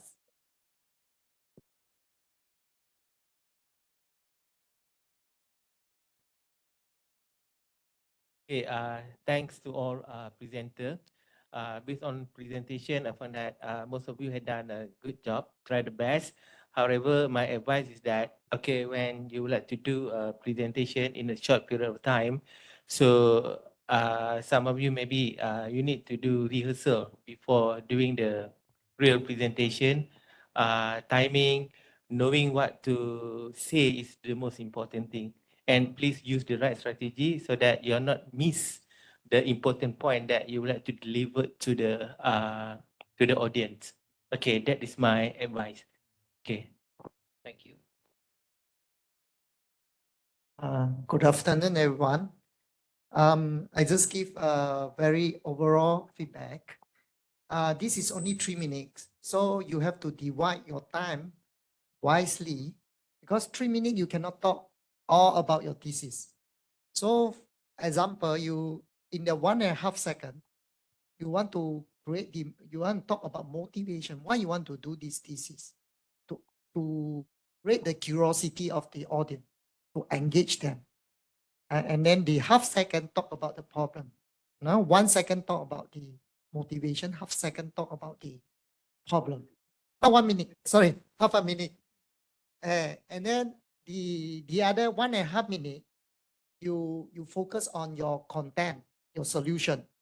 Okay. So here is the how you arrange this one. You have to be very clear. One is division of time. Second is about here, because we talk about when we judge you, there's some criteria, but overall there are 2. One is the technically your thing is qualified as like it sound like thesis or not. It have a technical content or not. It make us is it clearly presented or not? Okay, that from your slide. But the other part is more on the presentation skill, your communication, your engagement, and so on. So when you talk, at least you introduce yourself. I'm so, I'm who, and then good afternoon. At least you can say this before you start to show your confidence, like the last presenter. Even though the time is not start yet, you steal the time by introducing yourself. Okay, but anyway. Doctor, I proceed with my presentation after I hear the bell. Yeah. But you say I'm who I am and so on. But the rest didn't do that, right? So, but this is tactics. But I say at least you don't directly go this one because your time is not enough. You directly say whatever you want, and then sometimes you pause. You pause because you're running out of idea, or you're scared, or you're not confident. So you need to maintain, keep on speaking, keep on giving idea and so on.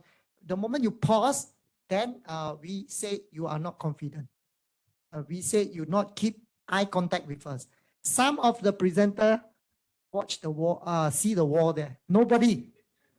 At least some you are looking at the audience. You respect the audience. You are confidently facing them, right? Then you want to talk this your presentation about your thesis enthusiastically. I mean, very full of energy.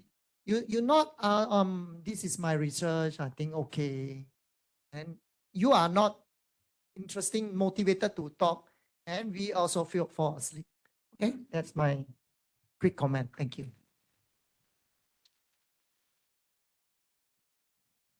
Thank you so much for these really informative comments and recommendations that we can use to develop our presentation in the future, me and the presenters today.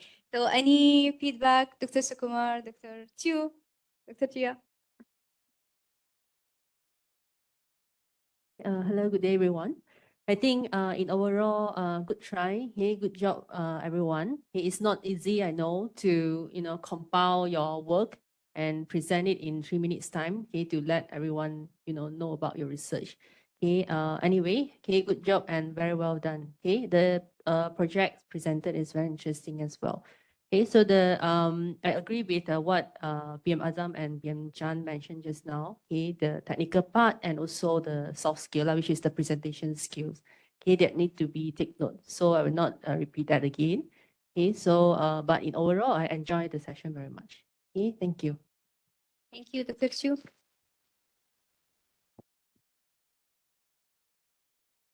Dr. Sukumar, any feedback?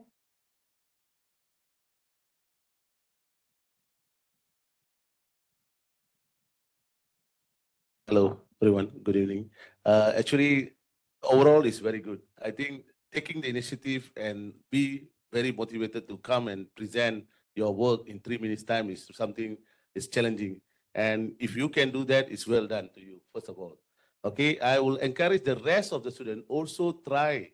It's not that because of your supervisor asks you to do, then only you come and join. You should take this as your initiative to join this. This is for future. Okay, because I want this number to grow, not only 9 students to present. I want the number to grow. At least we have one whole day section for 3MT. That would be very nice. So we can have a very strong people from here, School of Computer Science, to go to university level. We always have university level for 3MT session. So if we can deliver that, will be very good for the school and also good for you. Because if you are able to be confident here now, you automatically can be confident during your Viva. So do it everything as a learning process. So that is my own personal comment. So I want more students to participate. Don't stay behind and say, no, I don't have the chance. No, my supervisor don't ask me or something like that. Don't wait until your supervisor asks you or force you. Okay, you should take the initiative and be encouraged and be motivated to do this. I know it's not easy, but the practice will make you perfect. Okay, as Mr. Azam earlier said, yes, you need to practice. It's not easy because you need to compile everything for 3 minutes. You need to practice in front of the mirror or in front of the sister or brother, so that it's really, by 3 minutes, you cover everything. And your slide is very important. When you put it in the slide, it's not only all figures or all tables without any sentences. That will be very difficult. If it is okay, if we can understood as a layman, as a normal person. Okay, you need to give a 3 minute thesis mean it should be cover everything in your slide as well, but not to say I cannot understand by looking at it. Of course, your presentation helps, but the slide also can stand alone from the 3 minute thesis, because while you are doing, you try to motivate or try to get the what you call engagement with the audience. We also try to get what you actually try to say in your one slide. That one slide is very important as well, beside your confidence, beside your presentation. Thank you. Thank you so much, Dr. Sukumar. Dr. Chia, any feedback?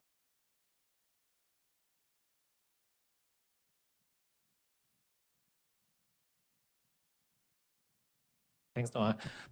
Yeah, I think I agree with all the other judges as well. Everybody did a good job.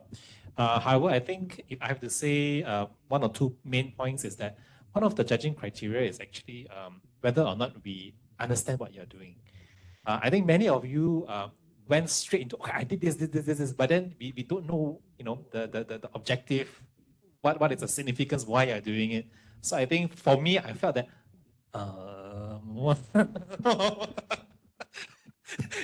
yeah, because the temptation in 3 minutes is to rattle on, I did this, but would the audience understand what you're rattling about? So I think that was my main main feeling. Oh, do I understand what they are talking about? So yeah, that's my main comment. Thank you. Okay, thank you so much. We appreciate really the recommendation and the advice by the judges. So by these feedback, we came to the end of this session. Hopefully you enjoyed with this session, and stay tuned to next session. I am passing the mic to the moderator. Thank you. Thank you, Ms. Dua, for moderating the 3MT session earlier. I hope everyone enjoyed the 3MT session just now and gained beneficial sharing from our fellow postgraduates and friends. I definitely enjoy it, Zulfikar. It's not easy to condense our research work into 3 minutes. All about being creative, narrative, and practice. Okay, stay tuned with us. While we're waiting for just have a relaxed moment. While we're waiting for our next session and our speakers. Thank you. Our session will begin at 3:30 p.m.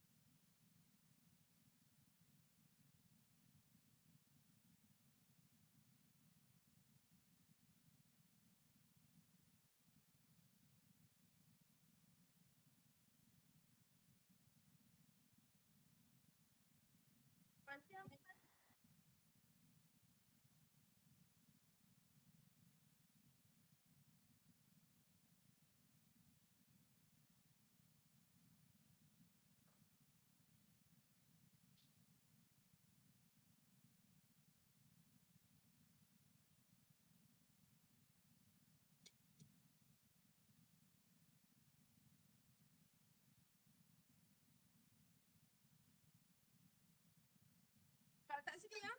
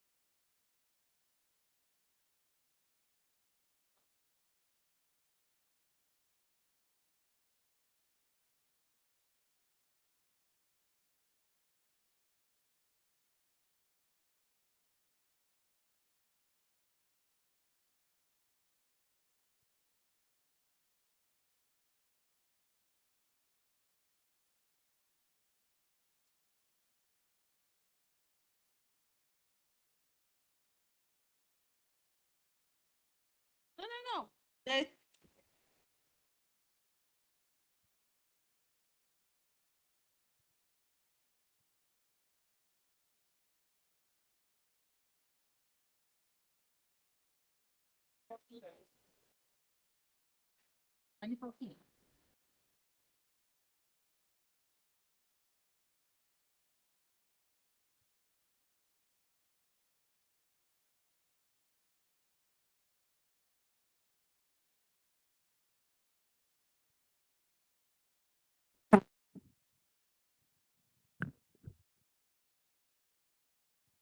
Dear audience, there is outside free flow teh tarik, so you may drink.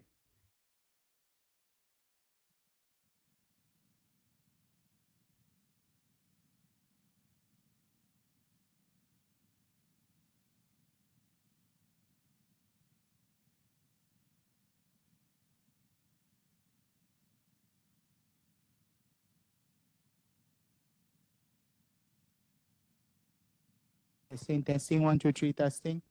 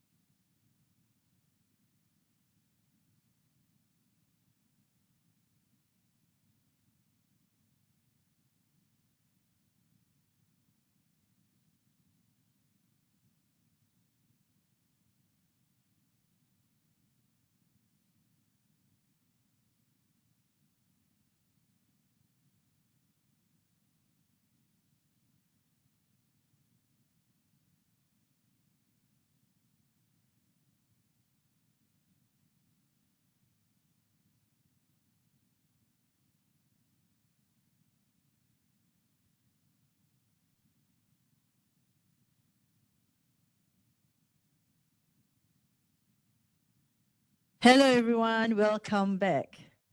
So now we turn into our second keynote session. This session, we will have another distinguished speaker presenting a talk titled Navigating the Changing Landscape of Research Strategies for Success. Professor Engineer Dr. Abdul Latif is a distinguished academic and researcher known for his significant contributions. He served as the Director of Nexus Engineering at USM, was the Dean of the School of Chemical Engineering, and the Research Dean for the Science Fundamental Platform.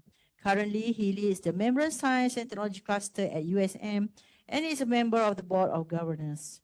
His academic journey includes obtaining his bachelor, master's, and PhD from the University of Wales, Swansea, United Kingdom.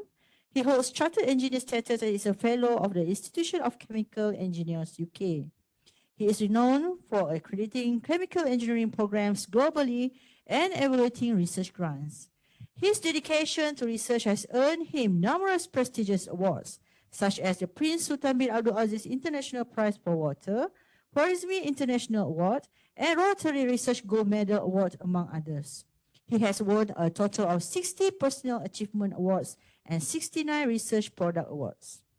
His active participation in scientific research has also been exhibited by being the recipient of multiple research grants in various disciplines sponsored by government and non-government bodies, with a cumulative value of more than Ringgit Malaysia 35 million. Professor Abdul Latif's research prowess is evident in his extensive publication record of almost 530 articles in index-referred journals. He is recognized as one of the world's most influential scientific minds and a highly cited researcher for 6 consecutive years by Clarivate Analytics. Furthermore, he has supervised and graduated 57 PhD and 83 master students, showcasing his commitment to education and mentorship. With that, let's welcome Professor Engineer Dr. Abdul Latif Ahmad onto the stage for his talk.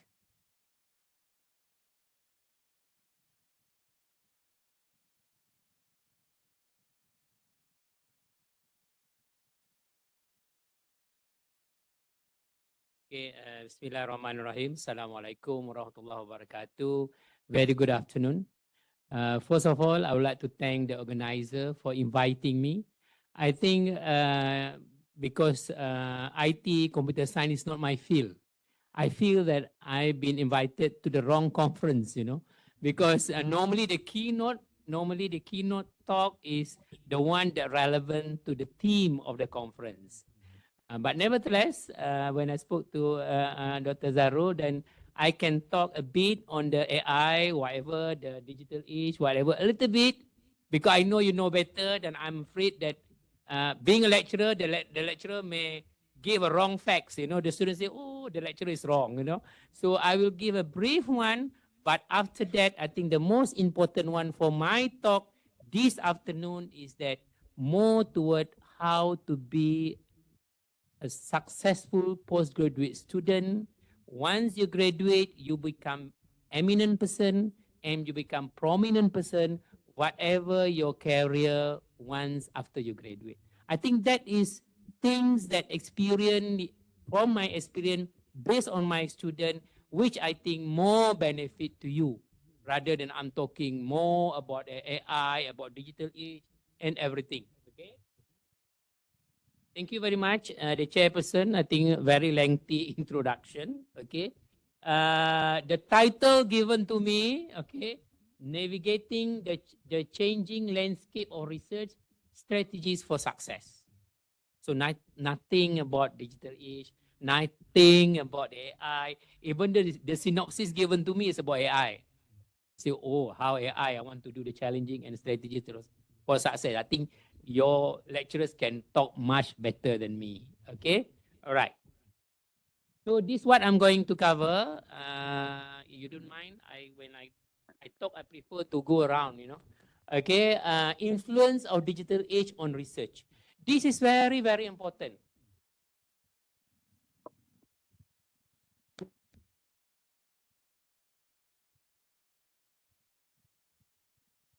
Okay.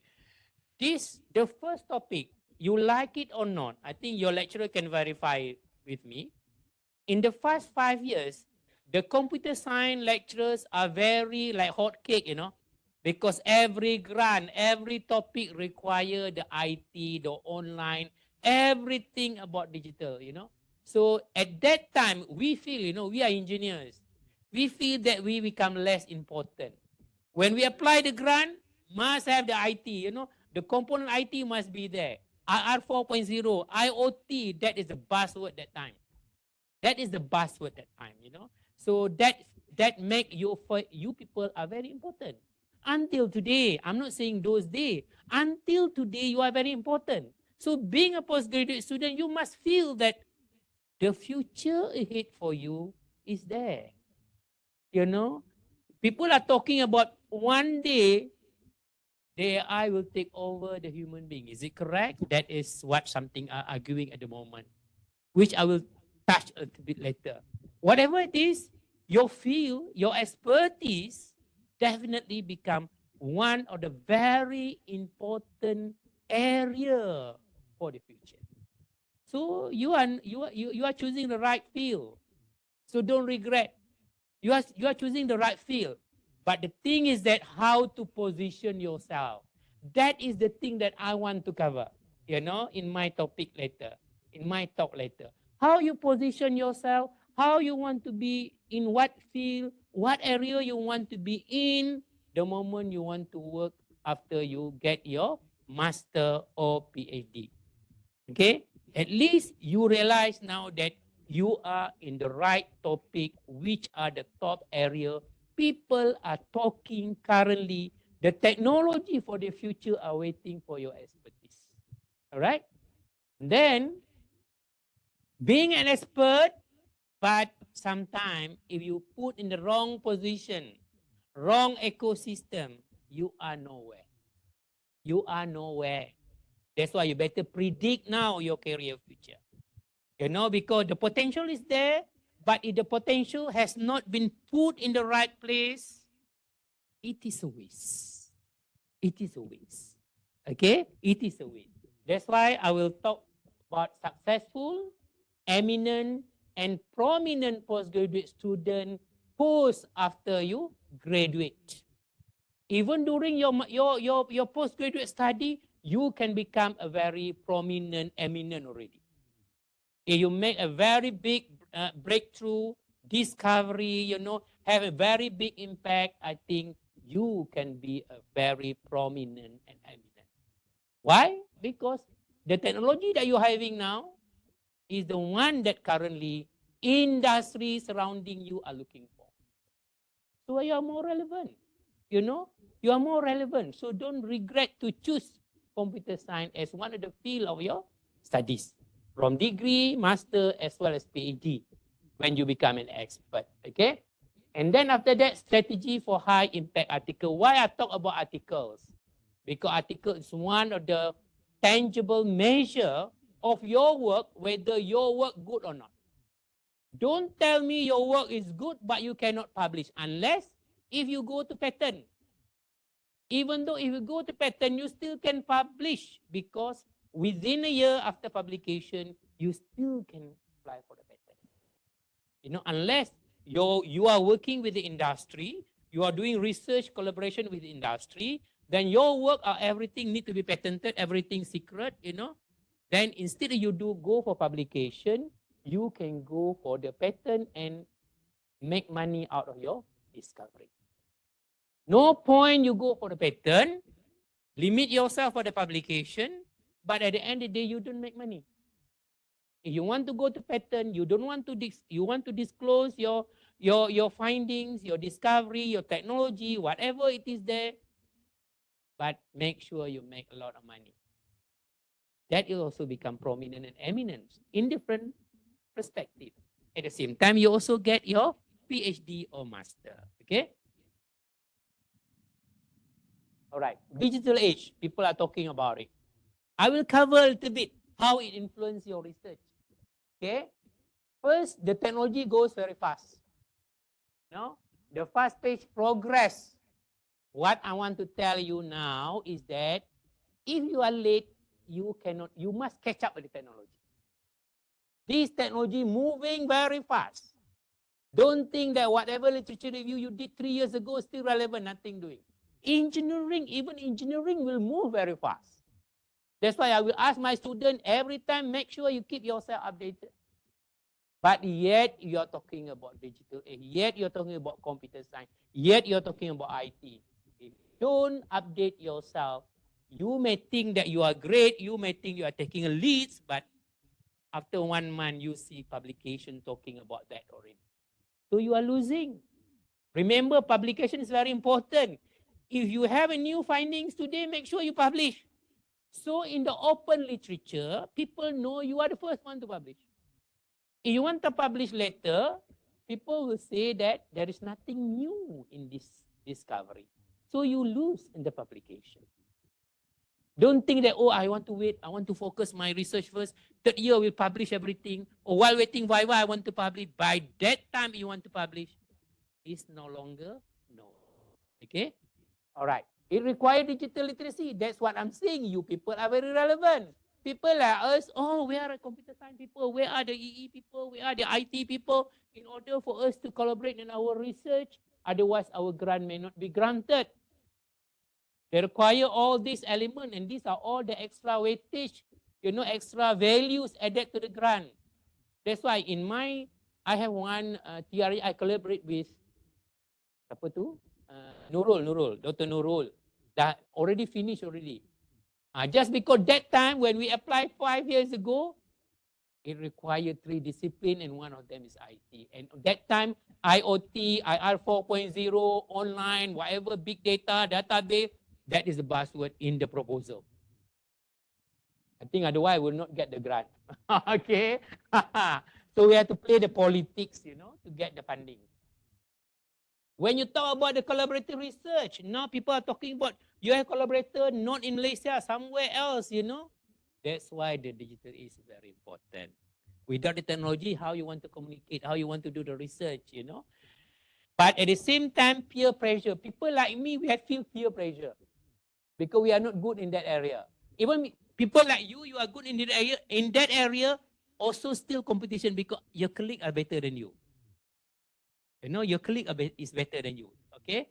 And then, the technology, as I said earlier, rapid technology changes. You have to keep up yourself updated. You want to collaborate with your research and think, make sure, even in whatever field of research, make sure you update yourself with the latest development in the field. Okay? All right. This one, data-driven, as far as the digital age researchers quality, we must be, everything talk about data. Everything talk about data. Okay? Set clear objective, what data you want. We have so many data, You utilize analytical tools, software, whatever technology. You have to make sure which one you want to utilize.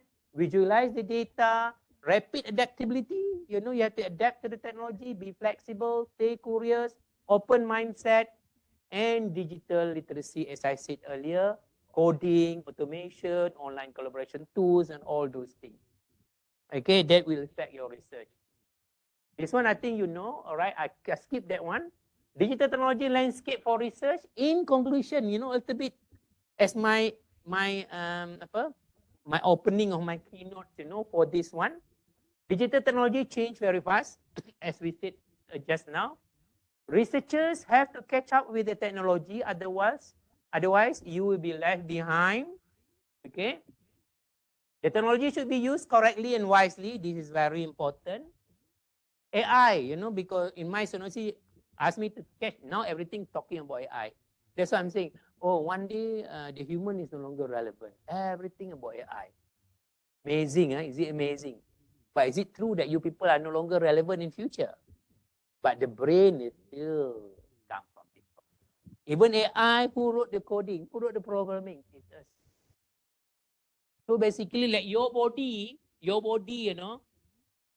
hand do the function, your hand, this one do the function, the key do the function, this one do the function, but this one cannot be function until you have the brain and also your heart.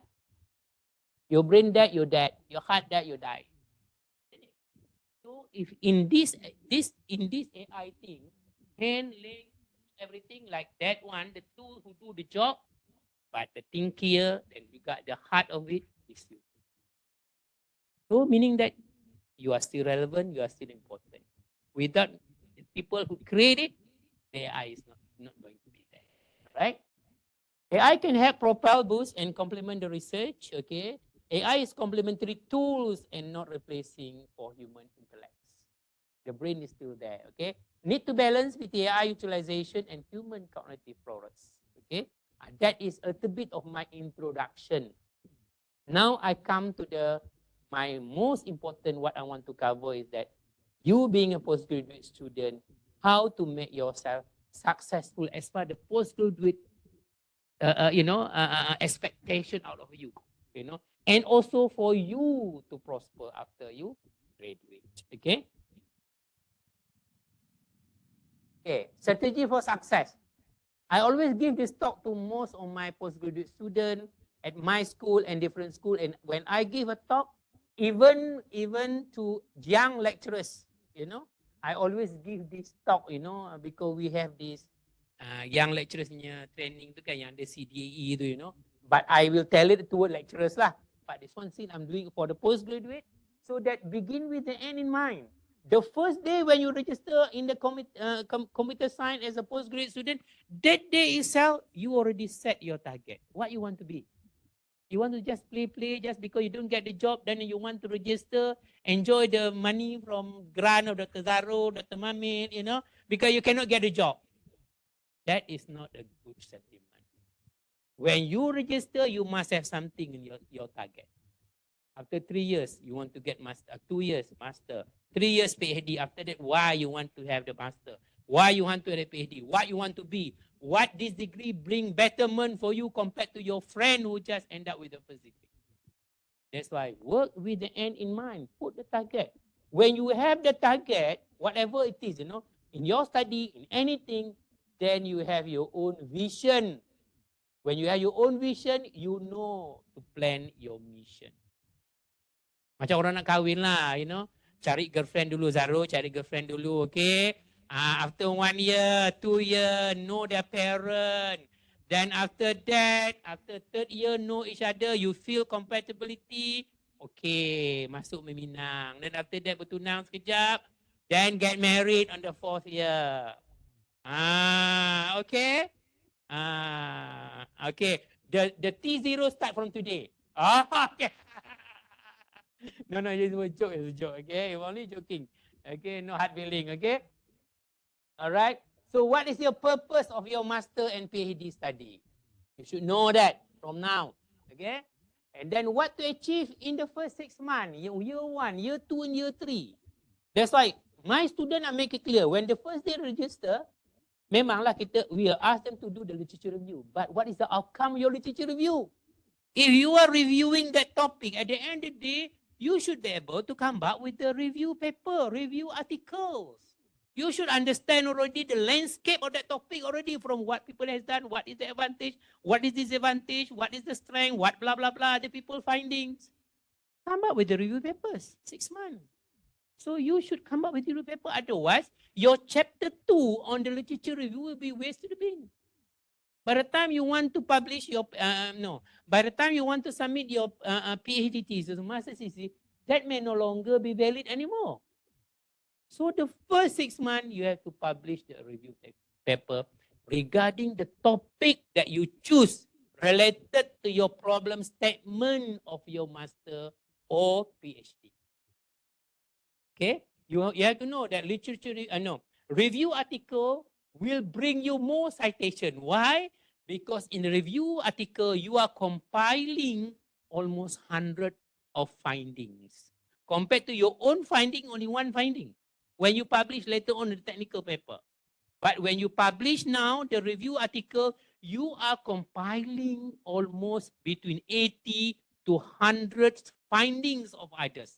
But in a very good continuity, whatever, that will bring more. From my experience, that will bring a lot of citation. For example, in my case, I have more than 32 citations. Most of it, which have more than 1,000 citations, coming from my review article. Technical, maybe a lot of citation as well, but not as high as review articles. Okay? And then what is your vision and mission? So from there, you know what you're supposed to do. You know what you wanted to do, what you wanted to get after 3 years, after 2 years, after master, after PhD. Then you start filling it up, what you're supposed to do. Then only you can have GOT.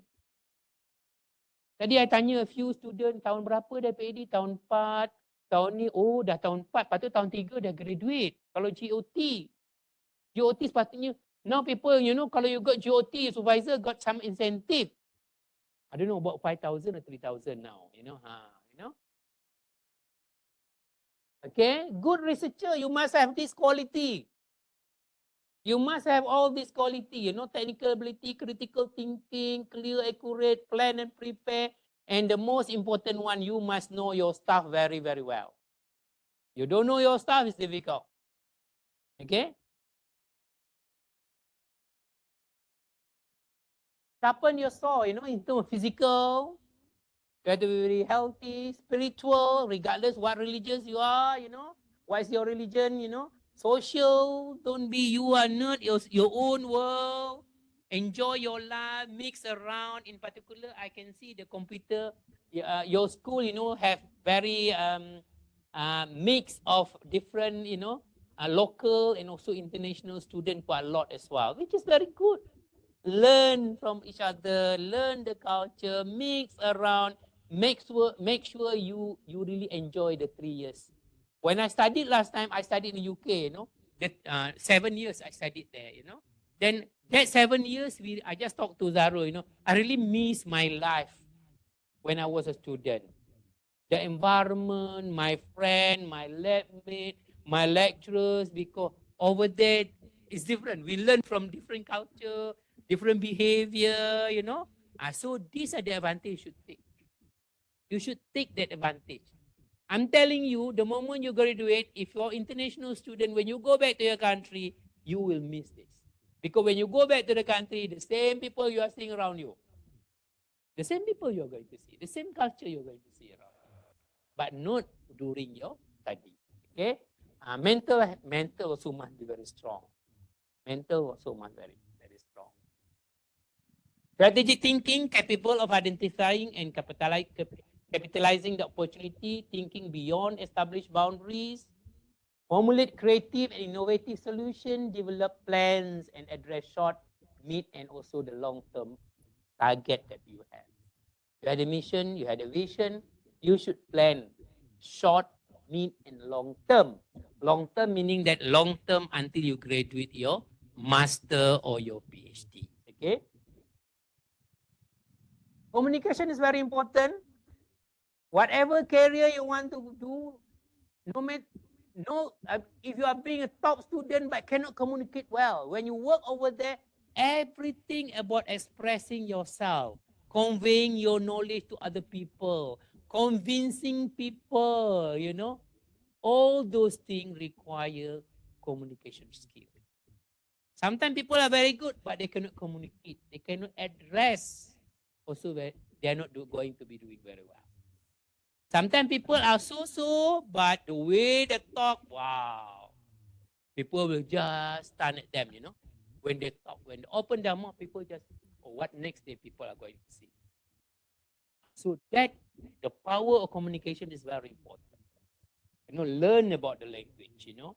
Master the language. You think about English is the best way to communicate, then make sure you master the language. Same thing in Viva. I have seen, you know, when we see the Viva, the student, sometimes the student knows what is the material, but they cannot express it. You know what I mean? They cannot convince the panel. They cannot convince the examiner. But they know, just because of the language barrier. All right? Exchange idea, eloquent, you know, correct understanding, clear direction, and articulate. That is the ingredient for the good communication skill. And when you work in your area, but please broaden your horizon, you know. For example, background reading, collaboration, and teamwork. Networking, you know your peers. Cross-border also very important. Sometimes you within your computer science, you are not talking to each other. You don't know what is the colleague doing. When I talk about cross-border, different discipline. You are the computer science expert, but you can join the engineering. Engineering will use your expert as a tool to advance our engineering application. Because engineering will not be knowing much on all the coding, all the programming, all the whatever, So they will utilize. That's why I can see last time, Azam ada kat sini tak Azam? Tak ada Azam ya. Azam is very popular. Everybody is utilize. Kat luar minum kopi. Okay, fine. Okay. He been utilized by all the other department to use him for the computer science, for all the IT, everything. You boleh check with him, different school are utilizing him that time lah. Okay. All right. Be different and be creative. That one also very important. Then only you become unique by yourself. Then only you become prominent. Then only you become eminent, because you're unique. Nobody is similar like you. But unique in terms of the expertise. Unique in terms of personality. Not unique because you can be unique on the bad side as well, You also become known and famous as well. But that is different. We're talking about the good one, okay? All right, think win-win. You're working with a colleague, you're working to get in the same team, within the same department. Believe there is plenty out there for everyone. Don't envy each other. Plenty out there. Just a matter whether you hard work or not to get it or not. You have to believe that out there, a lot of opportunity. That is not the only opportunity. Tadi just now you ada 3-minute thesis competition kan? Tak apalah, you tak menang, it's okay. Banyak lagi opportunity lain. That person win that 3-minute thesis competition. But you also get another one, good publication, Q1, top journal, Sanggah Sanjung, blah, blah, blah. Then that's what I'm saying. Opportunity is a lot. Don't think that I want to get the 3-minute thesis only. You kill that person, Kill in the way that bukan kill bunuh lah. I mean that kill in the sense that you do something so he will not get it. That's what I mean. So that you will get it. No, there are other opportunities. You can get the best thesis. What is wrong? You can be GOT. What's wrong? There is no limit. GOT. Q1, Q2 journal, there is no limit. Not only one winner. Why you are so hope on that 3-minute thesis? Because it's only one winner. The other field, there is no limit numbers of winner. This is what I meant by opportunities a lot out there. No need to compete. That's why we said about the blue ocean strategy, no competition. No competition. In particular, when you do master and PhD, you are already unique by yourself because it will not be overlapped with another student. Otherwise, the USM cannot award 2 PhD or 2 master talking about the same topic. Definitely not. Okay? Be genuinely happy and supportive to each other. That is very good. You have nothing to lose. Put aside competition and align toward collaborative success. Okay? You can work together. What is the problem? Complementary to each other. Okay? I have to go fast. Advantage additional competency. I think I will not go through this one detail because basically most of it I have already covered. Okay, I have already covered in the previous in my previous slide. Okay, planning also very important. Research idea need to be novel. You remember, you want to get your master and PhD. The first question that people will ask you during your viva, how different your work with other people? What is novel in your work? Sometimes when I become the examiner, that question is very plain question, not technical. Student can express whether the student has done a thorough literature review or not. What people have said. This is what I'm saying. If you have written a literature review and a review paper, you should know. Because you will make summary, the way forward for this, that, blah, blah, blah, blah, From there, you have already find all the work that people has done. What is their finding? What is the advantage? What is the advantage? What is the gap? Now your role as a master student and PhD student to fill the gaps. Sometimes during the viva, viva basically the final examination, for you to get your degree. Student also cannot express. Just imagine. Cannot express is one. Basically, you don't know what is novel about your research. That is dangerous. That is dangerous. Okay? Have a good grasp on the research which has already been done in the same area. Look at an important question and justify the problem statement. Always ahead of from your peers. And also, I hope that the school and the supervisor will provide you the complete facilities for you to execute the research. That is very important. Okay? Motivation and inspiration, self-satisfaction. Your colleague graduate because with the 2 journal index article because that required by the Senate or USM. But you graduate in your thesis with 10. Or maybe you 10, the other one also 10. But those 10 may be index corpus, but you 10 papers, Q1, Q2. Numbers the same, but quality is different. Quantity is the same, quality is different. This is what I'm trying to say, you know. But compete in a healthy manners, okay? All right? Under pressure, sometimes when you are in difficulty, you are under pressure, then sometimes you're doing very good, okay? Never have easy opportunity, aiming for a better future career. That's why, how you want to aim for a better future, you don't set your target. It's difficult. You also don't know when you graduate, get master and PhD from computer science, what sort of job waiting for you out there? What sort of industry may be relevant to you? You have to know that, then you put the target, I want to work in that company. Or maybe you are from Penang, I want to work in the biggest IT, maybe Jabil or what, you know. You have the target already. Then you know what sort of thing they are doing, you know. Macam orang, like when you are preparing yourself for the interview, you have to know about the business of the company. Okay, then only you put your area relevant to the company, right? Outstanding among other colleagues and healthy competition. Okay. Common problem. I list a few problems. Do you have any of this throughout your study?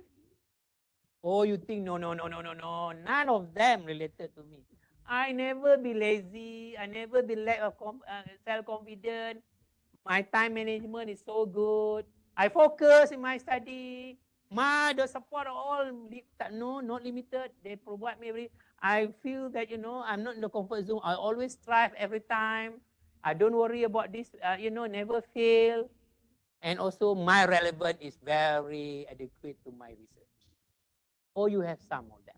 Or at least one of them. I'm very sure you have some of them. That will drag your master or PhD. That become the problem that you face up and down, you know. My experience when I did my PhD, you know, there is always up and down. Sometimes you are good, sometimes experiments are good, you know. People like us, we are doing experiment, you know. A lot of human error. Today we do experiment, tomorrow we do experiment. They come out wrongly. They are not consistent. But you people who are doing, you know, computer science, all this coding lah, whatever programming, if you run the same one, I'm very sure that it will come out with the same result, right? You just imagine people like us, a lot of human errors, environmental factors and things like that. Then we have a lot of difficulty. We have to repeat more experiment, you know, things like that. So more problem they are facing. So these are some of the problem that this is what I can gather among my students. My postgraduate students, this is the problem that normally they're facing. When you have this problem, what are you going to do? Tell me what you're supposed to do. Sometimes you only not have one, you have maybe one. This problem, not only student, lecturer also facing this problem, right? You ask them, you know, even though they are looking very good, very successful, but you ask Dr. Manjit, Tachaya, she may have same problem as well. But when you have the problem, how you deal with the problem is very important. That is the reason why I put up this one. You have the 4 quadrant. You put it urgent, not urgent, not important and important. If that problem you are facing is very urgent for you to do it and important, do it now. Don't drag, don't delay because it's very important and it's very urgent. Deadline is tomorrow. You have to submit your slide for 3-minute thesis competition. Deadline tomorrow. You cannot submit after tomorrow. So by tonight, by hook or crook, you have to submit it. Otherwise, you are technically knocked out because you didn't submit by tomorrow. That is the example I'm giving, So do it now. If it is not urgent but important, then you can schedule the time when. Because there is no time. Important, but no time. It's not tomorrow. Maybe the deadline is 3 days. Then you schedule. Maybe tomorrow I do this. The day after tomorrow, I do that. And then it is not important, but urgent, you can delegate. Delegate meaning that you can ask people to do, you can seek for the help, even though they may did it wrongly, but at least as far as you are concerned, it's already done. It's wrong, it's okay because it's not important. It will not affect you. It will not affect your degree. So don't worry. You delegate to other people, they did it wrongly, don't worry. But don't blame the people whom you're delegating the job. You know what I mean? So not to worry. All right? And then if it's not urgent, not important, forget it. Don't bog your mind, because you know that is not important. That's not urgent. Forget it. No need to do it. As simple as that. Now that these 4 quadrants should relate with your. Now I'm talking about your research, your master and PhD research work. You have to. How all those problems you are facing just now. Then you divide the 4 quadrants. Okay. The quality of research, whatever you do, whatever small problem you are trying to solve now, you must have work with the end in mind. What actually the end in mind, where that technology, where that problem is going to be applied. That's why I always put whatever you're going through here, at the end of the day, where it will reach out here, the applied part. Whether it generate new industry, enhance quality of life, consolidate existing industry. If people ask you, then only you can position yourself. My technology I'm doing here later on, relevant to that. Then you can target what company are dealing with that technology. Then you feel you are relevant, you have the target, So work with the end in mind, the application part, okay? Not only that, when talk about technology, people always talk about dollar and cents. Research, development, commercialization, entrepreneur, innovation, and become the entrepreneurial. Just now we are talking about how the digital age influencing the research, how you people are become relevant now to the industry. So basically, when we talk about industry, we are talking about dollar and cents. We are talking about commercialization. We are talking about entrepreneurship. Okay? Okay, this type of research, you have to see what type of research that you are doing currently. Okay? I will not deal detail on this one. I think you also know. Research output. When you do research now, definitely one of the output is your degree. But I can tell you along the way when you want to get your degree, sometimes you also win an award, also recognition. You also win an award. Azam datang sini, tanya dia, student dia banyak menang award. Student tak graduate lagi, tapi menang award. So many award menang, recognition. That also recognition, that also achievement, that also satisfaction to yourself. In particular for the student. For lecturer, maybe we don't care about that award too much. But for the student, because that's how you build your CV. Before graduating, you already built your CV. Remember, the moment you graduate, you want to hunt for the job, it's a competition. You must make yourself different than others. You must make yourself better than others. If the same degree, then what other values that better? You have to start collecting during your study. Possible to get award. Don't tell me not possible. Most of the award that lecturer is winning coming from the innovation of their student. Coming from the innovation of the student, you know. Okay, incentive. Some award come with the money. You publish the top 10%, you know, Q1 journal. You got Anugerah Sangha Sanjung during your study. Your lecturer will get it during Sangha Sanjung. You people will get it during Persada Kencana under IPS. The same amount of money. Don't think that your supervisor will get more. No.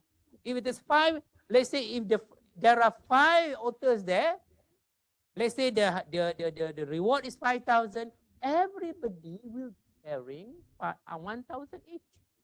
Only different occasion of celebration, the ceremony.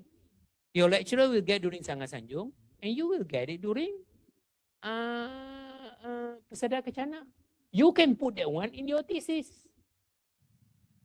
When you publish Q1, Q2, you also can put in your thesis. When your examiner read your thesis, wow, this student must be doing great job. They have all these, you know. That reflect the quality of your thesis. Right? The rest, publication, networking, you know, research grant, funding, establish and recognition. But these, the top 3 is, I think you people can get it during your study. Okay, I will not deliberate on this one. What I want to highlight, ICT is already there. This one, RMK 11, you know, you see, IT is already there, been as one of the priority area in the country. You know, when people talk about IoT, people talk about R4.0, this is already there. We're putting the priority area. Okay, I will not go detail. Which area to focus on? Sorry. This one, you know, one of the Nobel laureate, he passed away already. He said that if we work on the research topic that the West is not interested in, we will always be 20 years ahead than them. But if we work on the topic that the West is interested in, it is very tough competition and we will always be 20 years behind. So, my advice to the researcher, you are studying in USM now, you are studying in Malaysia now, maybe you are solving problem in the country or maybe in your country where the West are not interested in the application part. IT is always be the tools, you know, then you are always taking a hit. Always be a hit. Like when I start my research last time, I worked, you know, in the palm oil industry, the wastewater and palm oil. That time nobody has worked on that using membrane, you know. Then my paper is always be the first one published in that one. So whoever do the work after that, they cannot run away from citing my article.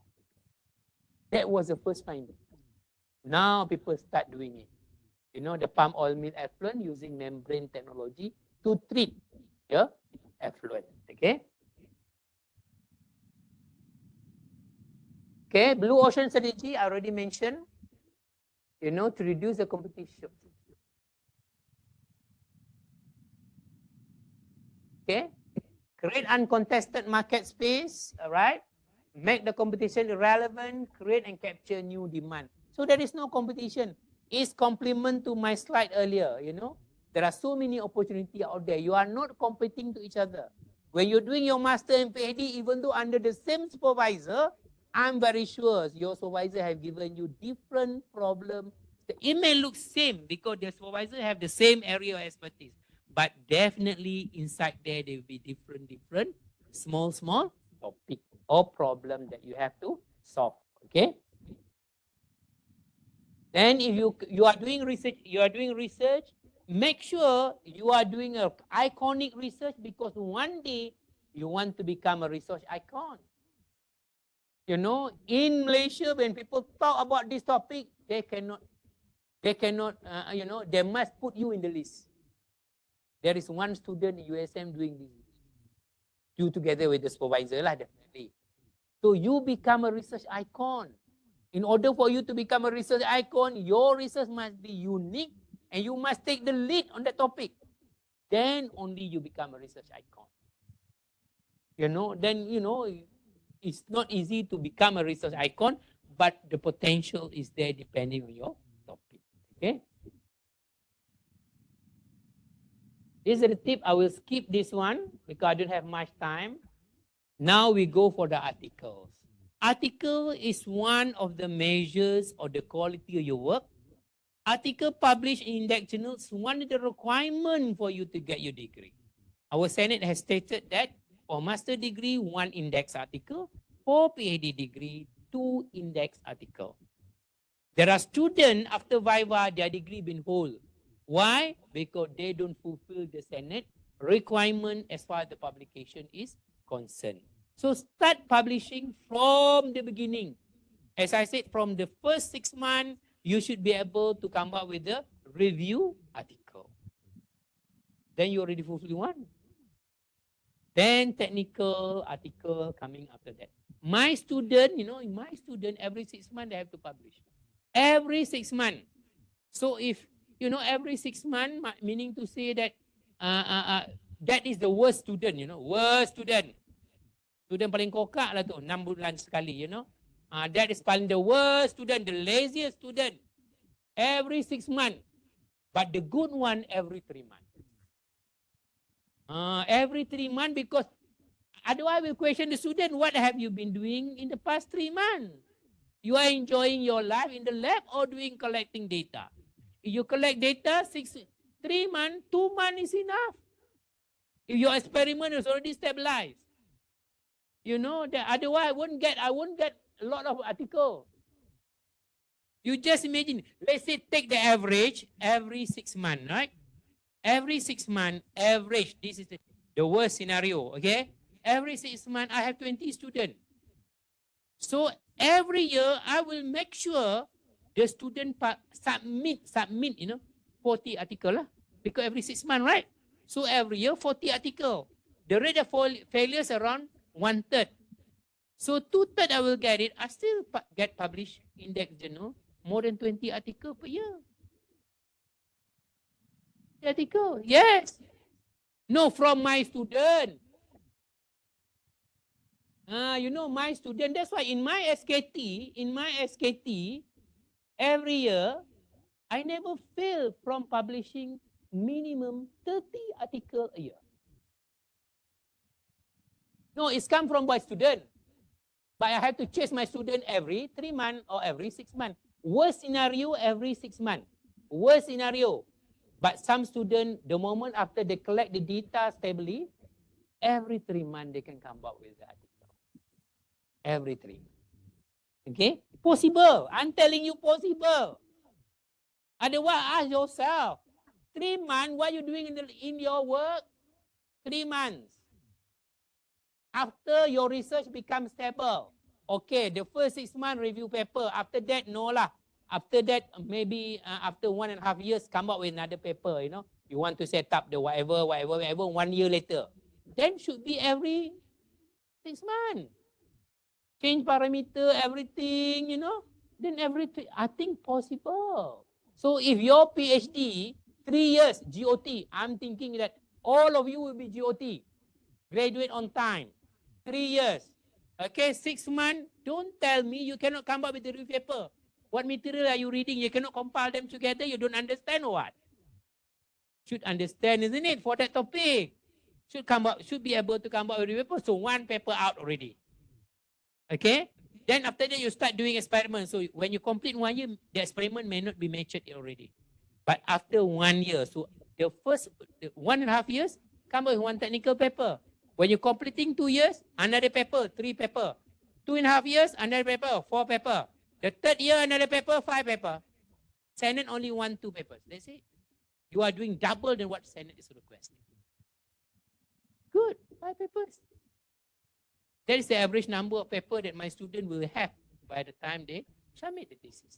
But some of my students, I have 1 PhD student just completing the 2nd year. Just completing 2nd year. Going to be 3rd year in this October. Yeah, this coming semester. he already published 8 articles. He already published 8 articles. And I would say out of 8 articles, 5 articles are Q1. You know, because I set the target from the beginning. That's what I'm saying. You have to foresee yourself what you want, what you should achieve in first 6 months, 1 year, 1.5 years, 2 years, 2.5 years, 3 years. If you set the target, you'll be there. The problem is that you don't set the target. You know, every day you come, you don't know what you want to do. You don't know what is you want to achieve. You don't know what is the outcome of the 6 months you are doing the work in the lab. You do that, trust me, I think you should be able to do it. Trust me, should be able to do it, you know. But you must have the courage lah, and discipline yourself. Okay? All right, journey to the publication. The first thing, your work must be novel. Your work must be new. Then only you can publish. That's what I'm saying. If you're doing the novel work now, if you have a very good discovery, you have collected a lot of data, new work now. You remember, I said IT, the technology goes very fast. Other people from other part of the world publish. Your work cannot be published. Isn't it a waste? Isn't it a waste? You're waiting for your second year to publish. It's going to be a waste. That's why the moment you have new finding, please write and submit and get it published. And also when you write, when you submit, you will receive comment from your peers, the expert in the area. That is good for you to correct or rectify your current research in order for you to come up with better thesis. That will give you ideas when they comment your work. Okay? The rest not really important. You know, new and useful data. Okay. The most important one, novel, new and useful data. Ask this question before you prepare your manuscript. Have you done something new? Is it a crazy idea, new idea, hot topic or current issues? People are talking, for example, 2 years ago, everybody talking about COVID. Everything about COVID, very important. Even though grant, everything related to COVID, very important. You know, so easy to get funding, easy to publish, because that is the hot topic worldwide are talking about it. You have to understand, if you're doing that, then get it done. If you want to get grant, that is the time to get the funding. You know? Skeleton and outline, sufficient and organized data. What is the hypothesis to prove? Strong foundation in related field. Is there anything challenging in your work? Will your result influence other researchers? Basically, not influence, but complementing of the data that already published. That is the gap you want to fill up, you know. Have you provided solution to some difficult problem and your target audience so that you will know which journal that you want to publish. In USM, I'm talking, I was the research lead before, you know. I was the Nexus director before. USM, we only go for Q1. Last time we are talking about index conference, nothing doing. We should go for index journal. The journal we should go and target for Q1. Then only the quality of USM graduate is there. You know, if just index, corpus, people graduate from UNIMAP also can do it. People graduate from UMP can do it. People graduate from UUM can get it, you know. So what is the difference? USM, Research University, APAC University. Our output is similar to other non-RU, non-APAC universities. So what is the difference? So the quality, your lecturer can drive you. Your supervisor can drive you. The work, you are the work. Remember that. You know, whatever the lecturer's output, basically, the backbone is you. The soldier is you. You should be proud of yourself. And your name is going to be there as well. Regardless, but corresponding, always be a lecturer because you are not permanent to university. You have to accept the facts. Except if the journal allowed to have two corresponding. Because corresponding means that the paper belong to USM. Because you are doing work in USM, all the copyright or even your thesis belong to USM. But the first author, that one you can discuss with your supervisor. That there is no strict rule. You want to get first author or what? That is not a strict. But corresponding always be the supervisor, because they are the permanent staff of the university. No argument on that. Okay. All right. Toward high impact article, these are all the things that I already mentioned. I don't want because to detail that one because I don't have much time. Okay, acceptance tips. Similarly, is complementary what I said earlier: novelty, originality, justify problem statement, clear objective. You know, all those things complementary from what I said earlier. Handling rejection. This is the part that sometimes when students get comment, got rejected, you get frustrated, right? Demotivated, give up, don't want to write anymore, fed up already with the publication. But sometimes you have to know that based on the comment, you can improve the journal, the article, the manuscript. And also, if you think the first journal is too tough, go to other journals. Can go to less, you know, the easiest journal. But as long as the bottom line, the base is that at least index journal. You try this, you try that, you try, never mind. You have the data already. You have the manuscript already, only a matter of improving, right? Then you can go less until eventually you get. As long as index, Scopus okay lah, USM Scopus okay. After 10 trial, okay? Don't tell me after second trial you go to Scopus. I will not do that for my student. Go for Q1, top Q1, then go less. Even though after 10 trials, still rejected. Never mind lah, send to USM Scopus article. Okay, at least you got the index rather than your work waste into the bin. That's what I'm trying to say.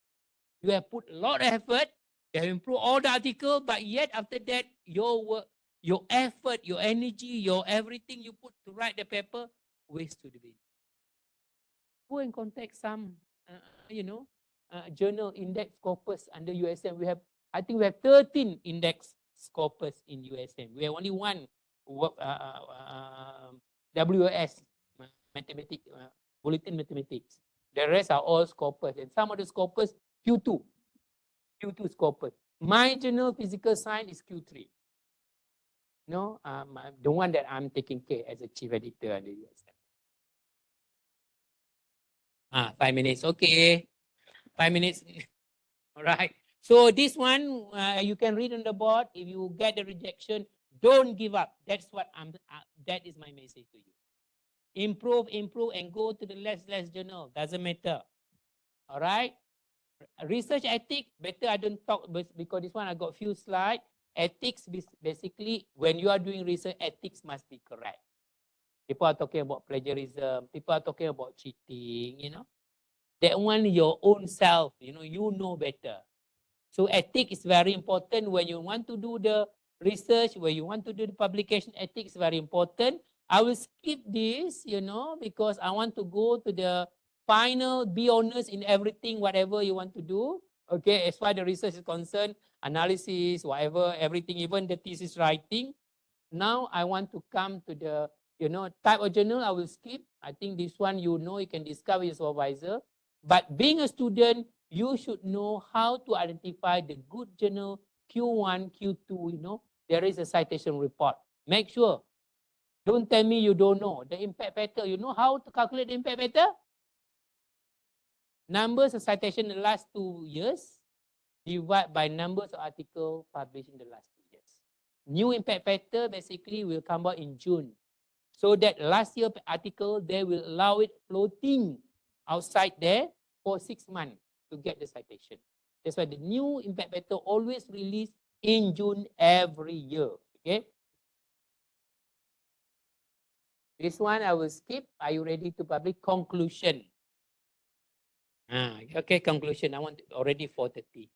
I try to keep. Normally when I give a talk and lecture, I always skip to my time because I don't want to drag the time. So I'll go to the conclusion. In conclusion, whatever, being this my experience, with my students.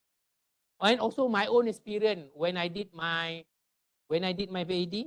When I did my PhD, I graduated 1994, 30 years ago. No, 30 years ago I graduated. I got my PhD.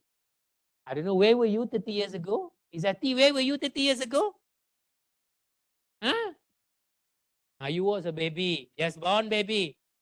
At that time, I graduated and got my PhD. 1984, I graduated last time. Okay, but the experience still remained the same.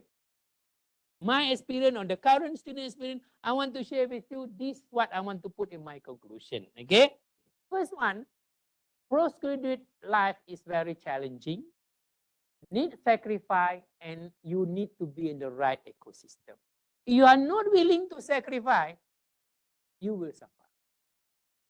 I can see some foreigner here, international student, when you're coming to Malaysia, a lot of sacrifice. Last time for us, the government gives scholarship only 3 years. If you don't get it, that's it. And also USMC, you come back without PhD, we kick you out from USM.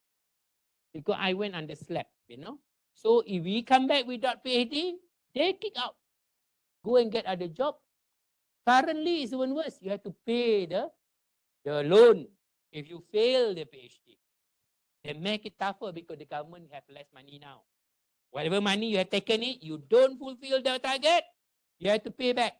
As compared to those days, maybe the people are not that many, maybe, So we get the opportunity. Not many people like to be a lecturer that time.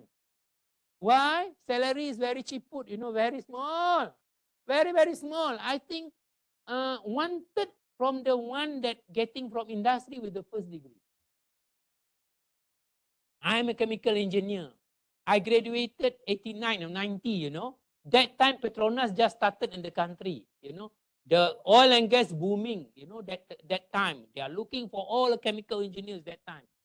Then my friend first degree, they earn a lot already.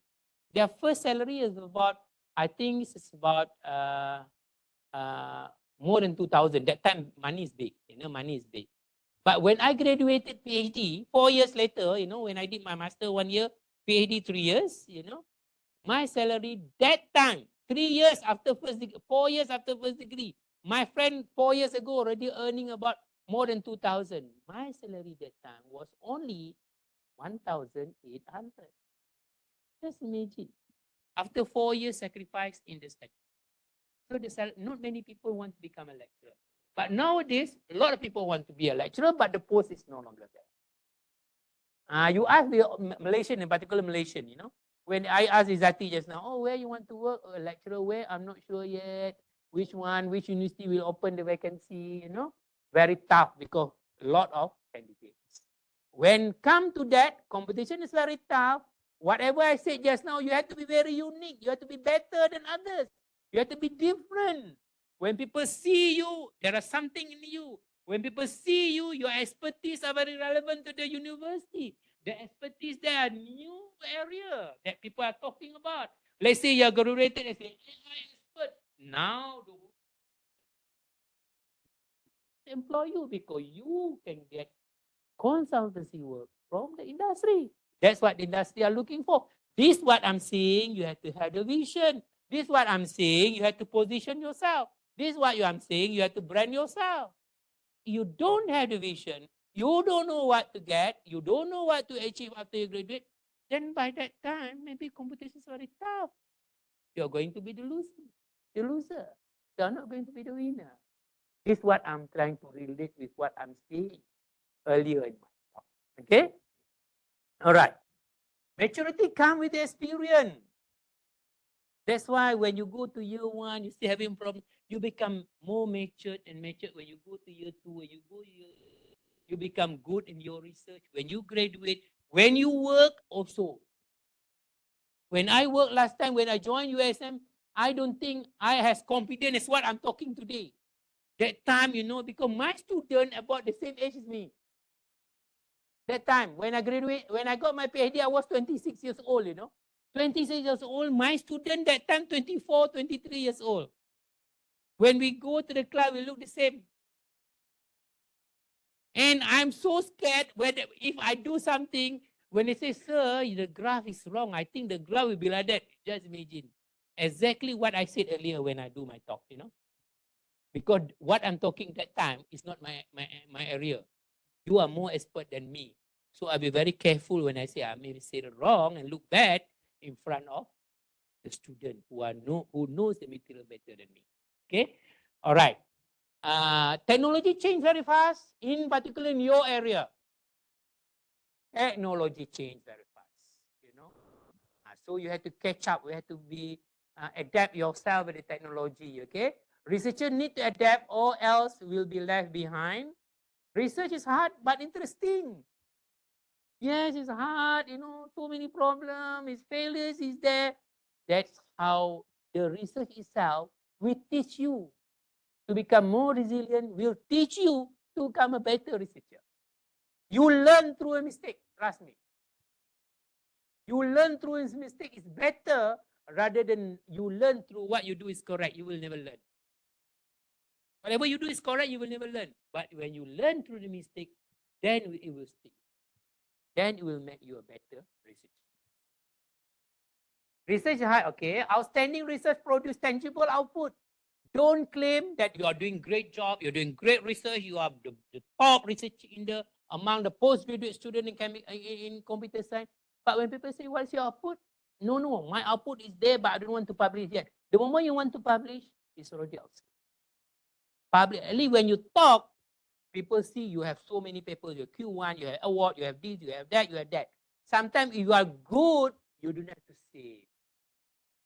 People will know you are good. Your research output will speak by itself because it is a tangible thing. Not by hearsay or what, it's a tangible. You don't have to say it.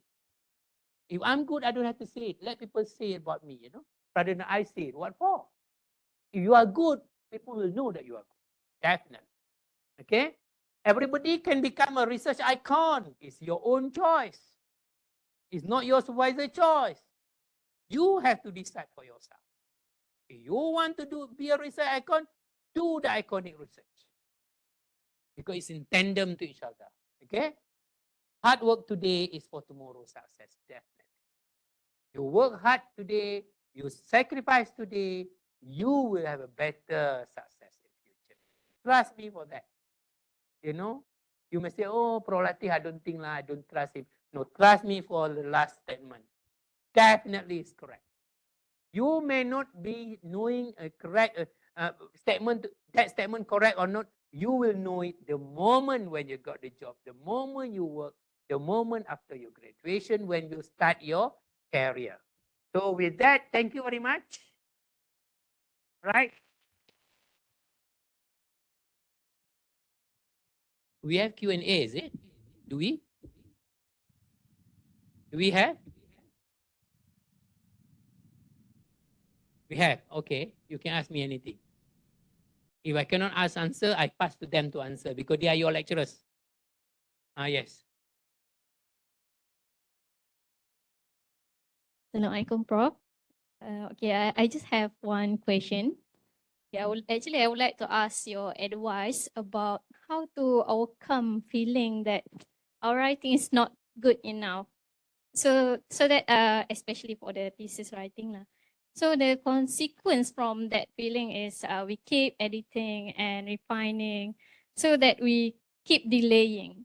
So what is your advice on that? Thank you, Prof. My advice is that, when you are writing your thesis, this is the problem if you put that writing part toward the ends. Okay? When you put that writing part toward the end. For chapter 1, chapter 2, and chapter 3, you should have done it throughout your study. Chapter 1, you only can improve it toward the end when it comes to the problem statement, when it comes to the objective, because chapter 1 is only 10 pages. You cannot run away from what should be there. Very brief. Because chapter 1 will talk about the scenario, chapter 1 will talk about the problem, chapter 1 will talk about objective, and chapter 1 will talk about the significance of your research. Okay? That one shouldn't be a problem. Being a master student, a PhD student, that's what I'm saying. You should know what are new in your work. You should know what is novel in your work. Chapter 2, your literature review, which you should have done it the first 6 months. If you have write a review article, you only have to update it. Okay? That shouldn't be a problem. That's what I'm saying. Chapter 3 is methodology, what you've been doing. That's why I'm saying progressively, you should be able to write it, methodology. The only problem is that chapter 4, result and discussion. You will only come to the frustration when you realize your result may not match with the theory, your result may not match with whatever the complement with the findings of others, then difficult for you to explain. But whatever you are facing, if you have written article, you remember I said just now, every 6 months, write an article, that publication, you can compile because people have verified it. The only thing is that article are very brief, but in your thesis, you elaborate it further. But the fact is there, whereby that finding should be correct because already been verified, already published. That's what I'm saying. The hard work, the beginning, your hard work to publish everything, when come to the final stage, when writing should be easy. But let's say you have not done it. Okay, now I presume in your case, you have not done those. Now you are struggling in writing, right? My advice is that get the easiest part first. You know why? Chapter 1, 2, and 3, easiest part. Get it done, get the first draft completed, pass it to your supervisor. When you get the first draft done, you feel satisfied, Something already completed, even though it may not be up to the standard, but completed. Then only you go to chapter 4. Chapter 4, as I said, the hardest. Because, let's say you have not done publication before, then you have a problem in compiling your result. That should be left into the last part. Okay? Then if you feel that your results still need to be repeated, I think you still can repeat it. You still can repeat it. Because you people are computer science, I expect you are working in front of the computer most of the time. You are changing coding, whatever, Not like engineering, we go to the lab, repeat experiment, run experiment. It takes time. So complete that writing, get the first draft done, submit to supervisor, discuss with the supervisor. That's why I said it just now, collaborative with the colleague. Discuss with the colleague. Sometimes the supervisor have so many students. For example, in my case, I have 20 students. I always create the casta, not casta. Senior, junior. Then the senior will look after the junior. Junior will take another super junior. Always like that. If they cannot resolve it, they will come and see me. That is good if you join the big group of researchers, so that they will help each other. Normally, in my case as well, normally we have the regular seminar among my group. So within the seminar, they already present the result. Your colleague will try to comment and things like that. They will ratify the research. Then shouldn't be a problem toward the end. I may not be answering you direct, but I think partially I am answering. Okay, all right, okay. Any more questions? Yes? There is a mic there, near to you. Okay, Doctor, I heard you and your students publish many papers. Yeah. You and your team is very excellent. So my question is, so if a student published a lot of papers in his PhD, journal, and then he submit his thesis, PhD thesis. So there must be a lot of contact in his thesis is same with his papers. The paper have been published. Yes. From my point of view, your thesis, PhD thesis is supported by the paper you published, and your paper is from your thesis. But if you publish papers, there must be a problem is self-plagiarism. The problem of what? Self-plagiarism. Self-plagiarism. Yes. Okay. So I want to ask you and your team, how to avoid this problem? Okay. So meaning that if we publish more, it's self-plagiarism. Okay. First thing I want to make it clear with you, every time, every single publication, you cannot repeat the same data. That is ethics. That is the ethicals, you know, which the last part I cannot cover just now because the time, you see. So in terms of data, there is no plagiarism. But in terms of methodology, there could be a plagiarism because you are doing the same thing, right? But if your own methodology, your own previous paper, we don't write. Normally, we don't write again what method we do, what method we do. We quote the previous work. According, this one was collected based on the method as already explained by blah, blah, blah, blah, blah. We quote our own paper. That one is allowed because that paper is already published earlier. There is no self-plagiarism, provided you quote the previous paper, which is good because you cite your own paper, but you didn't write again that portion because the same portion cannot be appearing in two different papers. That is plagiarism. Data definitely is different. For example, in my student, this January and March, they are doing certain data collecting. They publish one. The next step, they are doing different experiment or different target of experiment. Definitely different data. They write, but the method may be the same. The setup may be the same. But in the next paper, I don't write that methodology. I don't write that, show that setup. I quote the one that paper published data for January and March. So there is no plagiarism.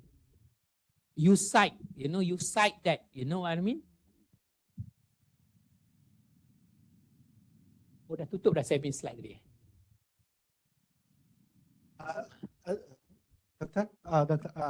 Really thank you because it is a very it's problem. I'm very confused with it. So you said is I published the paper and I write the same content to my PhD thesis. It isn't self-plagiarism. No. No. But when you are writing your thesis, you cannot cite your paper. Okay?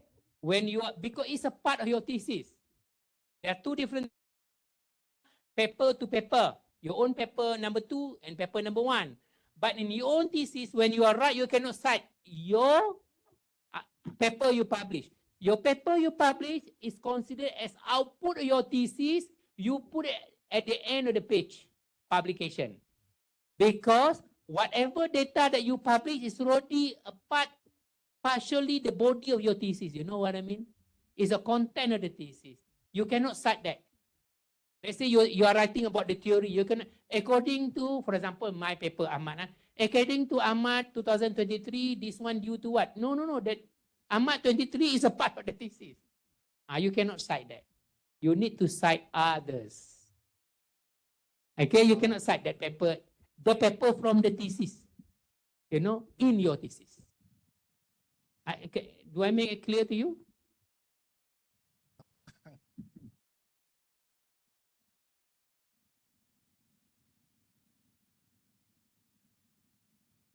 Review paper.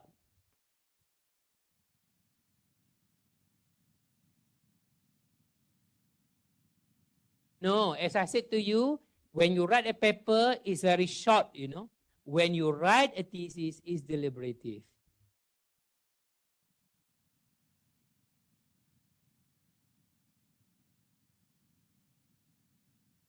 No. No, even though you are compiling a paper, it must be connection between one paper and to another paper. Yes, because writing a thesis like writing a textbook, deliberative. Writing an article, specific target audience and target topic. You cannot be writing lengthy. You cannot just put exactly. All right. I hope I answer you. Okay. Now I get the question correct. All right. Listen, Thank you very much, Okay. Professor Dr. Abdul Latif, Oh, done. Okay. for the impressive talk. So you may take your seat.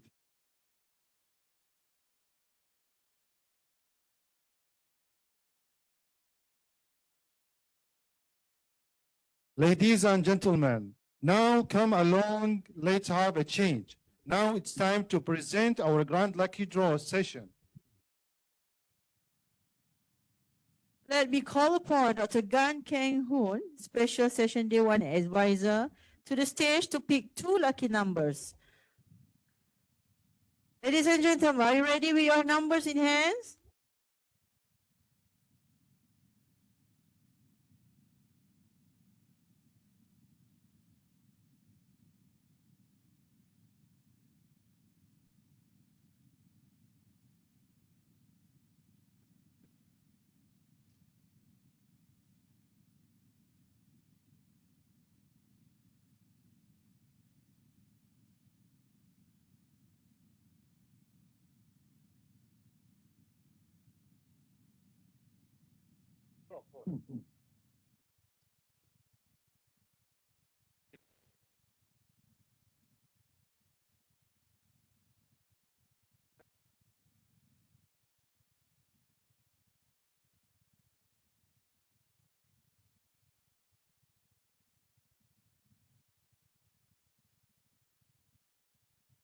Yeah, 84.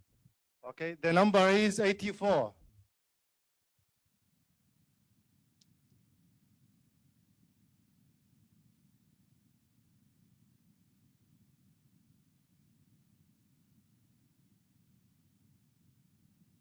$84. No one. Okay. 84.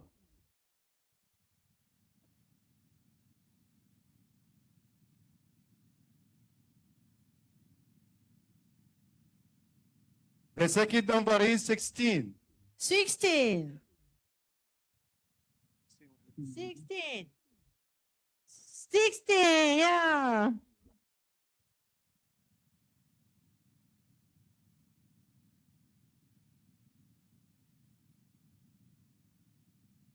The third number is 30. 30. Congratulations.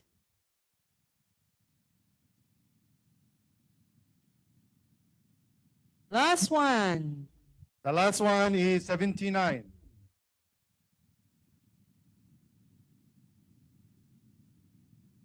Hi. Oh, okay. Whoa.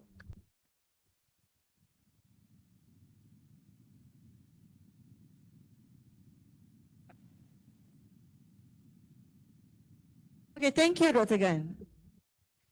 Before we head to our finale, a quick reminder to all attendees, please fill in the feedback form and please remain seated as we will begin our closing ceremony.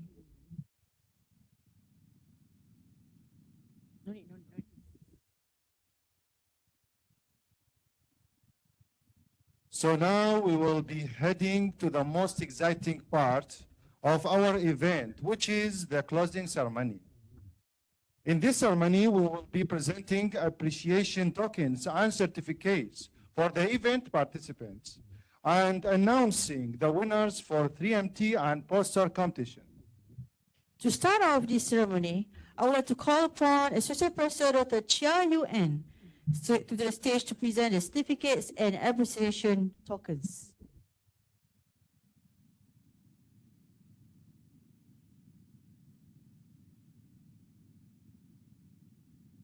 Yes, we would like to invite Professor Engineer Dr. Abdul Latif Ahmad to the stage to receive a token of appreciation from Associate Professor Dr. Chia Yuen.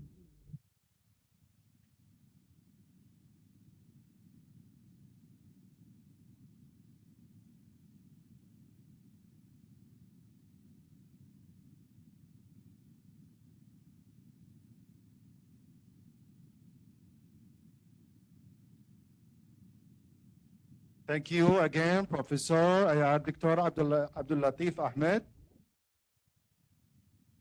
And we would like to give certificates of appreciation for the writing workshop speaker. With that, I would like to call upon the speaker on the stage, Honorary Professor Dr. Abdullah Zawawi Haji Talib.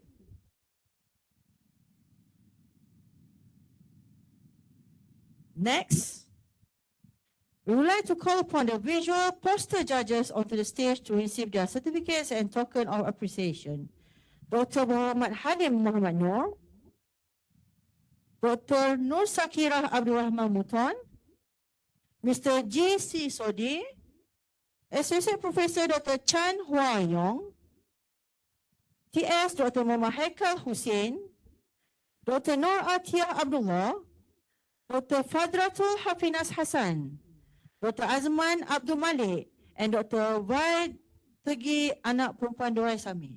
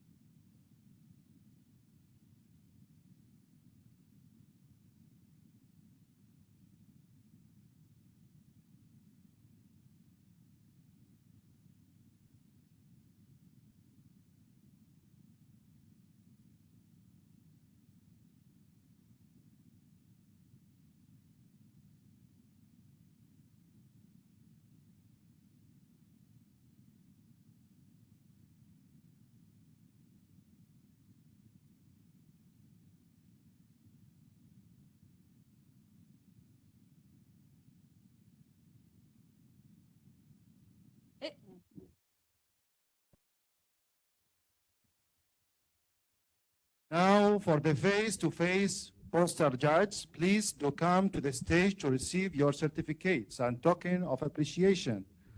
Dr. Muhammad Adib Haji Omar, Associate Professor Dr. Wan Nesbi, Dr. Aslina Muhammad Qasim, Associate Professor Muhammad Azam Usman, Dr. Hazrina Yusuf Hamdani,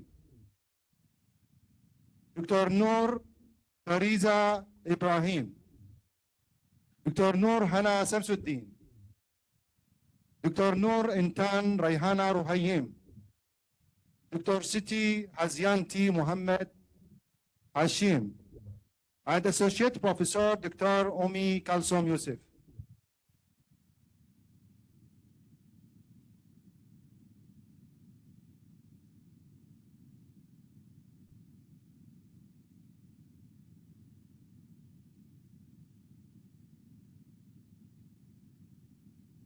Big thank you to all the poster judges. Lastly, we would like to give a token of appreciation to the 3 MT judges. Please come upon to the stage. Associate Professor Dr. Zuri Nahni Zainal, Associate Professor Muhammad Azam Osman, Associate Professor Dr. Chan Hua Yong, Associate Professor Dr. Chayu N. Judges Dr. Chiu Zin Ying and Dr. Sukumar Lashmunan.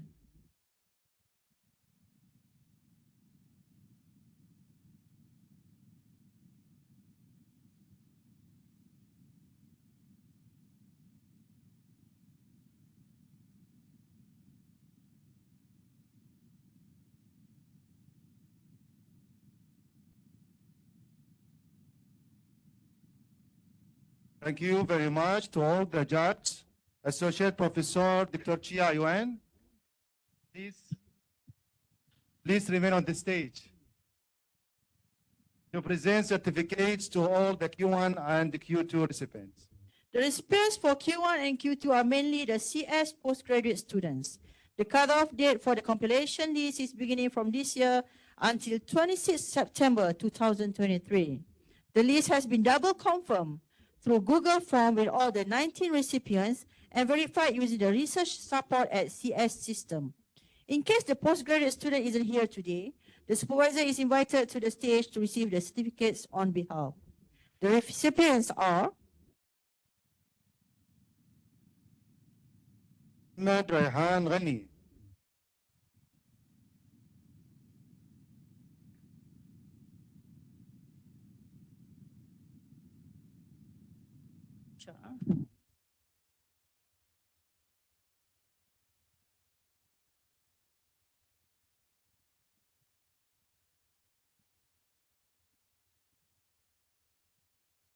Nuratika Nuruddin.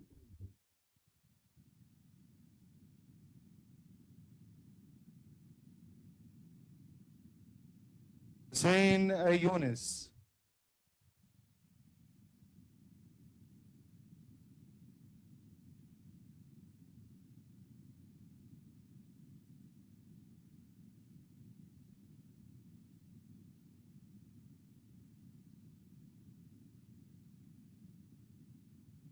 two. Another one.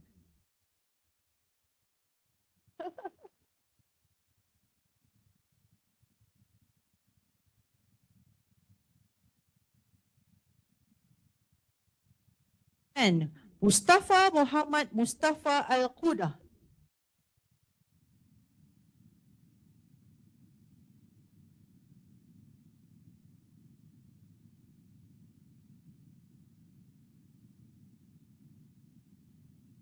And then continue. Haruna Abdu.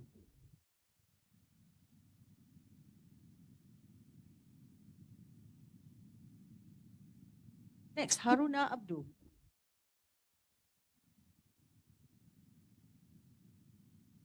And the next one, Saadatu Abu Bakar.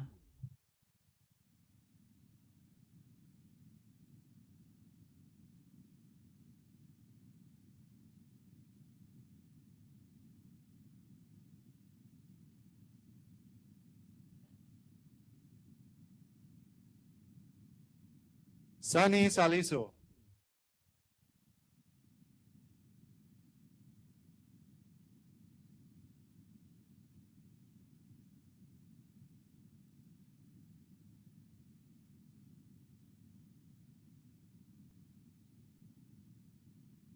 Liao Juan.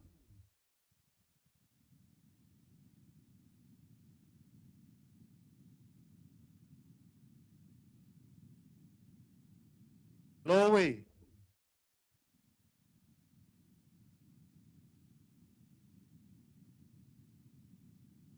Yang Lo.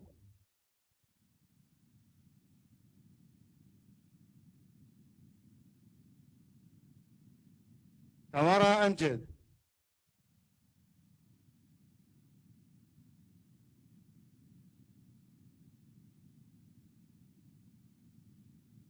Oh.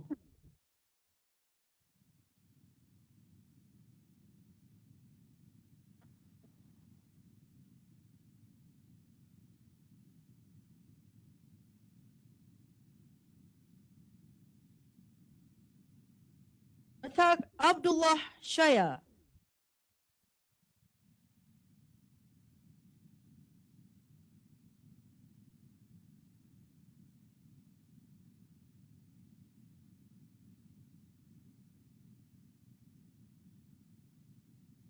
He Yan Fang.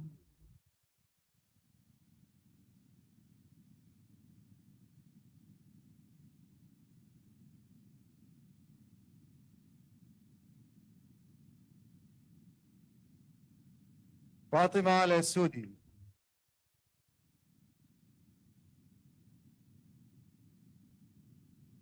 Congratulations.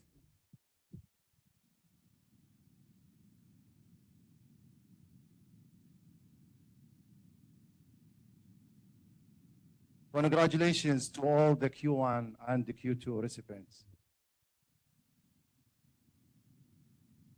Associate Professor Dr. Chia Yuan, please remain on the stage for the prize giving session. Now everyone, are you excited to know the poster and TMT winners?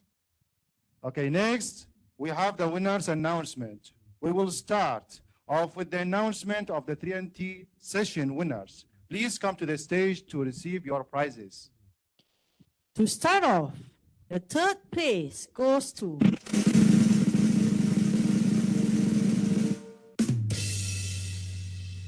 Awal Shehu Ali.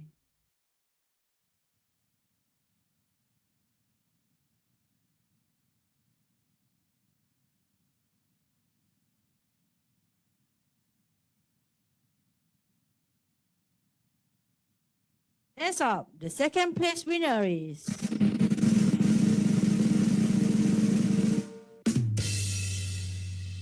David Ahmad.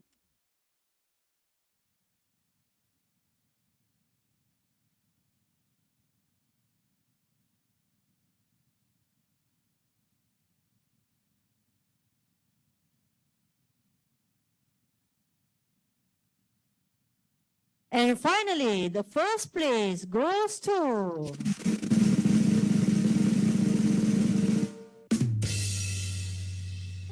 Mehmet Salameh Akpum.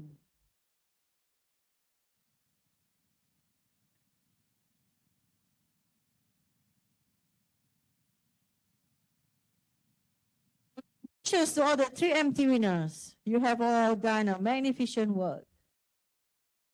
Next, the announcement of the virtual poster session winners. Please come to the stage to receive your prizes. For the third place goes to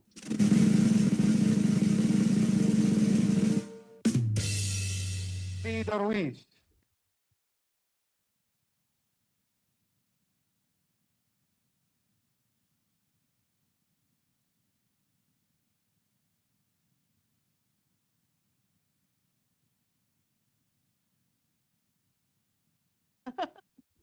For the second place, the winner is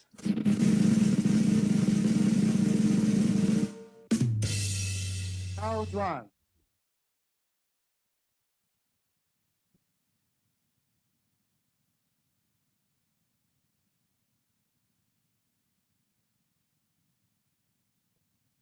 Okay, next. And finally, the first place, the winner is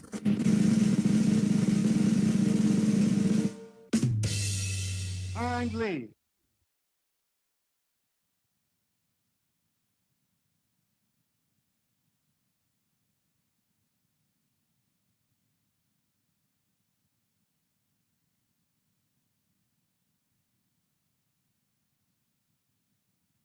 Congratulations to the winners.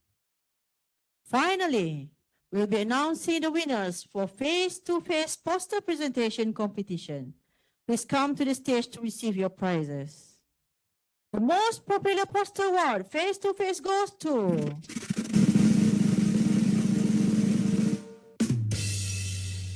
David Ahmad.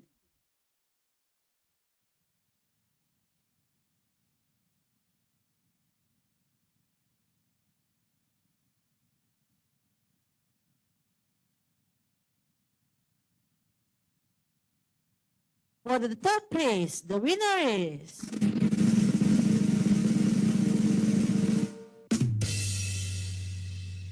Dong Ho.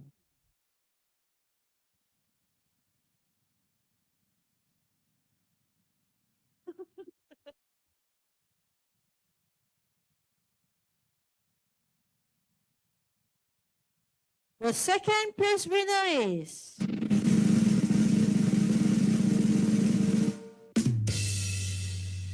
Ige Olwasun Peter.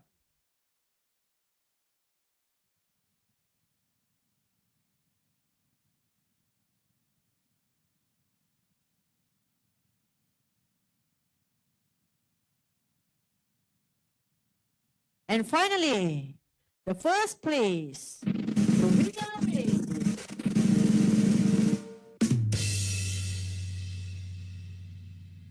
Yay!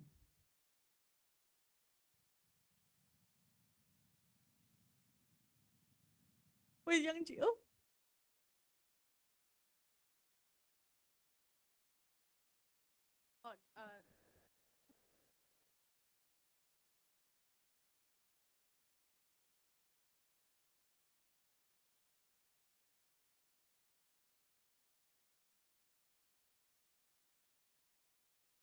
Thank you, Associate Professor Dr. Chia, for presenting this award. You may be seated. A real big congratulations to all the winners and participants. You have all worked hard and done a really great job.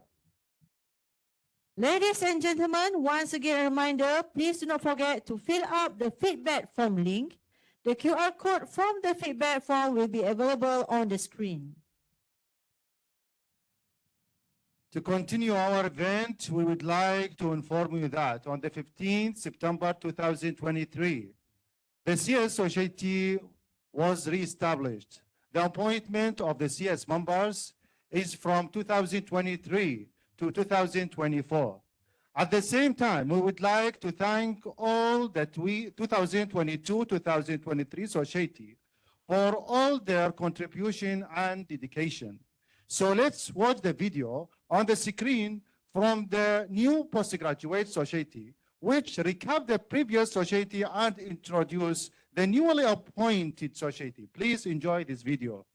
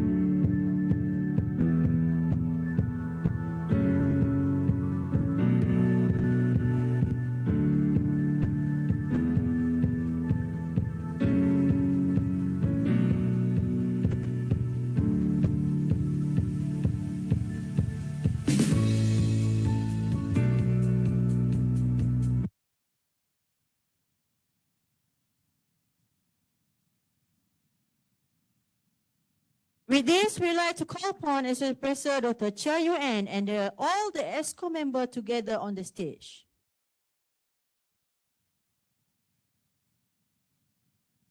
We would like also to call upon all the society members onto the stage. Associate Professor Dr. Chia will be presenting the certificates to Nur Shawira Sabri, the chairperson for the CS Postgraduate Society, who will be collecting the certificates on behalf of the members.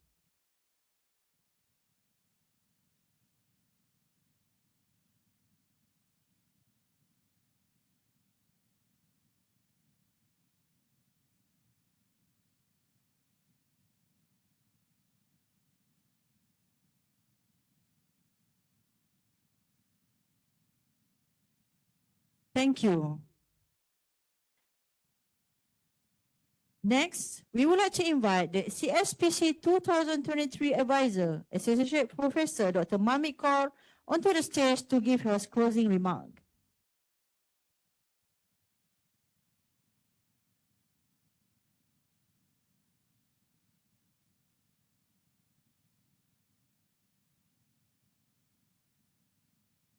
Good evening, everyone.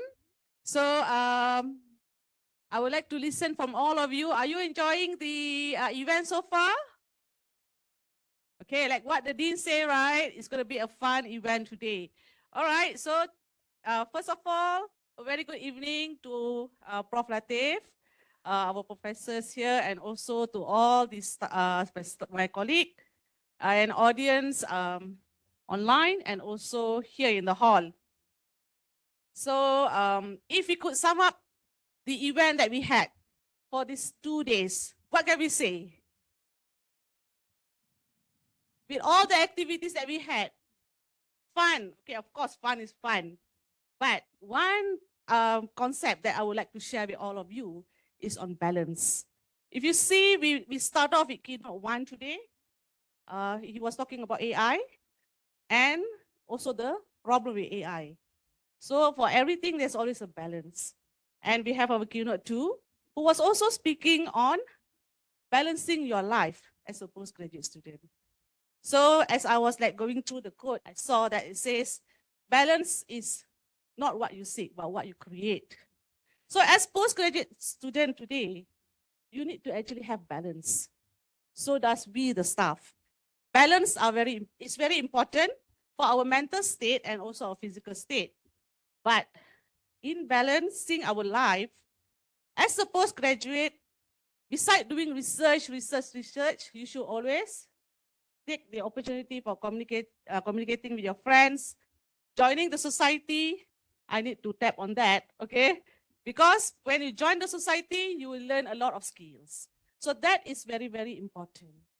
So if you want to see a balanced life of a student, a postgraduate student, not only doing research, standing out there, presenting poster, standing here, doing 3MT, and also doing other things, something that indirectly benefit others. So to all of you that are here today, thank you. And I think that all of you are actually feeling this balanced life. Besides that, I would also like to thank my previous society, postgraduate society members, led by Hazika. When I saw the video, I felt very, very touched because they have really worked very hard.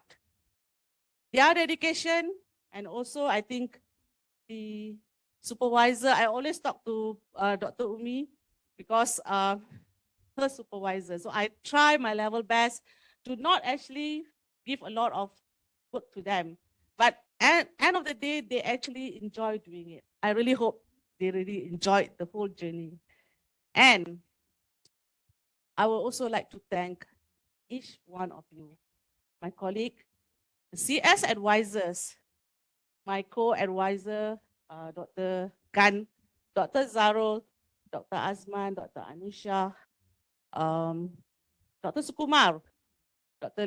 Chayan, for being here to support all of us. We will not be able to do it without all your help. Besides that, to these students that actually came together and they said that, okay, let's do this.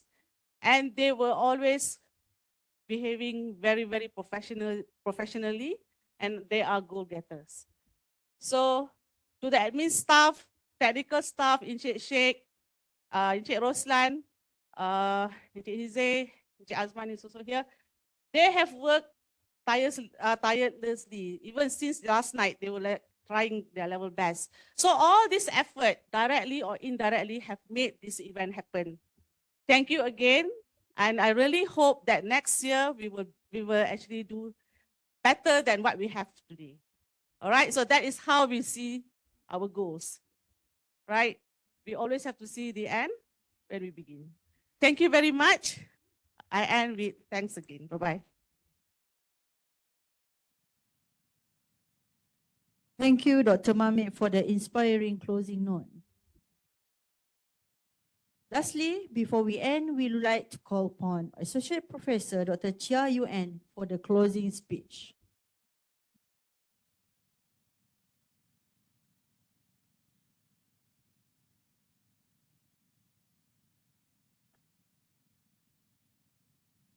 Okay, thank you to the MCs.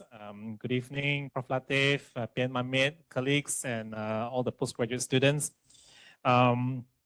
Yeah, I think I'm standing between you and going home. So I'm just trying to make this as meaningful as I can before you call it a day.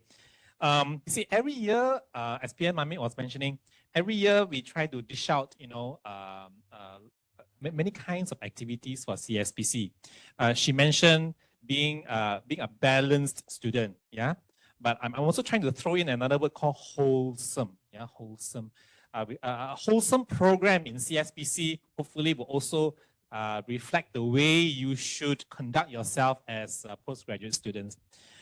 Wholesome also, is associated with food. Eat wholesome food. So the program that CSPC offered this year hopefully is wholesome, like you're coming to a restaurant to enjoy various kinds of activities and programs. So, like for example, you had an opportunity to present. Yeah, you had your posters, you had your 3MT and stuff. You had some inputs on writing. Yeah, the workshop yesterday by Prof. Zawabi gave some insights on how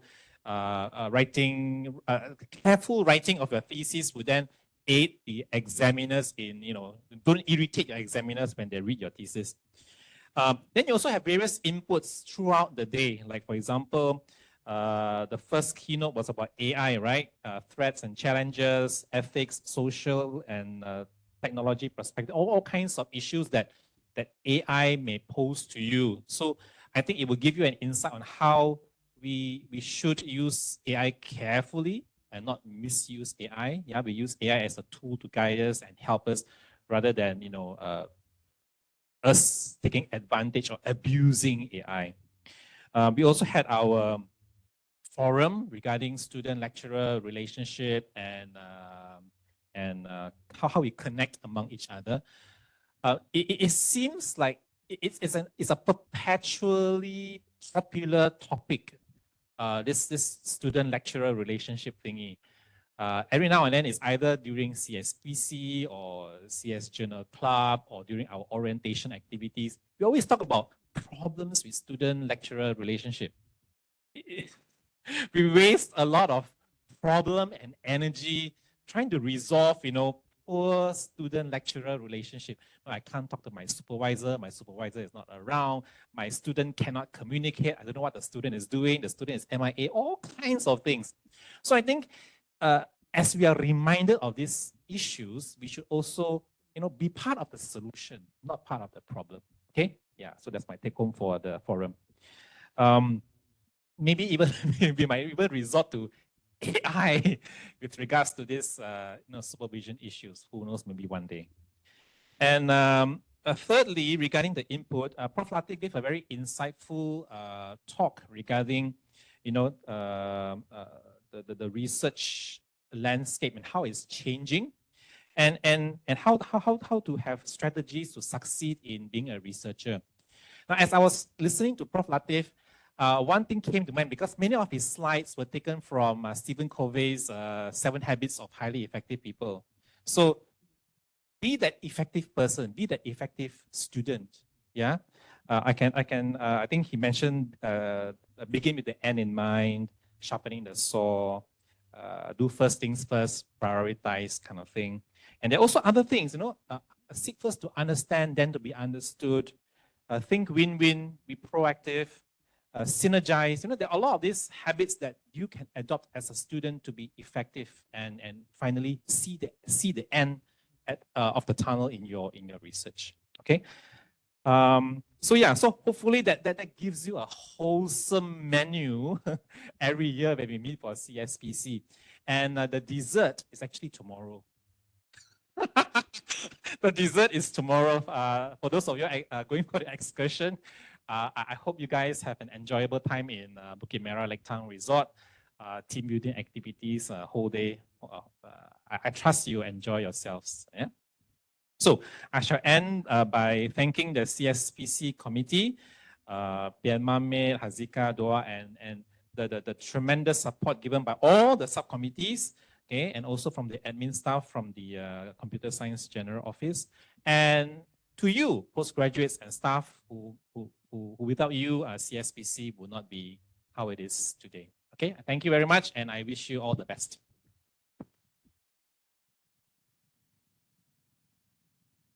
Thank you, Associate Professor Dr. Chia Yuen, for the closing speech. With this, we have come to the end of CSBC 2023. I would like to thank all of you for being part of this event and adding to the glory of CSBC 2023. A quick reminder, don't forget to fill up the feedback form. The QR code for the feedback form is available on the screen. Reminder for day 3 excursion as follows. Only registered participants can join the excursion. Wear comfortable clothing suitable for outdoor activities. Black and dark color clothes are preferred. Extra clothes and shoes are mandatory. Waterproof shoes are recommendable for water activities. Consider to bring hats, sunglasses, and sunscreen for protection. Departure time is 7 a.m. in the morning. Be present at CSUSM by 6:45 a.m. and return time is subject to change. Follow instructions, cooperate with all activities, stay together as group, and respect nature. Please bring along your medical needs. Now, everyone in the hall, please remain seated for a group photo session. Group photo session.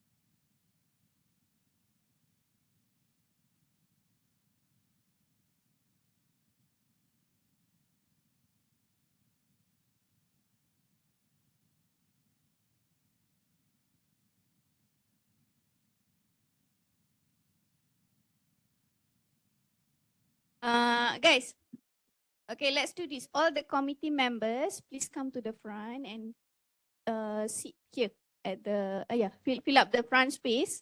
All the committees, come. Yeah, our banner outside. Yes, all the committees, and then lepas tu siapa? Cik. Yang lagi duduk depan macam ni. All the guys. Guys in front. Boleh. Belakang macam ni. Akan possible. Okey. Baik, mana kosong? Dia balance.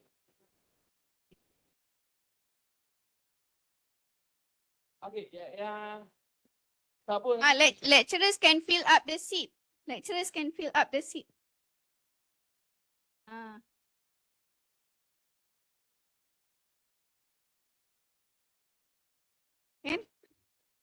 And what? Lecturer, and the rest Dok- student. Dr. Wong, come. Dr. Wong, kalau depan.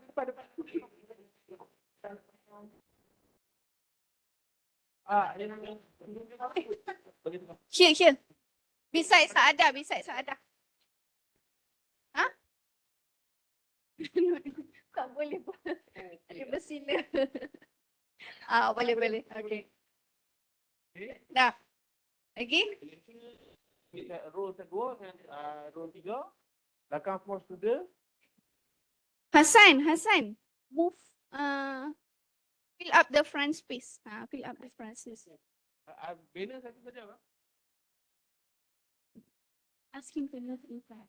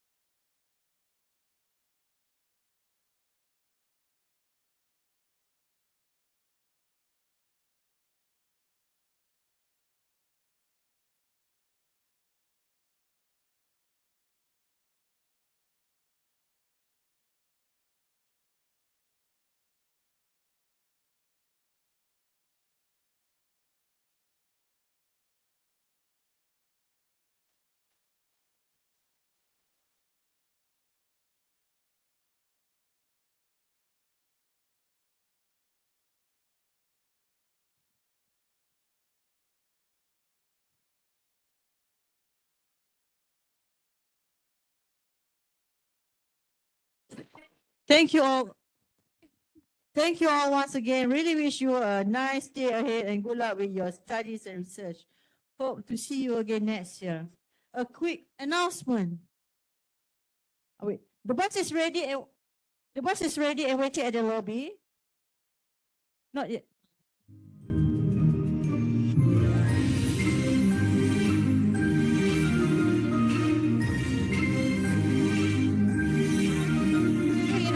Quick announcement. We need help from the guys.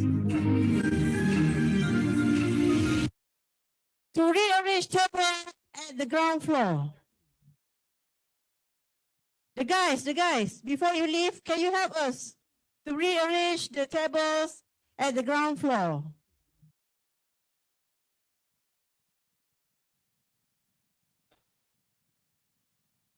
Okay, housekeeping announcements. Please make sure you pick up around you. Please make it clear.